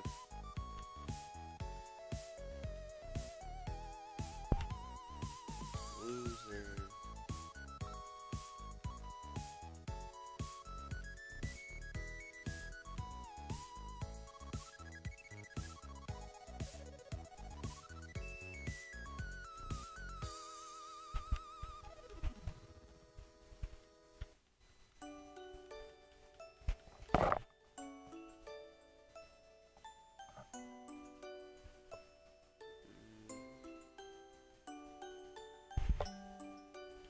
Simply dealt with, boy.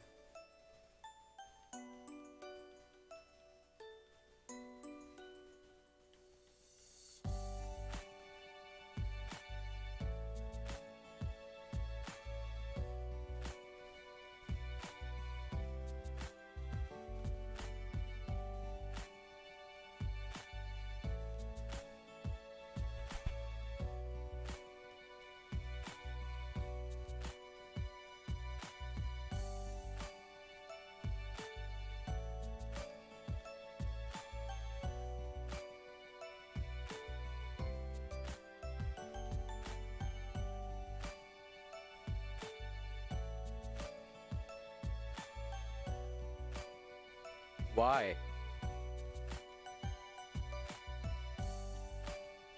Why kill the Flygon? I'm 10 levels above it, and this shit is still effortlessly killing me. This is gonna be so annoying to do in the Nuzlocke. Like, what? Dude. Wow. That was a Tyranitar with max fucking IVs.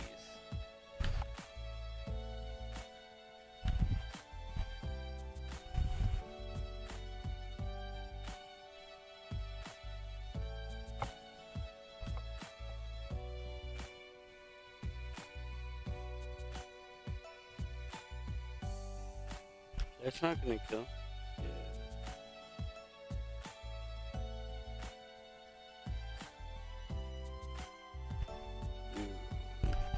Yeah, mystical fire.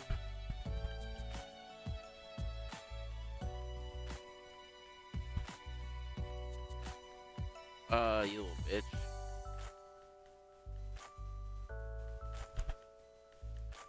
Hey, and Chandelier mattered in the end.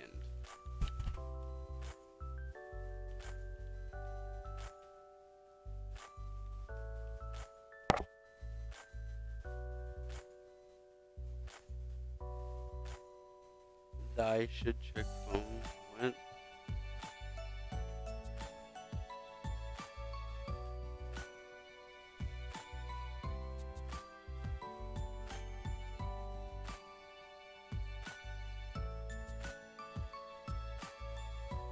No, not tonight.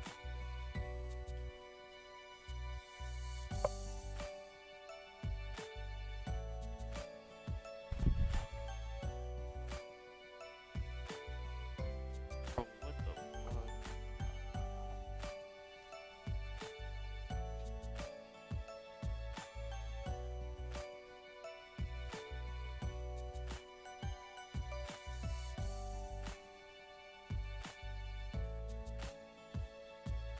Hey, Whooper.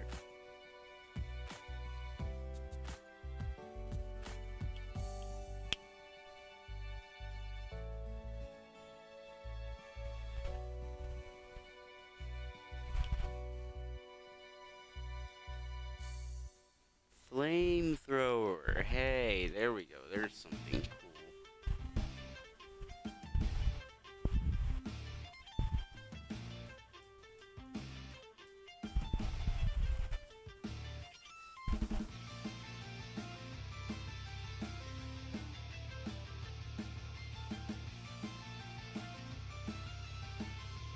Would I rather have Mystical Fire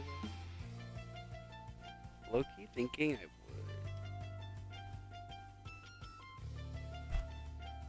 Because isn't Chandelier normally outspeed? Well, he's kind of slow.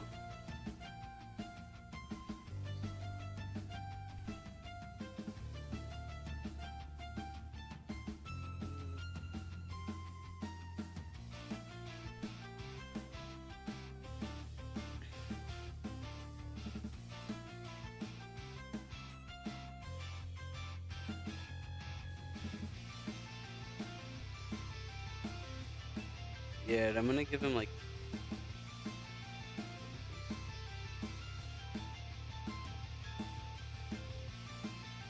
Oh.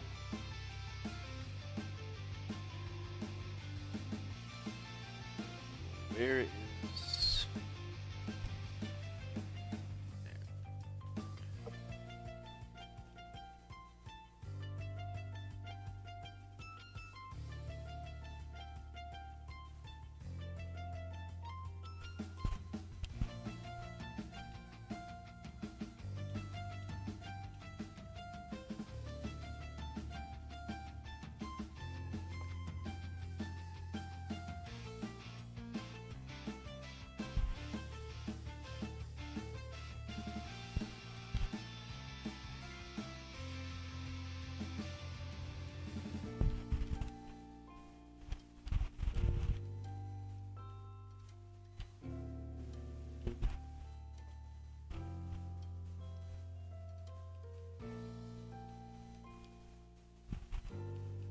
Damn, you can't dodge that trainer.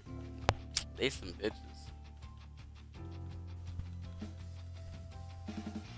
That's why you can't dodge that trainer. Holy shit.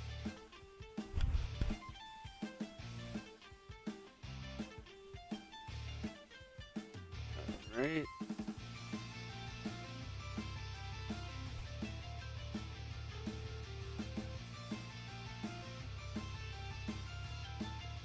Nice.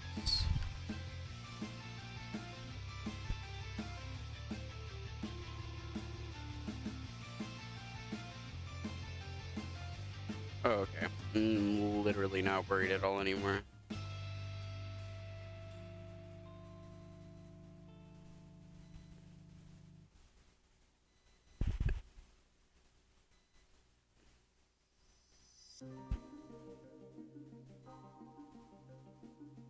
Hate that shit, bro.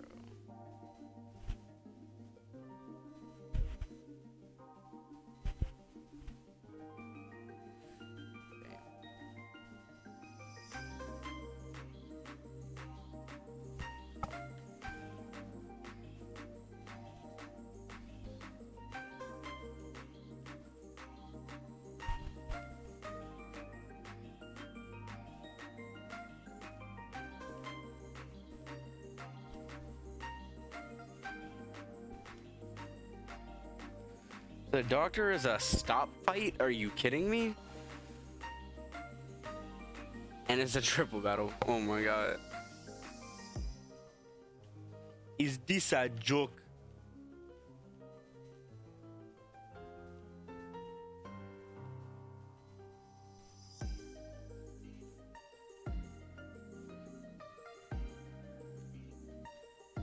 Wow.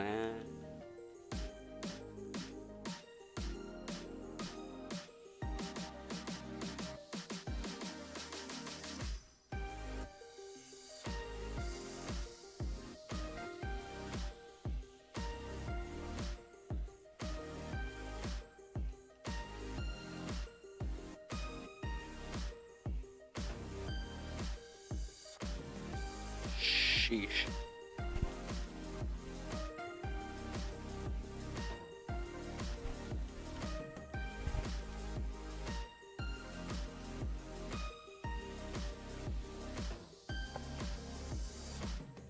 That was a mistake.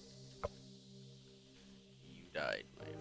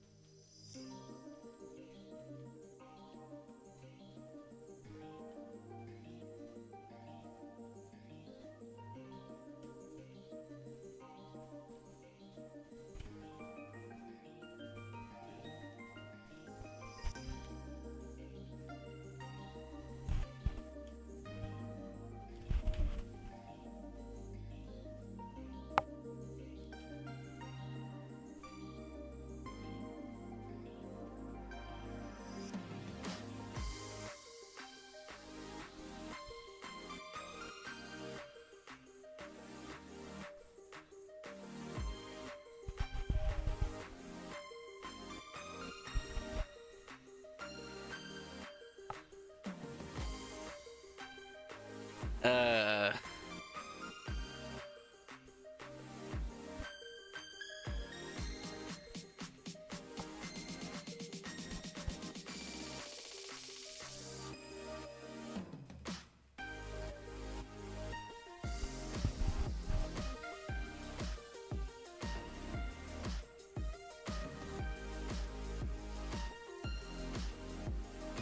I'm sort of thinking Mean Foo right now, but I'm not too sure. Especially, I don't know if like the Swords of Justice are buffed at all. I don't see why they would buff legendaries, but maybe.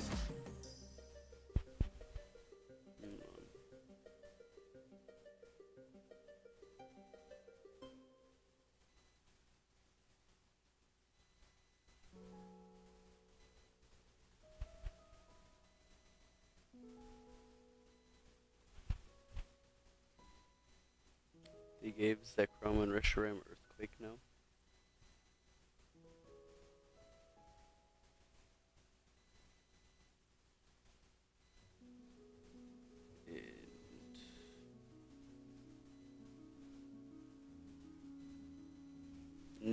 Swords of Justice to actually not get any changes at all. They got 0 changes except for just TMs. They all got low sweep, it looks like. Yeah, they all got low sweep and rock climb. That's the only change.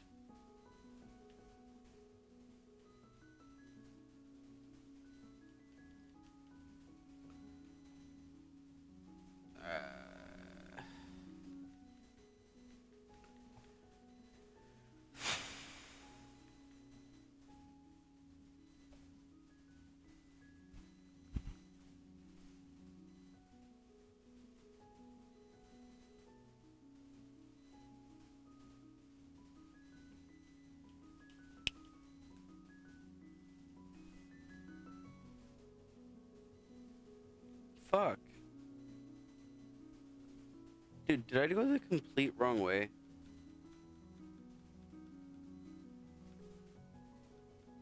Do you just not go down this way, dude?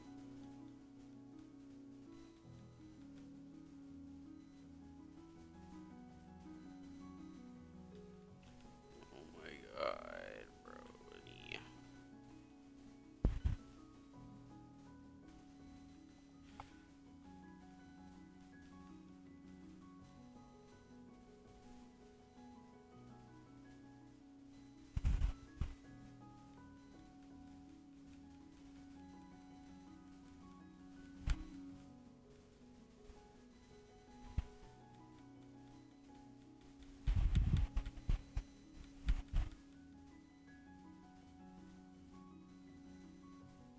You just run straight across, bro.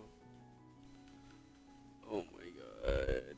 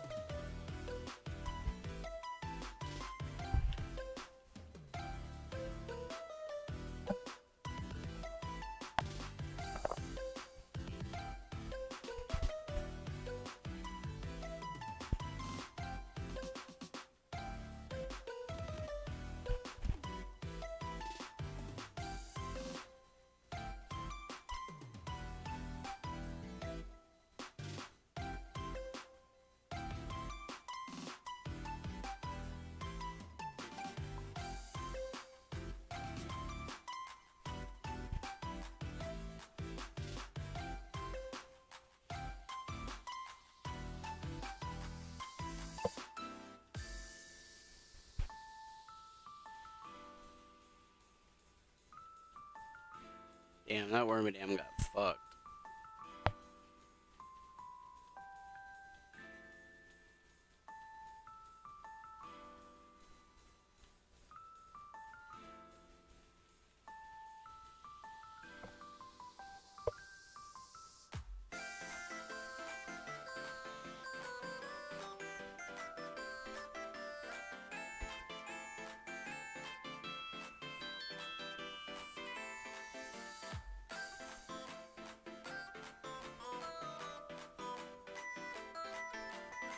Jesus, this is just a double battle fucking gaunt, dude.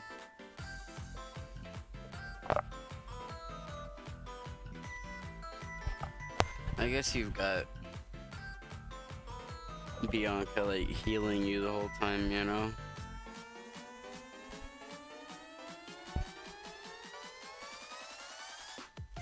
This is one of those ones really easy, just like this.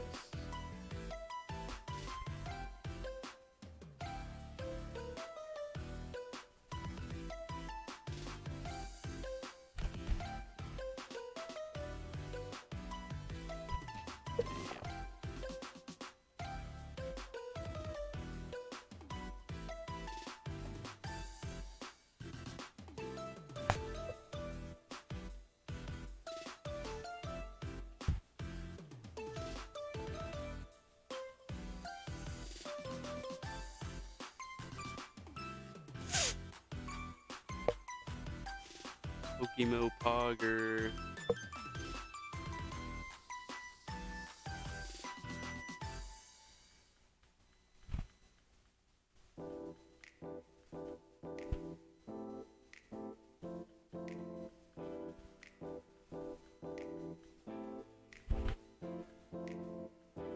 Oh, easy.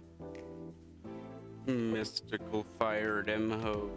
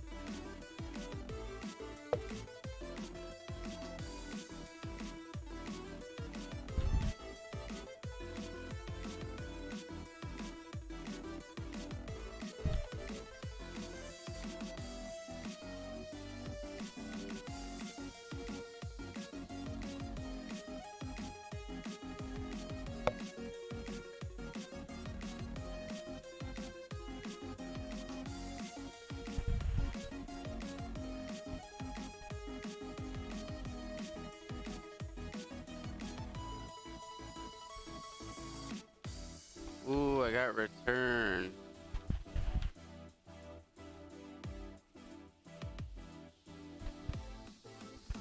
Did they make return fairy in this game?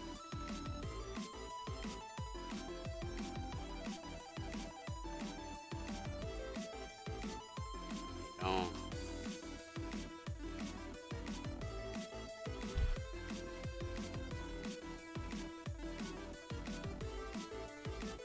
Hold on.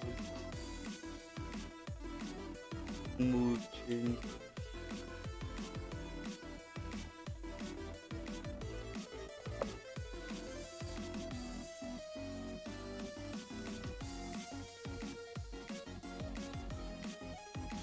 Move replacements. To help modernize the game, the following moves have been replaced with moves from later generations. Moves into the old move column are now unavailable.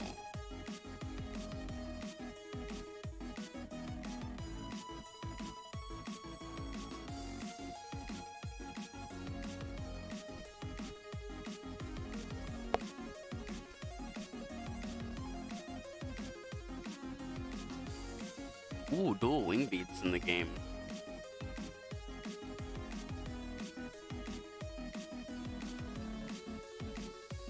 Fire Lash.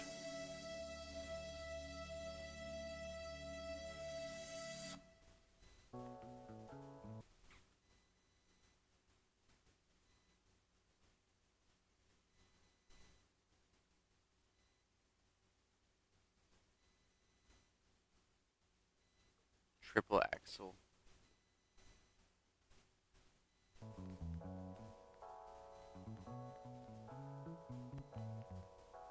There's triple axle, but no, like the other shit. Okay. Type changes.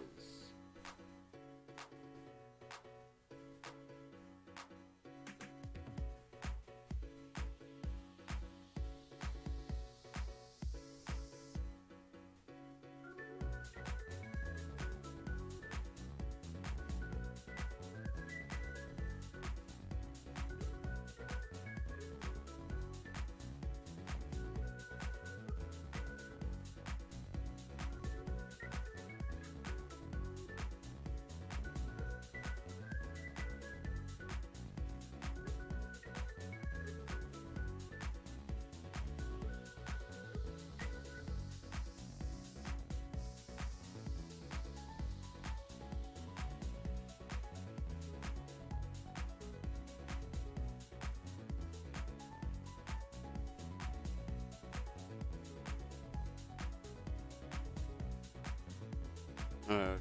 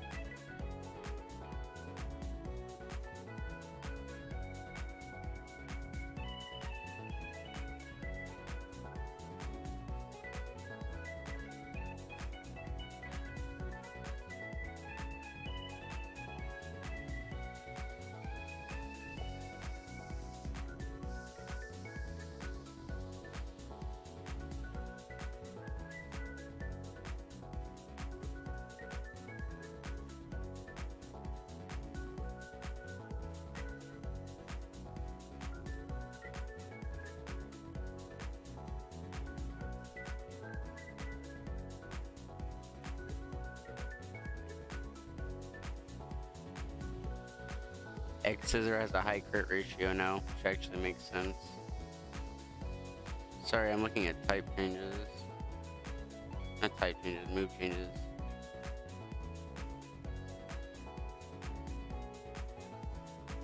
Um...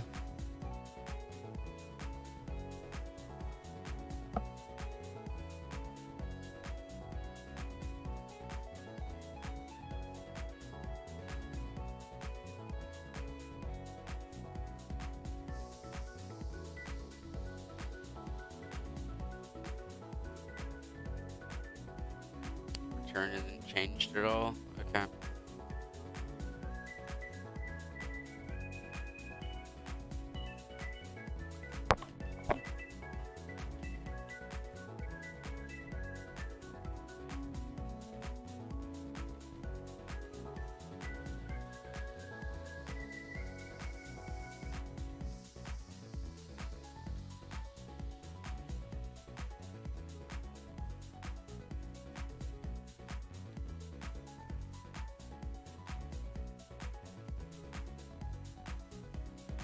We out here.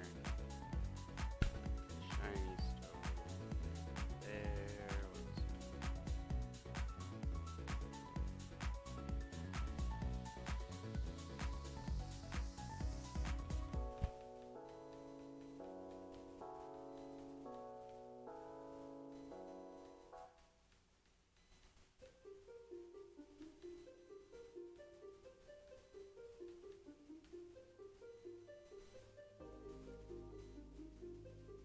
Okay, here we go.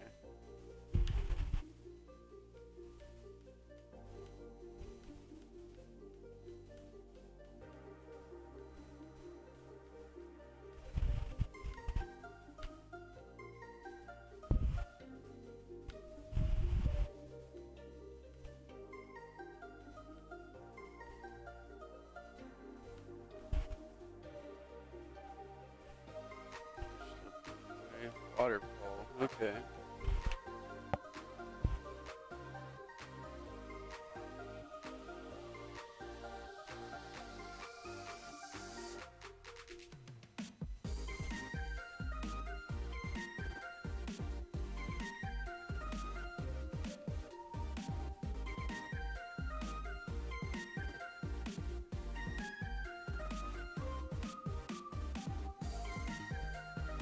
Waterfall can't flinch.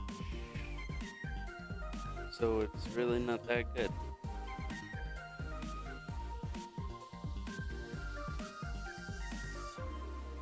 But Cynthia is on the board and active.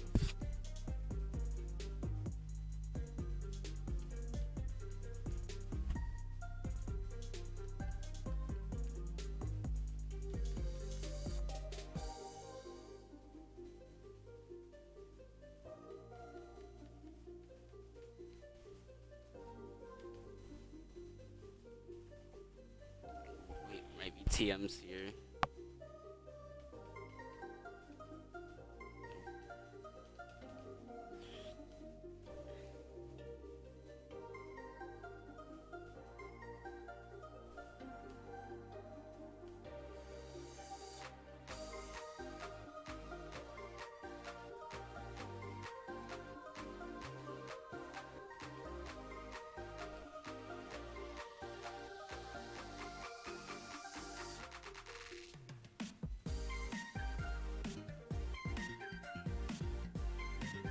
Fuck you, man.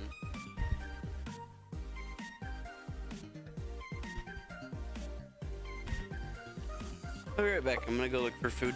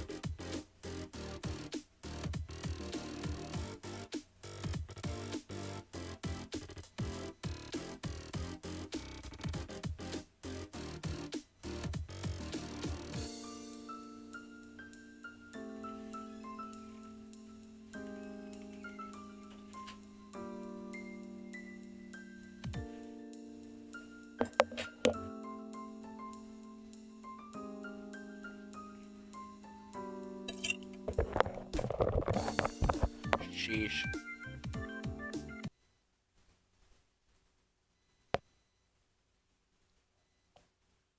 And you, me. A break to watch something. Hello, bitch cat. Smoking on D'Angelo Wallace. A peaceful way. And then you could be a level 3 that goes on to a level 4. That's all a level 3 is. This is so fucking annoying. I watched it for 12 seconds. This is so fucking annoying.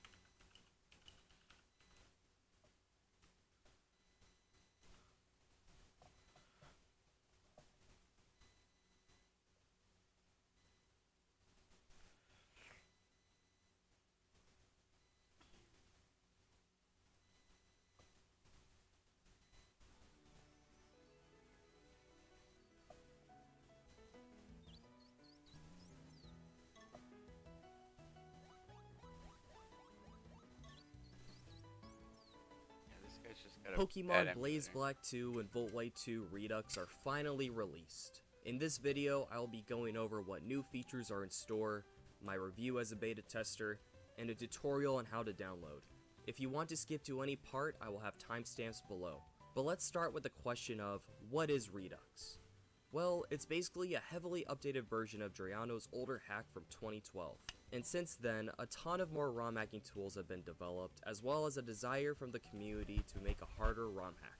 You see, after all of Drayano's 6 ROM hacks and the popularization of harder difficulty hacks and hardcore nuzlocks, the community wanted Drayano to up the ante, which brings in Apex Cubed, a skillful ROM hacker with the intention of making this game harder, as well as add a bunch of cool features like those seen in Renegade Platinum. So let's get into what exactly he changed. The original game had a problem with too little encounters, but now there is a gifted monkey early on that corresponds to what starter you picked. Additionally, this woman gives you a random egg, just like in Renegade Platinum, that can turn into 16 different Pokemon. Verbank Complex inside and outside now have different Met locations, and Rourke now gives you a random fossil. Fairy type was added, new moves from other generations as well as Legends Arceus are in the game, custom fights, and you can catch all 649 Pokemon, new trainer rosters, new level curve, new legendary encounters, more post-game, new type and move changes, new learn sets, and so much more. But most importantly, all major fights have been changed, which brings me now to my review of the game as a beta tester. Now, this review will cover the challenge mode, but some aspects of the normal mode do apply. What you have to understand is Redux is not like any Drayano game. If I could give one theme to the game, it would be resource management. Yes, you get more encounters, but the gym leaders and other fights are extremely hard. But the player usually does have ways to play around this difficulty. Cheren itself is not bad with the ability to utilize Charm, Tickle, and other moves. Roxy is pretty tough, but this NPC in Burbank gives you Bulbasaur or Wartortle who can remove toxic spikes. And then we get to Berg, which is a bit unfair with a very fast and offensive team in a double battle, which sometimes feels like you have no answers for. But then we get to Elisa, who is a pretty fun triple battle, and that's just some of the changes. There are more difficulty spikes, like each Hoenn gym leader getting completely revamped, and Elite Four having double and triple battles. Overall, this hack is actually very hard, probably taking numerous attempts to beat as a hardcore Nuzlocke. But it does have a lot of cool features, and the player can sometimes make strategies for fights. Difficulty-wise, I would rank this significantly harder than Renegade Platinum, easier than a Kaizo hack, and around the same difficulty as something like Vintage White. If you want an easy-to-read doc on the challenge mode bosses, I will link it in the description. Now I will show you how to download and play this game. If you click the top link in the description below, you will get this file right here, Pokemon Volt White 2 Redux. You open it up, you're gonna have this won't be in here, this is the dumped game. You will need this though. You have the documentation, which is a bunch of information about the game, learn sets, wild locations, all that pretty important stuff. And then you'll have the patch, which you will be applying to your White 2 game, and then also the patcher. So, in order to patch the game, you're going to open the patcher, open this file, and then you have the XDelta UI open. You're going to want to open the patch, the XDelta file, and then the source file is going to be your dumped version of the game. And then output file, you can just put Volt White to Redux.nds patch, and there you go. So let's open it up in Desmame, and there we go. Now if you want a PK hex for rare candies, repels, anything like that, you do export backup memory, name it whatever you want, open PK hex, open the file that you just exported, and then you can make whatever changes you want, give yourself rare candy, full restores, anything like that, and then once you're done, you do export, and then you gotta make sure you save it as a .save file. Save there, and then do file, imports, and then that file that you just exported. And there you go. If you like this video, make sure to subscribe. I'm also doing Redux Hardcore Nuzlocke on my Twitch channel. It'll be linked in the description. Also, check out my other videos. I do a lot of Hardcore Nuzlocks, a lot of challenge runs, stuff like that.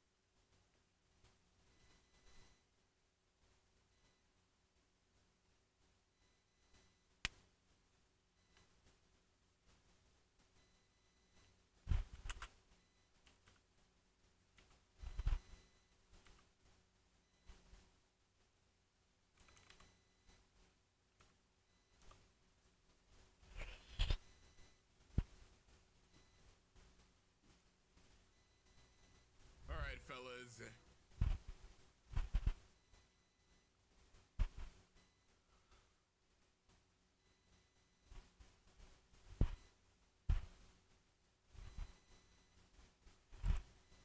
Hey guys, it's Drew here, and welcome back to another video.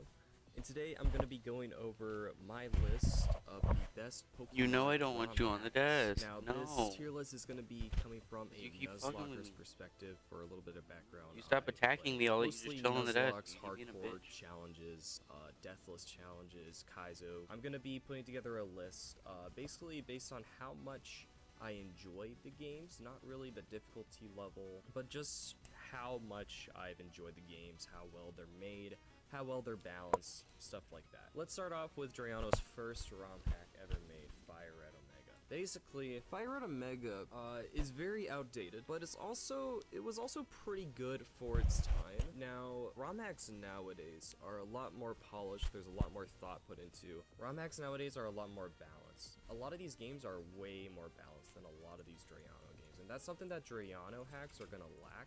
Drayano doesn't really do beta testing, nor does he really do Nuzlocks. So from my perspective, even though some of these games are made with a lot of like good quality of life stuff, like EV Trainer, Renegade Planet, for example, or like really cool type changes and stat changes, these hacks do lack a little bit of balance, and Fire Red Omega, sadly, you can see this the most. There's not too many edits that the AI gets. Most of the difficulty from Fire Red Omega comes from the gym leaders and the rival fights, but other than that, it's really not that difficult. Something that I like about Fire Red Omega is the starter choices. If I had to pick one thing. Sadly, I'm not too big on Fire Red Omega. I'm gonna have to put in D tier. Alright, next up we got Sacred Gold. Now, there is a new version of Sacred Gold coming out, so version 2 could be higher on this list, but Sacred Gold itself, it has a lot of similarities with Fire Red Omega to where it's not very polished. The game is pretty easy relative to other games, and you also get really good Pokemon. Although there are some really cool aspects of this game. There's a big rocket gauntlet on your way to the Safari Zone, for example. That's pretty difficult. There's a bunch of tag battles, and then also the rocket gauntlets. I think it's in the Rocket HQ are pretty difficult as well. But there are some difficult aspects of the game, but you really don't get that until after like the 4th gym badge, which is a little wonky. Like the first gym is pretty free, then the second gym, obviously, with the Scyther could be annoying, but other than that, it's just kind of a blowover of a game. Now the Kanto region is edited a bit to be harder, which is nice, so I will give it a little bit of credit, but relative to the other games, it's just not as balanced as well. Quite easy, and they kind of hold your hand through a lot of it, but, you know, it's not terrible. Now, the fact that these two are in D tier doesn't make these bad hacks. These are still fun to play. It's just relative to the other games, I do not enjoy them as much. Alright, next up we have Rising Ruby and Seeking Sapphire. I think these are actually the most underrated of the Drayano games. Probably because they're in Gen 6 and people don't like Gen 6, but these games are actually pretty decent. The gym leader teams are actually a bit difficult, which I like. And the encounters that you get aren't like insanely busted. The Elite 4 team is also pretty interesting, but obviously The common theme about Drayano hacks is that they lack a balancing, and that's also seen in this game. So I'm gonna put Rising Ruby in C tier. Now we're at the better half of the Drayano games. Next up we have Blaze Black 2 and Volt White 2. I absolutely love these games. I think my favorite feature of these games were the addition of the Hoenn gym leaders. Basically in every town that there's a gym leader, there's also a Hoenn gym leader that has its highest level Pokemon is one under the level cap for that gym of that city. This game is also pretty cool in the sense that it is quite difficult compared to the other hacks. You get a limited amount of encounters, and also the gym leader fights are pretty interesting. So Blaze Black 2 and Volt White 2, I'm going to actually put it in all the way up in A tier. It's actually a very fun hack. There's also a Redux version coming out, as most of you guys know. Alright, next up we have Blaze Black. Now, me and Blaze Black have a history. This is going to be a very interesting pick for me, because Blaze Black is a very different game. Basically, if you don't know, I did a Blaze Black Hardcore Plus one deck equals reset challenge, and it took me 196 attempts, so I know this game extremely well. Basically, Blaze Black is very outdated, right? There's a lot of, and that you can see that in a lot of ways. For example, the random trainers, their movesets aren't changed, so the Pokemon that the trainers have will actually just be level up learn sets. So basically random trainers are just not a threat in this game at all, and they're barely edited too, which is really funny. What Blaze Black is basically just boss rush. Basically the entire game, it's like there's 8 extremely hard trainers and like that's it. Which is really fun. Obviously that made the Deathless challenge very hard, especially Lenora, Berg. Yeah, the early game is really gatekept because of Lenora and Berg. But after that, the difficulty smooths out a bit, and then it gets extremely hard towards the end as well. It's by far the hardest Elite Four and Champion fight in any Drayano game. I would even compare the Elite Four and Champion to Kaizo level difficulty. It's an interesting hack for sure. But I will say it's kind of outdated. The balancing is interesting for sure. I would say in Blaze Black, the encounters are kind of lopsided. Like, let's say, for example, on Route 1, if there was a tier list for all the Pokemon that you can get on Route 1, Starly would be in S tier, but then everything else, like Herdier would be like in B tier, then everything else would be in D tier. For example. Then there's also other stuff for encounters, like on Route 18, there's a 50% Bisharp, 50% Lopunny. Bisharp being one of the best Pokemon in the game, and then Lopunny being just about useless. Kind of outdated in that way, which is a little tough, and I have to bring it down for that reason. I am super biased about how I love this game, but just looking at it from an objective perspective, there's so much potential that can be in Blaze Black. If the random trainers were edited to be more difficult, if the boss fights were all around as difficult as each other, and if the encounters were changed a bit, this would be such a good hack. But it's already pretty good. I'm gonna put it in B tier. Alright, next up we have Renegade Platinum. Oh boy. A lot of you guys might hate me for this, but I'm not too big on Red Plat. If you don't know, I've spent a lot of time on Red Plat. It's a hard game. I did a Deathless Hardcore Plus challenge of this. I played this game too many times. The boss fights are pretty hard. This game is the worst in that it gives the player too much options. Now, I'm doing this tier list kind of from like a Nuzlocking perspective and basically how I enjoy the games. This game is just incredibly unbalanced, giving you broken stuff like guaranteed Gabite, guaranteed Matane, guaranteed Fairy Water Milotic to start, and then EV Trainer. It's good for casual players, but for me, I feel like there's just so many better hacks. I'm not too big on Renegade Platinum. I mean, there are so many boss fights in this game, which is really cool. Also, the random trainers are quite difficult as well. Also, obviously the Elite Four is pretty cool, with 4 random teams for each member and champion. It makes playing for the Elite Four extremely difficult. When I did my Deathless challenge, playing that Elite Four was insanely difficult. So that does give it brownie points. If the player was restricted a bit more, maybe a few less changes, a few less broken encounters, this game could be like all the way up here. But for now, I'm gonna have to put it in C tier, right above Rising Ruby. Alright, next up we have the SHF hacks, the Kaizo hacks. These hacks are really interesting because they're so much different than the other games, as in they're balanced in a way to make the players suffer, which is really interesting. The way that they are made to make the players suffer, they can actually turn into really fun games. Now, obviously, these games are not for the faint of heart. They are extremely difficult and require a good amount of game knowledge to get through. But first up, we have Blue Kaizo. Blue Kaizo, obviously because it's from Pokemon Blue version, it's going to be extremely different than other hacks, but I will say I do absolutely love this hack. Now, obviously, Gen 1 mechanics are pretty whack, but if you have them down, this hack can actually be really fun. Now, in terms of like a Nuzlocke challenge, I don't think anyone's really completed a hardcore Nuzlocke of this game. Even doing a regular Nuzlocke with potions and whatnot does turn into a pretty fun challenge. There's gym leader edits, there's wild Pokemon edits, there's Elite Four edits, there's random trainer Pokemon edits, just like before. But this hack kind of takes it to the extreme and giving random trainers like 6 boom Pokemon, and then also the mapping is changed a ton to be really difficult. Like a lot of puzzle solving, a lot of navigating through huge forests and You know, I think I'm gonna. but overall, it's a pretty fun hack. I'm gonna put I it think in I've made up my mind. I Now, think I'm gonna unlike do Blue Kaizo, Blaze Crystal Black. Kaizo is the original Blaze Black. it's After it's this. not amazing, I will say. There is the fact that it's in Gen After 2. just beating like the. Gen 2 is first already way through not this. amazing. It's pretty And fun. I'm gonna early do, like, on to a do Blaze Nuzlocke Black of this hardcore game, Nuzlocke. But as you go on, the game just scales in difficulty so badly. Yeah. Just like it's insanely harder, and then the meta of this game just I need to get better at sawing Nuzlocke like before I everything. try this game. Now, This unlike game's Blue too fucking hard. Kaizo, doing this game without healing items does seem a lot more viable, but it's also extremely difficult. You like can't beat the Elite Four without using healing items, and that's because in Crystal Kaizo, the Elite Four goes up to level 120. Now, some saving grace to this game is that there is a team of ROM hackers working to improve this game. Now, I don't know how soon it'll be coming out, maybe this year, but it is being improved upon. But right now, it is pretty garbage, which is sad to say because SHF is such a good ROM hack creator.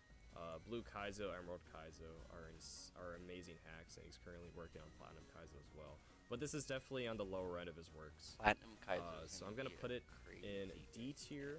I'm gonna put it right between Fire Red Omega and Sacred Gold. Alright, next up we have Emerald Kaizo. Alright, now you could call me an EK frog, you could call me a tryhard, all you want, but this is S tier. This is the best hack ever made in my opinion. This hack is insanely good. I'm probably gonna come out with a video about why Emerald Kaizo is the best ROM hack ever made, but this ROM hack is near perfection when it comes to balancing. This ROM hack also doesn't have many Pokemon changes. It basically uses most of the vanilla mechanics to just make a really good game in terms of it's very beatable with what the player gets. You can get tons of different encounters throughout the game, beatable, different variety of encounters, and you can still beat the game with playing well. Now, obviously, this hack has a huge learning curve. In order for this game to be beaten with a hardcore Nuzlocke, the game had to be broken down so much. This game had to be broken down so much. There's a 25-page document right here telling about every single thing about how the AI works, for example. And knowing how the AI works is so crucial for producing good gameplay, like having good fights, good strategies, whatnot. This is just such a different game because you have to play so well to beat it. You have to use damage calculating, you need to know what switches in, you need to encounter it correctly, you need to prepare for like every single random fight, you need to prepare for encounters as well. It's just an insane ROM hack, an insane challenge that it's not for everyone, but it is so much fun when you get into it. And this game is just so well made. Now, a lot of people ask, when should I play Emerald Kaizo? Should I play something like Fire Red Omega or Renplat first? What I say is, in order to play Emerald Kaizo and be successful at it, you need to take the time and learn the game mechanics. Basically, the switch AI, how the AI works, obviously your type chart. It's a very doc heavy game. Like when I play, I have move changes doc, I have the showdown calculator, I have a spreadsheet to show what Pokemon come in and whatnot. Basically, if you're patient enough and you're willing to learn how to play Emerald Kaizo, it becomes such a fun experience. And playing games like these could help you, but in the end, Emerald Kaizo just takes a lot more to beat than any other game that you're gonna have to learn how to play Emerald Kaizo regardless. Alright, next up, we got some new ROM hacks actually. We got Pokemon Vintage White, Primeval Black 2. Now, Vintage White released just about a year ago, and just released the final patch just a couple weeks ago from recording this. Yeah. And then Vintage Primeval Black White's 2 really is good. actually still in beta.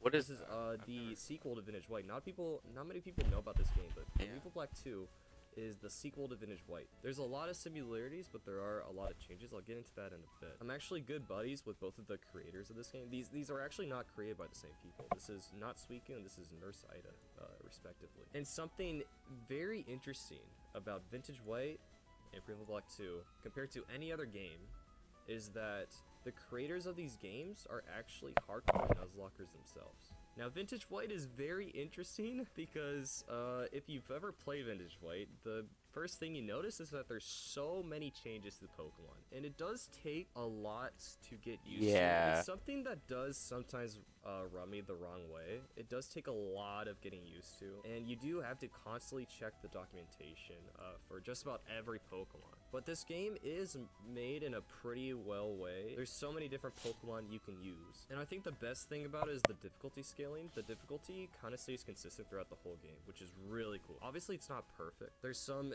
broken stuff like Kingler, Electrode, etc. But this game is pretty well made, so I'm gonna put it in A tier, Damn, right above I have Blaze Black and nothing White 2. Next up is fight Primeval this Black thing. 2. I don't have a huge amount of Shit. experience with this game, but from what I have played, it is very similar to Vintage White. Jeez. It is pretty similar to Vintage White from a balancing perspective. There's a lot of Pokemon you can get, a lot of them are viable, a lot of the boss fights are pretty consistent in difficulty No, I throughout just- the game from what I've it's fine, seen. it's There in is my some indie room for pulse. improvement in Primeval Keep Black going. 2. A lot of the random trainers are either very hard or very easy, but this is still in beta, so I can't judge it too much on that yet. I gotta put Primeval Black 2 in B tier for now. I think this game has so much potential, and I'm really excited to play it in the future and see how it goes. Now, if you want to be updated on the development of Primeval Black 2, the creator of this game, Nurse Ida, is actually a really good buddy of mine. He has a channel in my Discord, and he gives updates constantly. And if you want to beta test this game, you could totally do that. Just go in my Discord, it'll be linked in the description,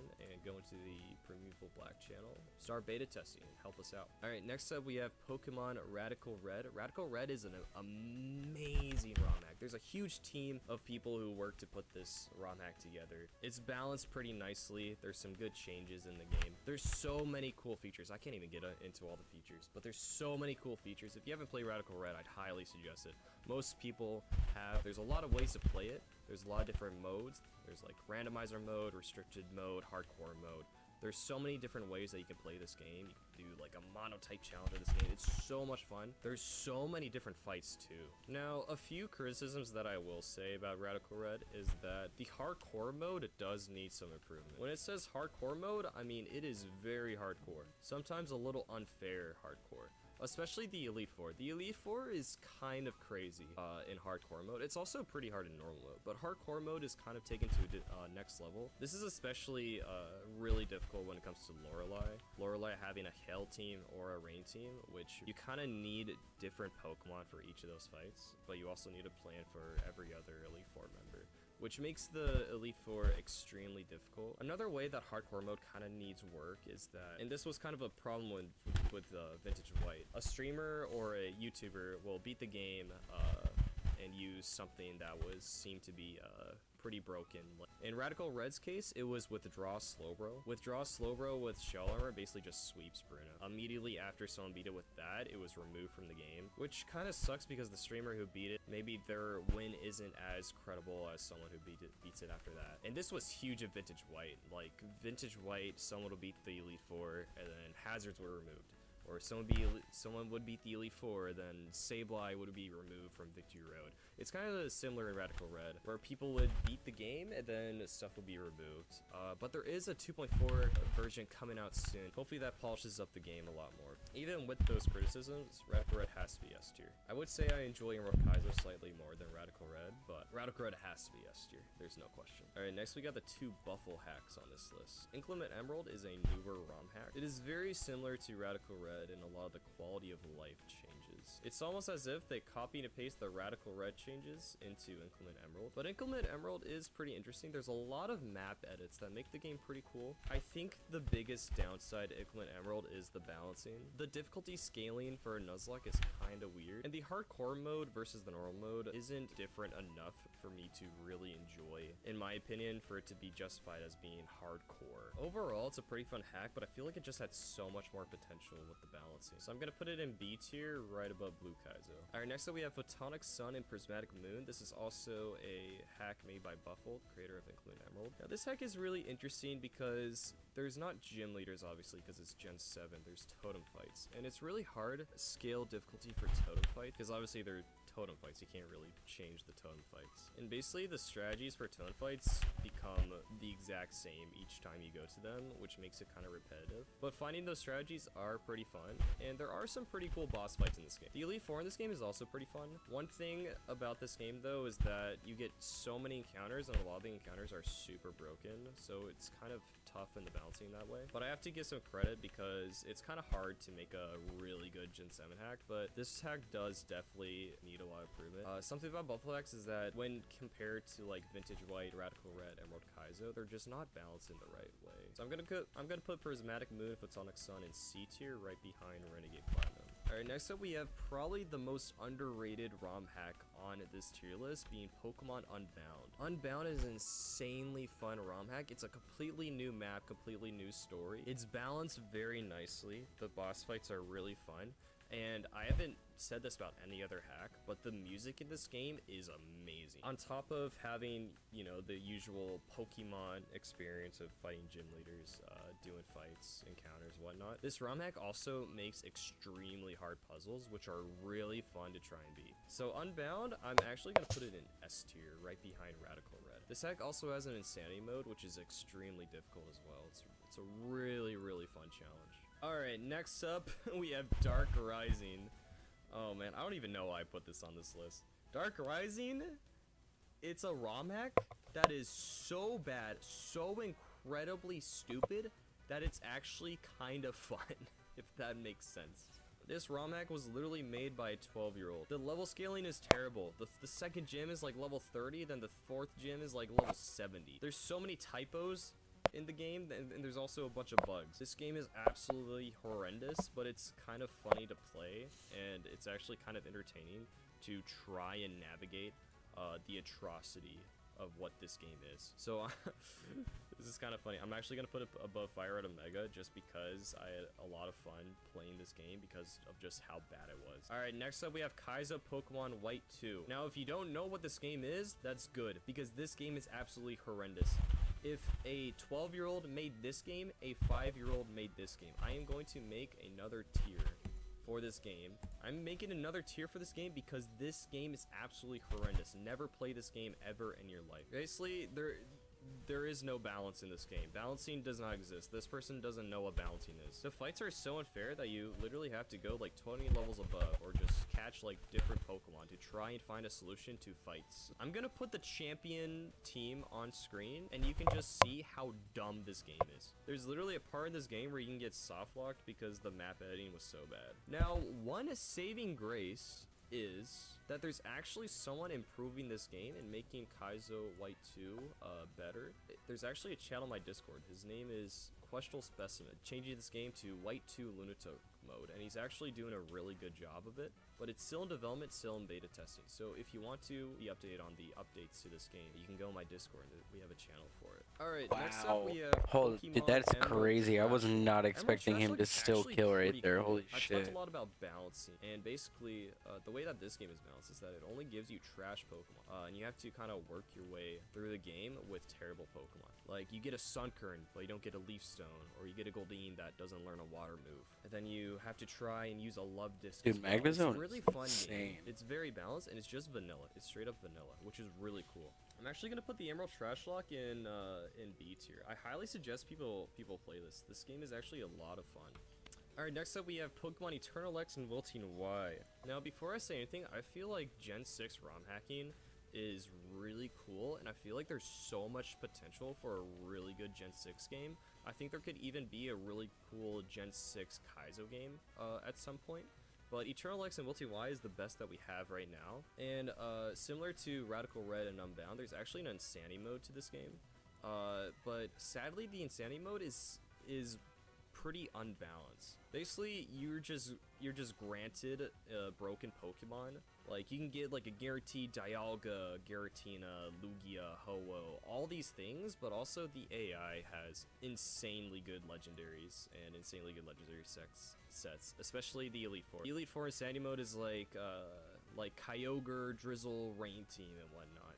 So you're kind of forced to use the legendaries as well. You can also get an Arceus in Victory Road pretty easily. I will say the Insanity mode kind of sucks with balancing, but overall this hack is pretty fun. I just feel like there's so much more potential with Gen 6 ROM hacking though. I'm gonna put this in C tier right behind Rising Ruby. Alright, next up we have Pokemon Fire Red VR missions and MAGM. These hacks are not actually like typical Pokemon games. These are basically like battle simulators / puzzle games, which is actually something I really enjoyed. Pokemon VR missions, it's basically a bunch of levels with puzzles, and you gotta find solutions to the puzzles. It's actually really cool. I don't want to get into it too much for spoilers, but it is a lot of fun. There's also a pretty cool story with it as well. I highly suggest giving it a try if you just want something small and quick that you can play. That's not the average Pokemon game. Even though this game is really short, I'm gonna put it all the way up in B tier, above Include Emerald. MAGM, also known as, what is it called? Magic Altering Gym Menagerie. It's actually a pretty interesting hack. It's basically a bunch of gyms and puzzles that you just go through. It's just trials, and you're basically gifted Pokemon to go through these trials with. It's really fun to do a challenge of like, you get a full box of Pokemon, and then if Pokemon dies you can't use it, and you gotta try to beat the whole game with like one box. It's really fun. It's obviously different than a lot of games. You can customize your movesets, your abilities, and relearn moves as you want as well. It's pretty fun. So we're gonna slap this right in C tier above Prismatic Moon.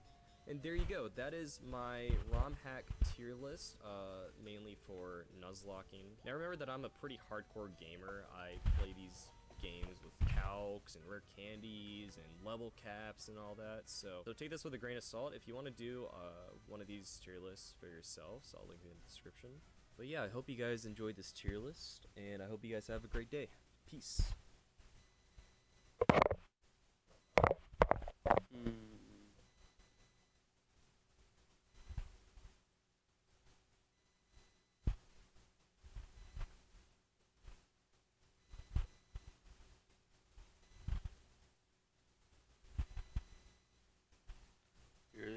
Everybody loves tier lists, and a lot of people love Pokemon Vintage White, a recent ROM hack that's really picked up in popularity recently, changing the existing metagame drastically, with almost every single Pokemon being at least somewhat viable.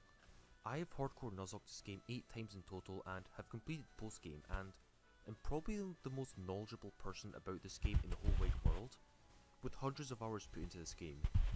In this video, I'll be ranking every mon and explaining in depth why every single... Yeah, I'm gonna mute and shit. I'm just gonna stream